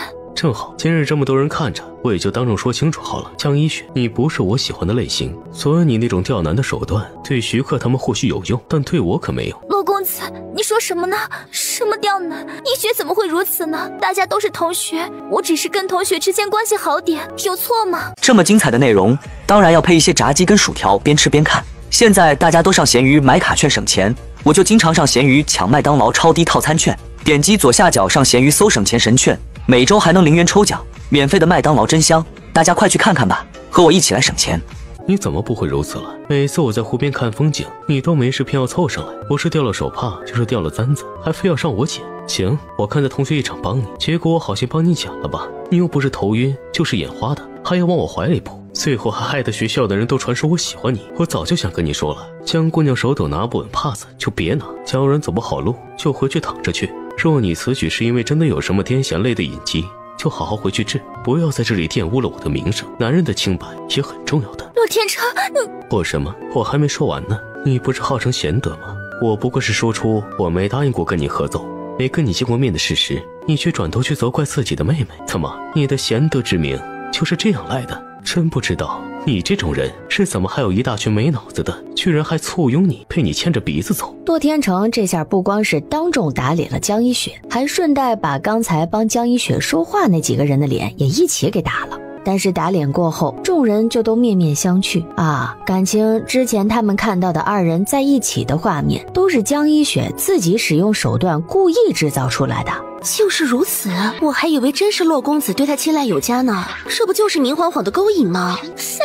这种手段，跟青楼里的那些勾栏女子不是如出一辙吗？亏得还是沛国公府的大小姐呢。我还以为他只是对我一人如此，他也让我捡过帕子。张姐，我只知道你跟二皇子这样那样又这样过，但没想到张姐原来跟这么多男人都暗许情谊呀！张姐真是好本事。但这件事二皇子知道吗？二妹妹，你胡说什么？我跟二皇子清清白白，根本没有什么。二妹妹，我劝你做人要善良，我怎么也是你亲姐姐，你就算再不喜欢我，也不可当众污蔑我的清白。江宁儿从怀里拿出一物来，那正好让大家都听听看你自己说的话，看到底是谁污蔑了谁。不首次下单有10元无门槛，货满20减18的优惠券，像我买的德芙巧克力礼盒优惠后才1块钱，关键还包邮，入口我放评论区了。江宁儿开启留音时，里面放出来的是江一雪在百花大典上跟他说的那些话。叫你来是因为今日一过，我们不光是亲姐妹，更是妯娌了。我觉得我们到底是一家人，以后同在皇室之中，不应该这样针锋相对。你也知道，现在二皇子的势头，皇上封他做太子是早晚的事情，而将来太子妃之位，就自然非你姐姐我莫属。今日我喊妹妹来，就是想要你去劝劝靖王殿下，不如你跟靖王选择现在投靠二皇子，做姐姐的还能在二皇子面前替你美言几句，之后封侯拜相，少不了靖王和妹妹你一份。长姐怎么就这么自信，你能嫁二皇子为妃？这是二皇子亲口向我允诺的。今日的选妃不过是走个过程，这些女子也都只当做我的陪衬罢了。留音室里的声音很清晰地把江一雪当时得意的语气一分不减地展现了出来，其中对于其他秀女的鄙夷也是尽显无疑，与她往日那种装好人装得体的语气完全不同。假的，你们别信他，我没说过这种话，一定是江宁儿造假弄的。假？江大小姐说这话可是要负责任的。江宁儿手中的可是一宿阁出品的留音石，你说她造假，是不是在指一宿阁卖假货呀？江一雪，你是个什么东西啊？你可真不要脸！是啊，还我们都是你的陪衬而已，你凭什么这样说我们？你不是说你跟二皇子没什么吗？那他怎么还允诺你当二皇子妃？你真是满口谎言，撒谎精！你这种人怎么还自诩天楚国第一才女美女的？但可惜啊，二皇子最后定的二皇子妃不是长姐你，而是你的好姐妹林月雪。对了，这么说来，刚才还有人说是我抢你的东西，可实际上是长姐你居然在跟自己的好姐妹抢男人呢，你可真贱呢！江宁儿，我什么？长姐，你敢说不是吗？江一雪一时接受不了这个结果，便想装柔弱，假装气急昏倒，躲掉这事儿。他本以为怎么都会有人扶着他的，却没想到最后叫他本是装晕倒的人，变成真的脑袋撞到了桌角，双眼一闭昏了过去。好好的一节音律课被江一雪的晕倒弄得一团乱麻。没想到你居然真不是江一雪的舔狗，我先前还真误会你了。怪我，之前看到你跟江一雪在一起，我也是这样以为的，没想到都是他自己自导自演给别人看的。洛公子，我为我之前跟师姐说过你坏话的事，是我认人不清。无碍无碍，江一雪那样确实很容易让人误会，这也是我之前念着她是女子，也没机会一一跟别人解释，才落得这个结果。不过今日正好借着这个机会给我自己自证了。那你也很奇怪啊，之前我是以为你是江一雪的人，想要对付我，所以跟踪我。既然不是的话，你刚才干嘛跟我？洛公子，你该不会是喜欢我师姐吧？你可知我师姐的身份？不是，你们误会了，我对江姑娘不是那个意思。这几天光顾着剪视频，家里乱糟糟都没收拾。早上整理的时候，顺便把落灰很久的闲置物品挂在闲鱼上了。现在闲鱼还有 AI 发布功能，卖闲置更方便了。我已经回去了好几千，现在用 AI 发闲置还能抽2025元红包，上闲鱼有钱花，你们快点击左下角试试吧。那你跟着我是何意？我起初跟着姑娘是因为觉得姑娘很像我认识的一个故人，我认错了，后来才知道姑娘不是。我知道你是晋王妃，自然不会对你有男女之意，但相识一场也是有缘，想跟姑娘交个朋友。师姐，这洛天成的借口连我都觉得过时，这都多少年前追女孩子的话术了，他怎么到现在都还在用啊？我也觉得，我还以为能听到什么新鲜说辞呢，又是什么你跟我前女友很像这种烂梗。我不是要追你，是你真的跟我娘长得很像。用你娘来说的话，确实比前女友新颖了一点，但你觉得我听了会开心吗？我有那么老吗？我是说真的，不信你看。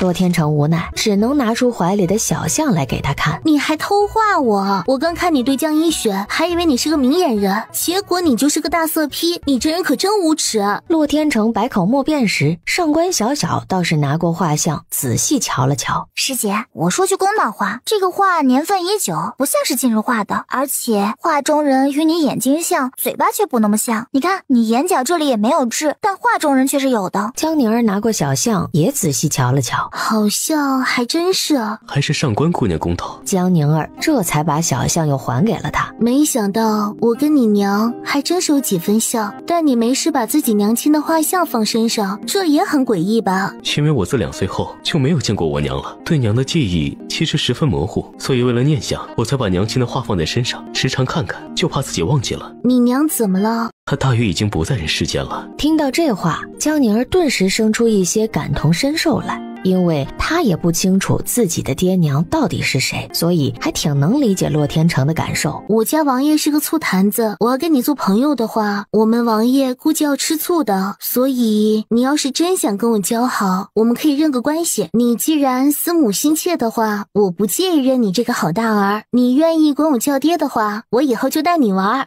洛天成都惊呆了，这什么跟什么呀？他可是他亲哥呀，怎么还能成他儿子了？这不是乱套了吗？我比你大几岁，就算要认也是你哥哥呀，怎么成你儿子了？而且按照你这个逻辑，司母心切怎么也该是认娘，怎么会是叫爹呢？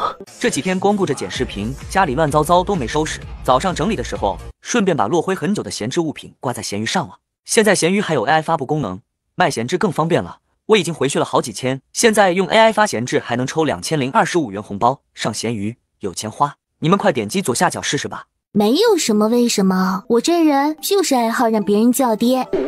洛天成心想，妹妹的爱好真别致。我跟你说，让我当爹你可好处多多，你当我好大儿，你以后就是晋王府半子不说，秦天玉都认我当大姐了，你还有他这个做院长的当老舅呢。你要再会想一点，那皇帝老儿都能是你爷爷，是不是很划算？简直超值呢。洛天成发现自己妹妹的一个特点了，能言善辩，且非常能在人际关系上占他人便宜。你说皇家学院的院长是你当大姐，你不是他亲传弟子吗？那是对外的说法，对内他就是喊我大姐的，而且可不是我要拜他为师的，是他死乞白赖要收我的，我也很为难的。没错，师傅私底下其实很怕师姐揍他的，他打不过师姐，阵法也比不过师姐。洛天成揉着太阳穴，一脸的彷徨，居然皇家学院的院长都如此吗？他妹妹这么厉害呀？但是我叫你爹，那晋王成什么了？我难道叫他娘不成？而且我不想跟天启帝攀上关系，他跟我家有过节，我怎么能当仇人的孙子呢？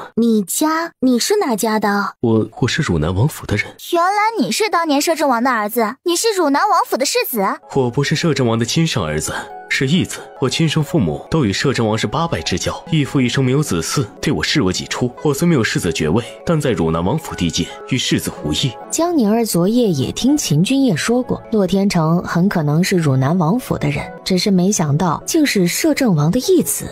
原来你已经有干爹了呀，那还叫我爹是不合适，那你当我姐妹吧。我是男的，怎么跟你当姐妹啊？我都说了，我们家王爷是个醋坛子，你要是不能同意，那就只有算了。行吧，姐妹就姐妹。好姐妹，以后有什么我罩你。晋王是不是对你不好？既然都是姐妹了，那就是一句姐妹大过天。秦君夜要是对你不好的话，你可以直接跟我讲，当姐妹的我一定帮你出气。好不好也是别人的家事，洛公子，你是不是管得有点宽了？小七，你怎么来了？我是听闻了江一雪刁难你的消息，想过来帮你的，结果你还真是。秦君行来的路上，听大家言语间就知道了洛天成维护江宁儿的事情，知道他没被刁难，本还松了口气，可谁想一来就听到洛天成在说他哥哥的坏话，故而对这人。这几天光顾着剪视频，家里乱糟糟都没收拾，早上整理的时候，顺便把落灰很久的闲置物品挂在闲鱼上了。现在闲鱼还有 AI 发布功能，卖闲置更方便了。我已经回去了好几千，现在用 AI 发闲置还能抽2025元红包，上闲鱼有钱花。你们快点击左下角试试吧。印象不太好，你还真是红颜祸水。臭小鬼，你注意一下你夸人的艺术，想夸我漂亮就说漂亮，怎么非要说是祸水呢？而且我跟洛天成也不是你想的那种关系，刚刚他让我做姐妹了，以后你也别喊他洛公子了，可以喊他洛大姐了。而洛天成听着洛大姐这个称呼，也是嘴角抽了抽。他感觉自己怎么突然像成了村口老嫂子了，但没办法呀，不这样他就没法接近妹妹呀。你不是要补数学的吗？还补不补了？对啊，走，我们去藏书阁。你们是要去为了大考补习吗？能不能带上我一个？好呀。他是觉得昨天洛天成来偷卷子，应该跟他一样是个学渣，找个人衬托一下自己，不至于显得自己太不学无术。可到了藏书阁之后，江宁儿发现自己被深深的骗了，分明是两个超级学霸对他一个学渣而已。洛天成，你成绩这么好，你补什么呀？我这成绩也算不上好吧，我觉得我还有很多不足呢。他看了看刚才两人同时做的一套题，他写的又快又好，而他一题都没答对。这种题你怎么也能错的？这种题错了就错了，有几道题注定是要丢分的，不打紧的。那这个呢？也错了。这题也很难啊，错了也情有可原。那这个呢？这个小孩子都不会错吧？我不信你还能帮他说话。这题字写的不错，你字倒确实进步了很多。你这是照着谁练的？你哥呀。难怪我觉得你的字跟他有80%像了。既然如此，你数学干脆也让我哥教你吧。王爷现在每天要去大理寺，回府后他又什么？没什么，反正他现在没时间教我了，不然我也不会找你了。唉，你这不行，不加把劲肯定考不及格的。要不你下学了，跟我去王府再给我补一补吧，我下厨给你做好吃的。七皇子不愿意的话，我可以教你啊，而且我可以保证绝对有耐心，不会对你大吼大叫的。你教什么？我又没说我不同意，我去。他因腿残，能够做的事情并不多，平日更帮不上哥哥什么忙，但是帮他哥挡一挡嫂子的烂桃花，他觉得他还是可以的。秦君行总觉得洛天成靠近江宁儿有些非奸即盗，他老哥好不容易铁树开花，有个喜欢的人，他绝对不许有人影响他哥和他嫂子的婚姻。而洛天成则是不满的轻啧了一声，腹诽这小鬼头可真碍事儿啊，他就是想跟妹妹多接触一下，好加深他们的感情，多探究一些事情。下学后，洛天成远远地看着江宁儿和秦君行一起上了马车回王府，紧接着他也回了京城他布置的小别院里。他在书房里激动地写着信，写的正是今日的事情。公子，你真的确定那个江宁儿就是我们要找的小姐吗？我今日在藏书阁，正好坐在她右侧，她低头后，我瞧见她耳后却微跃胎记，就算她不是我亲妹妹，也定是母亲娘家的人，这点不会有错。他将信封好后交给随从，把这个给大哥送过去，告诉他，如果我一旦确定了江宁儿真的是我们的妹妹的话，必定带她离开天楚国，让她准备好接应。可小姐不是已经嫁人了吗？她会愿意走吗？晋王丑陋暴戾，哪里配得上我那么好看的小妹？且这个婚事就是江一雪不愿嫁才让她替嫁的，我想一定是妹妹被逼无奈才会留在晋王府与这种男人为伴的。他这个大舅哥对传闻中的秦君业是100个不满意，他觉得以晋王传闻里的暴力的性子，说不定在家还是个会对妻子动手家暴的男人。光是想到他妹妹在王府可能过得水深火热，他就觉得心里如猫爪抓般难受。所以等他查清一切，跟妹妹相认之后，定要想法子劝那妹妹跟他和离，然后再给妹妹找个更好的男人。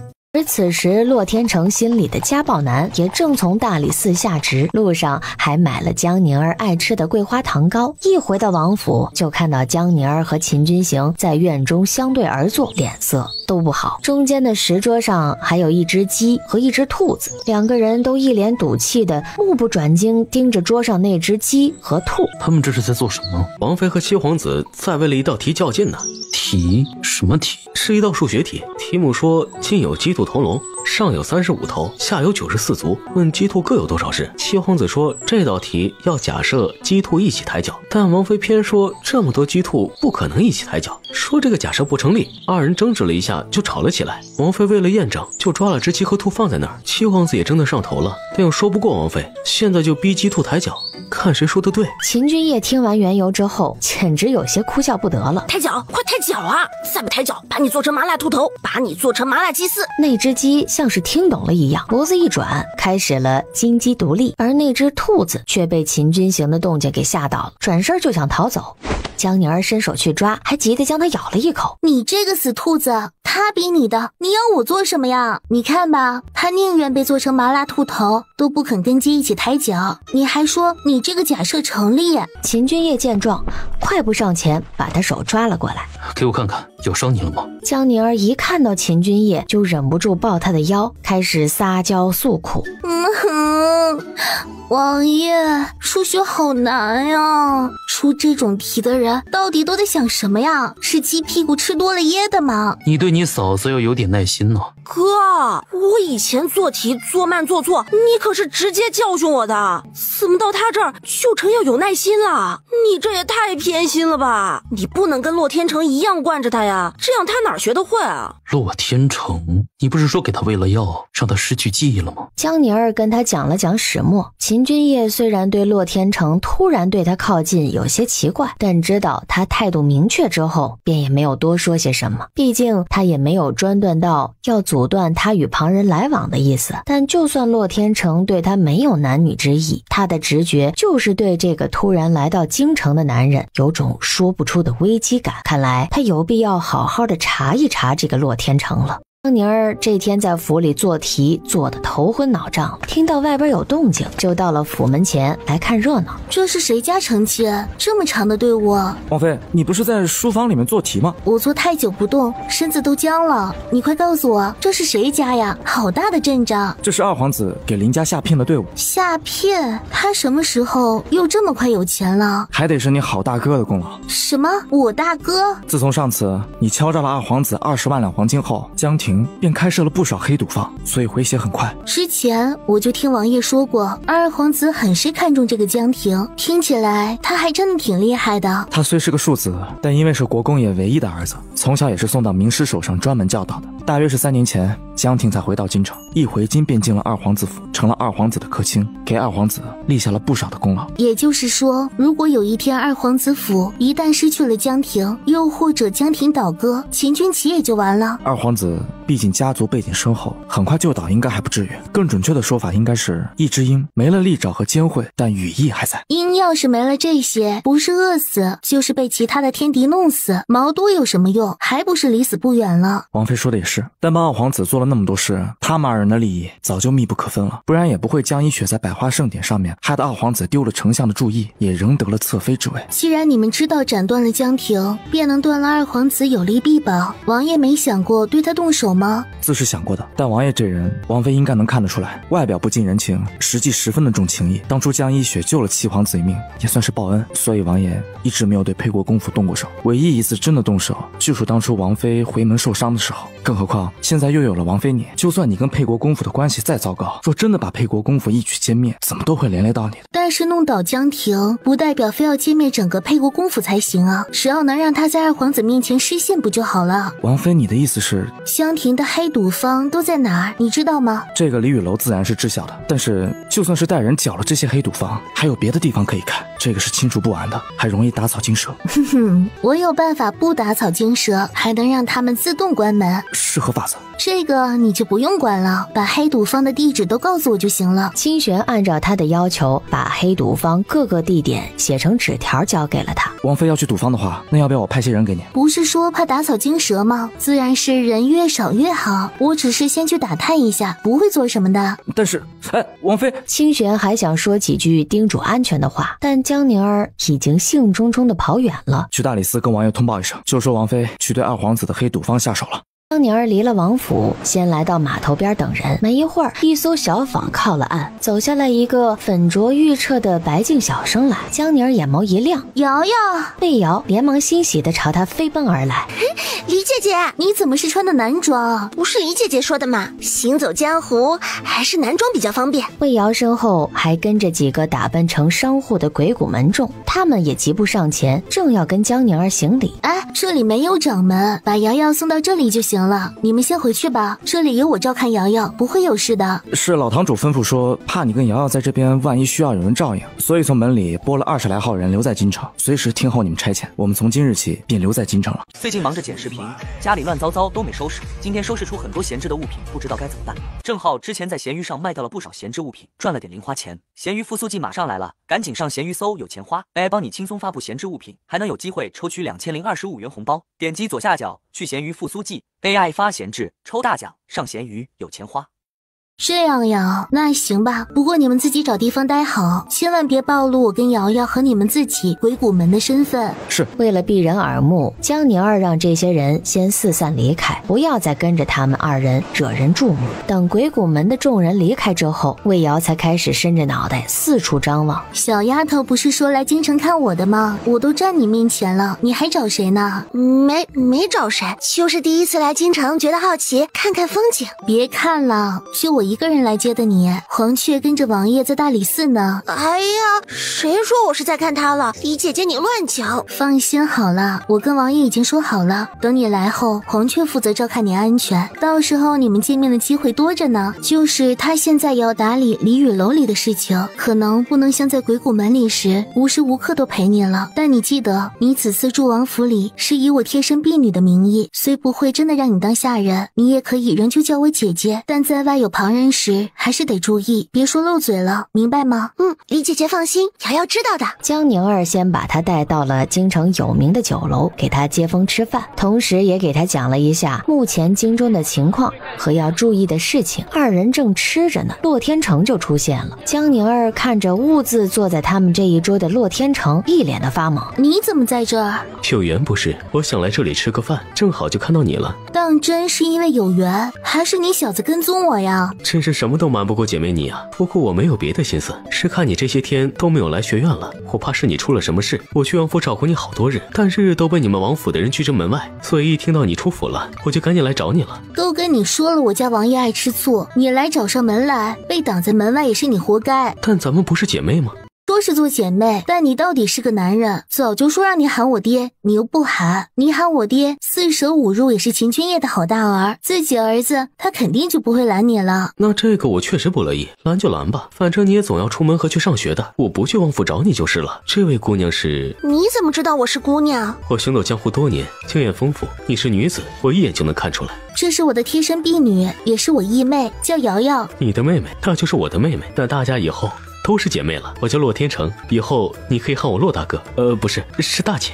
李姐姐，他是谁啊？一个大男人要我喊他大姐，他是变态吗？洛天成十分的无奈，他多想说，他也不想的好不好？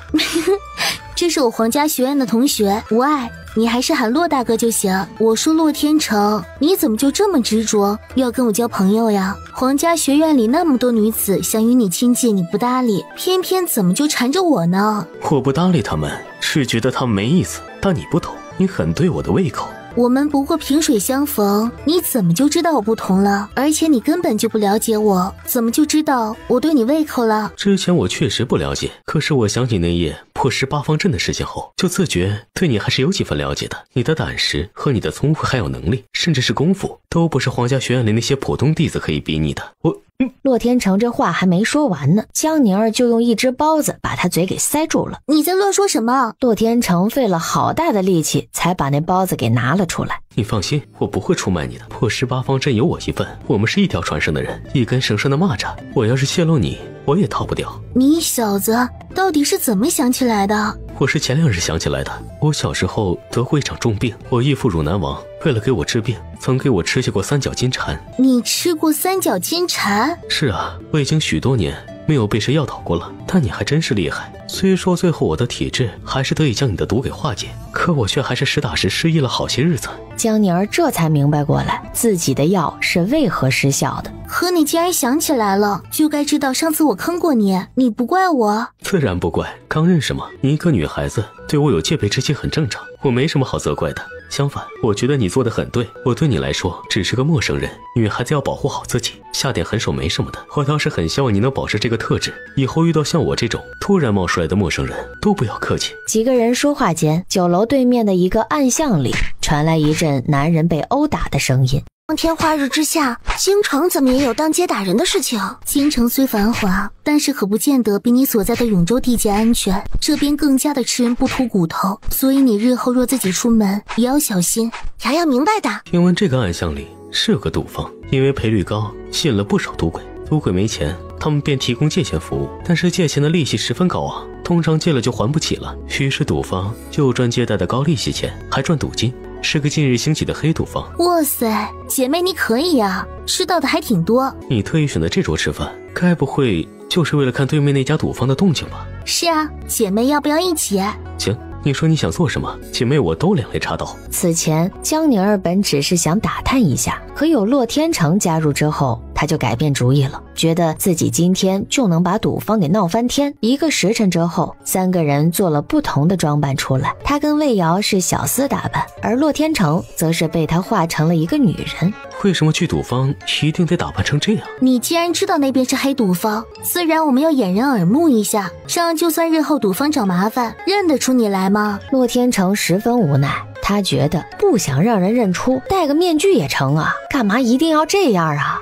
怎么不愿意呀？我这人就是这样，经常惹是生非的。你要是不能接受的话，就赶紧离开吧。那你这个人也就不适合跟我交朋友了。不就是穿个女装吗？这有什么？那行，我们走吧。真去啊？你是不是很缺钱？如果是的话，你跟我说，我给你啊。你们两个女孩子家的，去赌坊那种地方可不好。你说错了，现在我跟瑶瑶是男人，你才是那个女孩子家的。有不好的是你，也不是我们呀。而且我们两个的打扮可是随从，你才是小姐。真正要去赌博的人可是小姐你。什么？你让我赌？怎么害怕？害怕的话，现在回去还来得及。笑话，赌博而已，我有什么好怕的？只是我不会啊。放心好了，不会让你输钱的。你出本金，我们出技术，保证你只有赚的没有赔的。最后我们5-5分账。居然本金也是他出啊！感情他还想空手套白狼啊！洛天成已经深深的觉得自己好像进了小妹的什么圈套里，同时也意识到他似乎还是不信任他。但是进套就进套吧，别说5-5分成，他若是想要钱，都给他都行。行，5-5分成，可是你说的。江宁儿给他喂下了变声丸之后，一会儿听我的就行。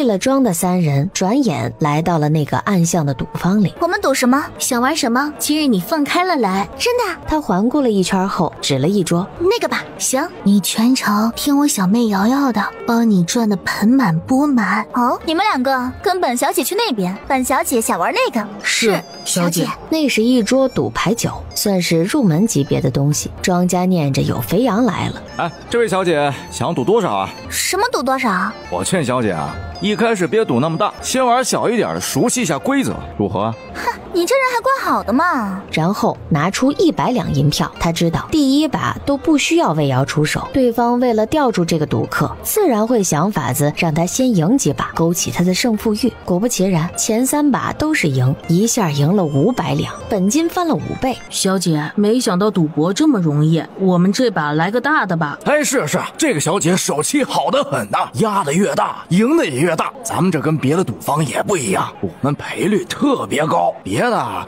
顶多1赔5、1赔10就是上限了，我们可以1赔20。洛天成没法子，只能按照他说的，把刚赢的500两又推了出去，想说反正500两他也赔得起，那接着来吧。庄家这时候倒是笑得开心，但很快他就笑不出来了。魏瑶全程站在洛天成的身后，也不言语，但都会把他听到的点数悄悄比划在洛天成的后背，让他知晓。不过一盏茶的功夫，这家赌坊的银子就都赔得差不多了。但江宁儿也不把赌坊里的银子全部赔完，还留一些，就暗示2人离开了。你这个妹妹可真是赌神啊，怎么会这么厉害？我现在明白你为什么要我化妆成这样了。你是不是主要是要掩护你这个小妹？毕竟这么厉害的赌术被人发现了，可不得了。算你聪明，不过我小妹会赌这事儿，你可不能告诉别人。你放心，你妹妹就是我妹妹，自家人，我以后一定也照顾她，不会泄露的。李姐姐，我们现在去哪儿？当然是去下一家呀。还去下一家？这些银子还不够啊？你去不去？不去，我跟瑶瑶2个人去。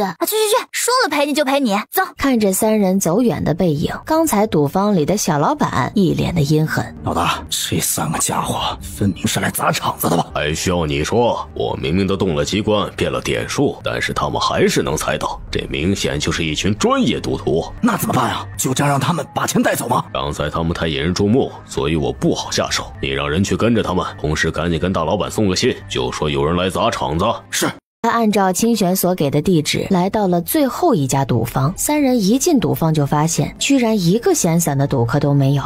有诈，不怕，我们这是终于把正主给逼出来了，正合我意呢。你是谁家的？可知这里是谁的地盘？敢来我这里捣乱？何来捣乱一说？我们才刚进来，还没开始赌呢。别以为我不知道，你去的每一家赌坊都是我的地方，还说你们不是来捣乱的？你开赌坊不就是欢迎4方赌客的吗？我们正常来赌，只是手气好，赢得多了一点，你们就这样说我们，是不是赌不起？江婷锐利的眸子一眯，整个赌坊的人拔出长刀来，大门也哐当一声关上。怎么，这是要打架吗？若是你乖乖把刚才赚来的钱都留下，再赔个几万两银子，我就放你们离开，否则可就别怪我对你们不客气了。好，吓唬我？你觉得你的这些歪瓜裂枣就能对付了我们3个人？是不是吓唬？姑娘试试就知道了。给我上！众人开始提刀而来，洛天成长袖一挥，无数枚暗器便旋发而出，一下撂倒了10数人。该死！然后赶紧躲到了一个死角处。其他人见状也是有样学样，不是要对付我们吗？躲起来做什么？他长臂一挥，药粉四散，紧接着整个赌坊都响起了各色痛苦的哀嚎声，纷纷跌在了地上，统一保持着双腿夹紧，双手紧紧捂着裆部，蜷得像只煮熟的虾一样的姿势。李姐姐，他们这是怎么了？说是我研发的毒会让中毒的男人下体剧痛不已，瞬间丧失行动能力。我给这种毒起了一个很好听的名字，叫做淡淡的忧伤，到时候也给你身上带点防身用。你怎么研发这种毒啊？你捂个什么？进来前我就给你吃下解药了，你又没中毒，少在那碰我的词。你这招实在够狠，真是高！你怎么想着要做这种毒的？我之前曾经被武功高强的男人追杀过，我发现有些武功高的男人对蒙汗药、软精散之类的都无法让其迅速丧失行动力，于是我就开始研究男性的究极弱点到底是什么，之后就研发出了这个毒。此时按照道理，除了他们3个人，应该是对方全员中招，再无一人有反手之力才对，所以3人的姿态十分的放松，却不知还有一人也丝毫没有受到影响，甚至趁几人说话的空档，一把拉下了一旁的把手。紧接着一阵机甲声响，从天而降一个巨大的铁笼。妹妹小心！陆天成，糟了，李姐姐，那个人跑了。江宁儿闻声看了眼，隐隐瞧见是江婷的背影，但是为什么江婷好像丝毫没有受到影响？这个笼子应该是精密的机甲铸造，不是普通的笼子，我打不开。江婷跑了，肯定是去叫帮手去了。你们先走，等下要是来的人太多，可就不好对付了。我们走了，你怎么办？你不用管我，我知道你喊我来就是想让我给你垫背，给你兜底的。我在这兜着，你们先跑。江宁儿万万没想到江婷会躲过一劫，她确实是失算了，但江宁儿更没有想到洛天成竟会这样护着自己。你知道你怎还敢来？你蠢吗？不是我蠢，大好姐妹不就是要两肋插刀吗？我是真心想要交你这个朋友的。你们走，这里我能解决。你怎么解决？既然你想我给你兜底，我自然要做到。你替我在赌坊外设置一个阵法，给我留点时间就行了。火上接甲术，我应该可以打开。行，我带着瑶瑶先离开，你出来了，我们在杨柳溪边汇合。好。江宁儿按照洛天成说的，给赌坊外设置了阵法，让人一时半会儿都进不来，给他留足开笼子的时间。他刚带着魏瑶准备追江婷，你们是什么人？鬼鬼祟祟的做什么？江宁儿闻声回头，看到来人，惊喜道：王爷！秦君夜听出这个语气是谁，便拉着小厮打扮的2人避开了大理寺的人，进了暗巷里。江宁儿把易容一接：王爷，你们怎么在这？这话我来问你才是。清玄说你来江亭黑赌坊了，我怕你出事，借着大理寺巡逻的借口过来帮你的。刚才看到你们2个急匆匆出来，王爷还以为是江亭的人呢。江亭的人已经都被我放倒了。你无事便好，但他是赌坊可不是我的主场，自然是要带2个能制霸全场的人。魏瑶第一次易容，接下易容时磕磕绊绊的，半天才露出真容。姐夫，是我。我的天！黄雀脸色一急，连忙上前。刚才他都没有想到这个人会是魏瑶。瑶瑶，你有没有受伤？我一点事都没有，李姐姐把我保护的可好了。确定他没有受伤后，王雀才松了一口气儿。王妃，你能不能教点好？瑶瑶一来京城，你怎么就把她往赌坊引？你个臭小子，都敢问我的罪了？他不是没事吗？而且我的易容术可不是那么容易被揭穿的，对付一个江亭而已，我还是很有信心的。虽说不知道他为什么突然……江宁儿话说到一半，突然想起来什么。对了，我明白了。你明白什么了？王爷，我可能发现江亭一个大秘密了。另一边的洛天成顺利解开了牢笼，逃了出来，并前往杨柳溪，准备跟江宁儿碰头。结果在一条无人的路上，发现了江婷被一个下人搀扶着一起逃走的背影。他知道江宁儿的目标是他，于是直接朝他腿上投出一枚暗器，想让他无法再逃。江婷见状，身形一闪，结果失去重心，直接从桥上翻身掉进了湖里。江婷不会水，下人连忙越水相救。可没想到，江婷扑上水面之间，衣襟散开，竟隐隐约约露出了里边的裹胸。洛天成看到这一幕，瞳孔地震。沛国公府的大少爷江婷居然是女子，而刚刚赶来的江宁儿和秦君夜也看到了这一幕，皆是意外。刚才她没中我的毒，我就觉得奇怪了，她果然是女子。饶是我也完全没想到，她居然可以假扮男子这么多年。你来了？你的机甲术很厉害吗？居然比我来的还快。而洛天成是第一次见到这人，但看到他的面具便知道此人定是靖王了。而湖中跟着跳水救人的下人看到江婷的身形后，也是震惊不已。老板，你没事吧？我没事。老板，我也没想到你居然是女子，刚才我也是情急才如此的。但二皇子可知道这事啊？你这是什么话？主子自然是知晓的，是主子让我男扮女装，掩人耳目的。下人神色犹豫了一下，明显有些怀疑。我脚崴了，能不能来扶我一下？下人没多想，便上前去搀扶，却没想一靠近，江婷袖中的匕首直接捅入了他的心脏，并用力搅动了一圈。老板，你……男人的瞳孔满是惊悚，很快就没了光彩。老板，我不是教过你很多次了吗？女人的话一个字都别信。这女人可真狠，连救她的人都不放过，真是心狠手辣。我倒是觉得她做得很对，换成是我也会如此。她很清楚，她是女子的身份一旦泄露，等着她的将会是万劫不复。不杀了那个男人，死的可能就是她。听你说的，怎么好像很共情她的样子？你说的没错，以前他是男子，我顶多觉得他是个阴鬼小人，可刚才那一幕还真让我对江婷改观了。明明不会武功，却有勇有谋，那么惊慌的情况下也可以迅速冷静下来，不给自己留下任何隐患。我倒是觉得这个女人可真是个不可多得的人才。人才？你莫不是还想收了江婷不成？王爷可真了解我，虽说我们现在知道他这个秘密了，想要废了他简直就是轻而易举。我这人爱财，若把他就这么废了，我还真是觉得不划算呢。人才自是先降服，若是降服不了，再杀也不迟。那你准备如何收服他？江宁儿想了想，看到远处的人影后，眉梢一喜，帮我降服他的人来了。江婷将下人的尸体踢进河里，毁尸灭迹，身后就响起了一阵脚步声，来人正是三皇子手下的谋士张正。嚯，小爷我今日可真是来着了。江婷，我还真是万万没想到，以前只是觉得你阴气重，没想到你居然真是个娘们儿。你想做什么？做什么？小爷不知之前竟都是输在一个女人的手上，这可真是奇耻大辱。来人，给我把她绑起来，先丢进窑子里，找人折辱一番，再把她女子身份公诸于世。大哥，他到底是沛国公府的人呢，丢去窑子会不会不太好？沛国公府，老国公要是知道自己养了这么多年的儿子根本是个假的，我看第一个要杀他的就是他老子吧。躲不过一个偏房所生的庶女，不值钱的下贱命，怕什么？动手！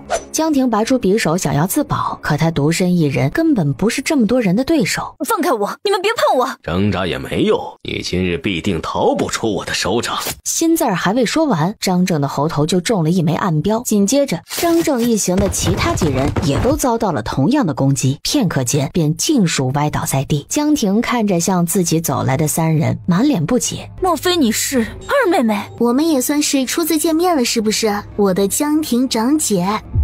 二妹妹，你到底想做什么？还看不出来吗？我自然是来救你了。救我？二妹妹莫不是以为我是江一雪那种傻子？我现在的局面可不就是你造成的吗？别以为我不知道，三皇子的人不可能正好出现在这里，应该是二妹妹去三皇子府报的信，故意想让他们抓我的吧。你说的一点也没错，我砸了你赌坊的场子，自然得有人来承担，所以我让人给三皇子府的人报了信，想让他们堵截落单的你，这样你跟二皇子便自然而然的会把赌场闹事的人想象成是三皇子的人。如此，你还敢说是来救我？二妹妹好生可笑。人是我叫的没错，但发现你是女子后，我改主意了。聪明是一个女人最性感的地方，你有一个这么性感的大脑，我可舍不得三皇子的人伤了你。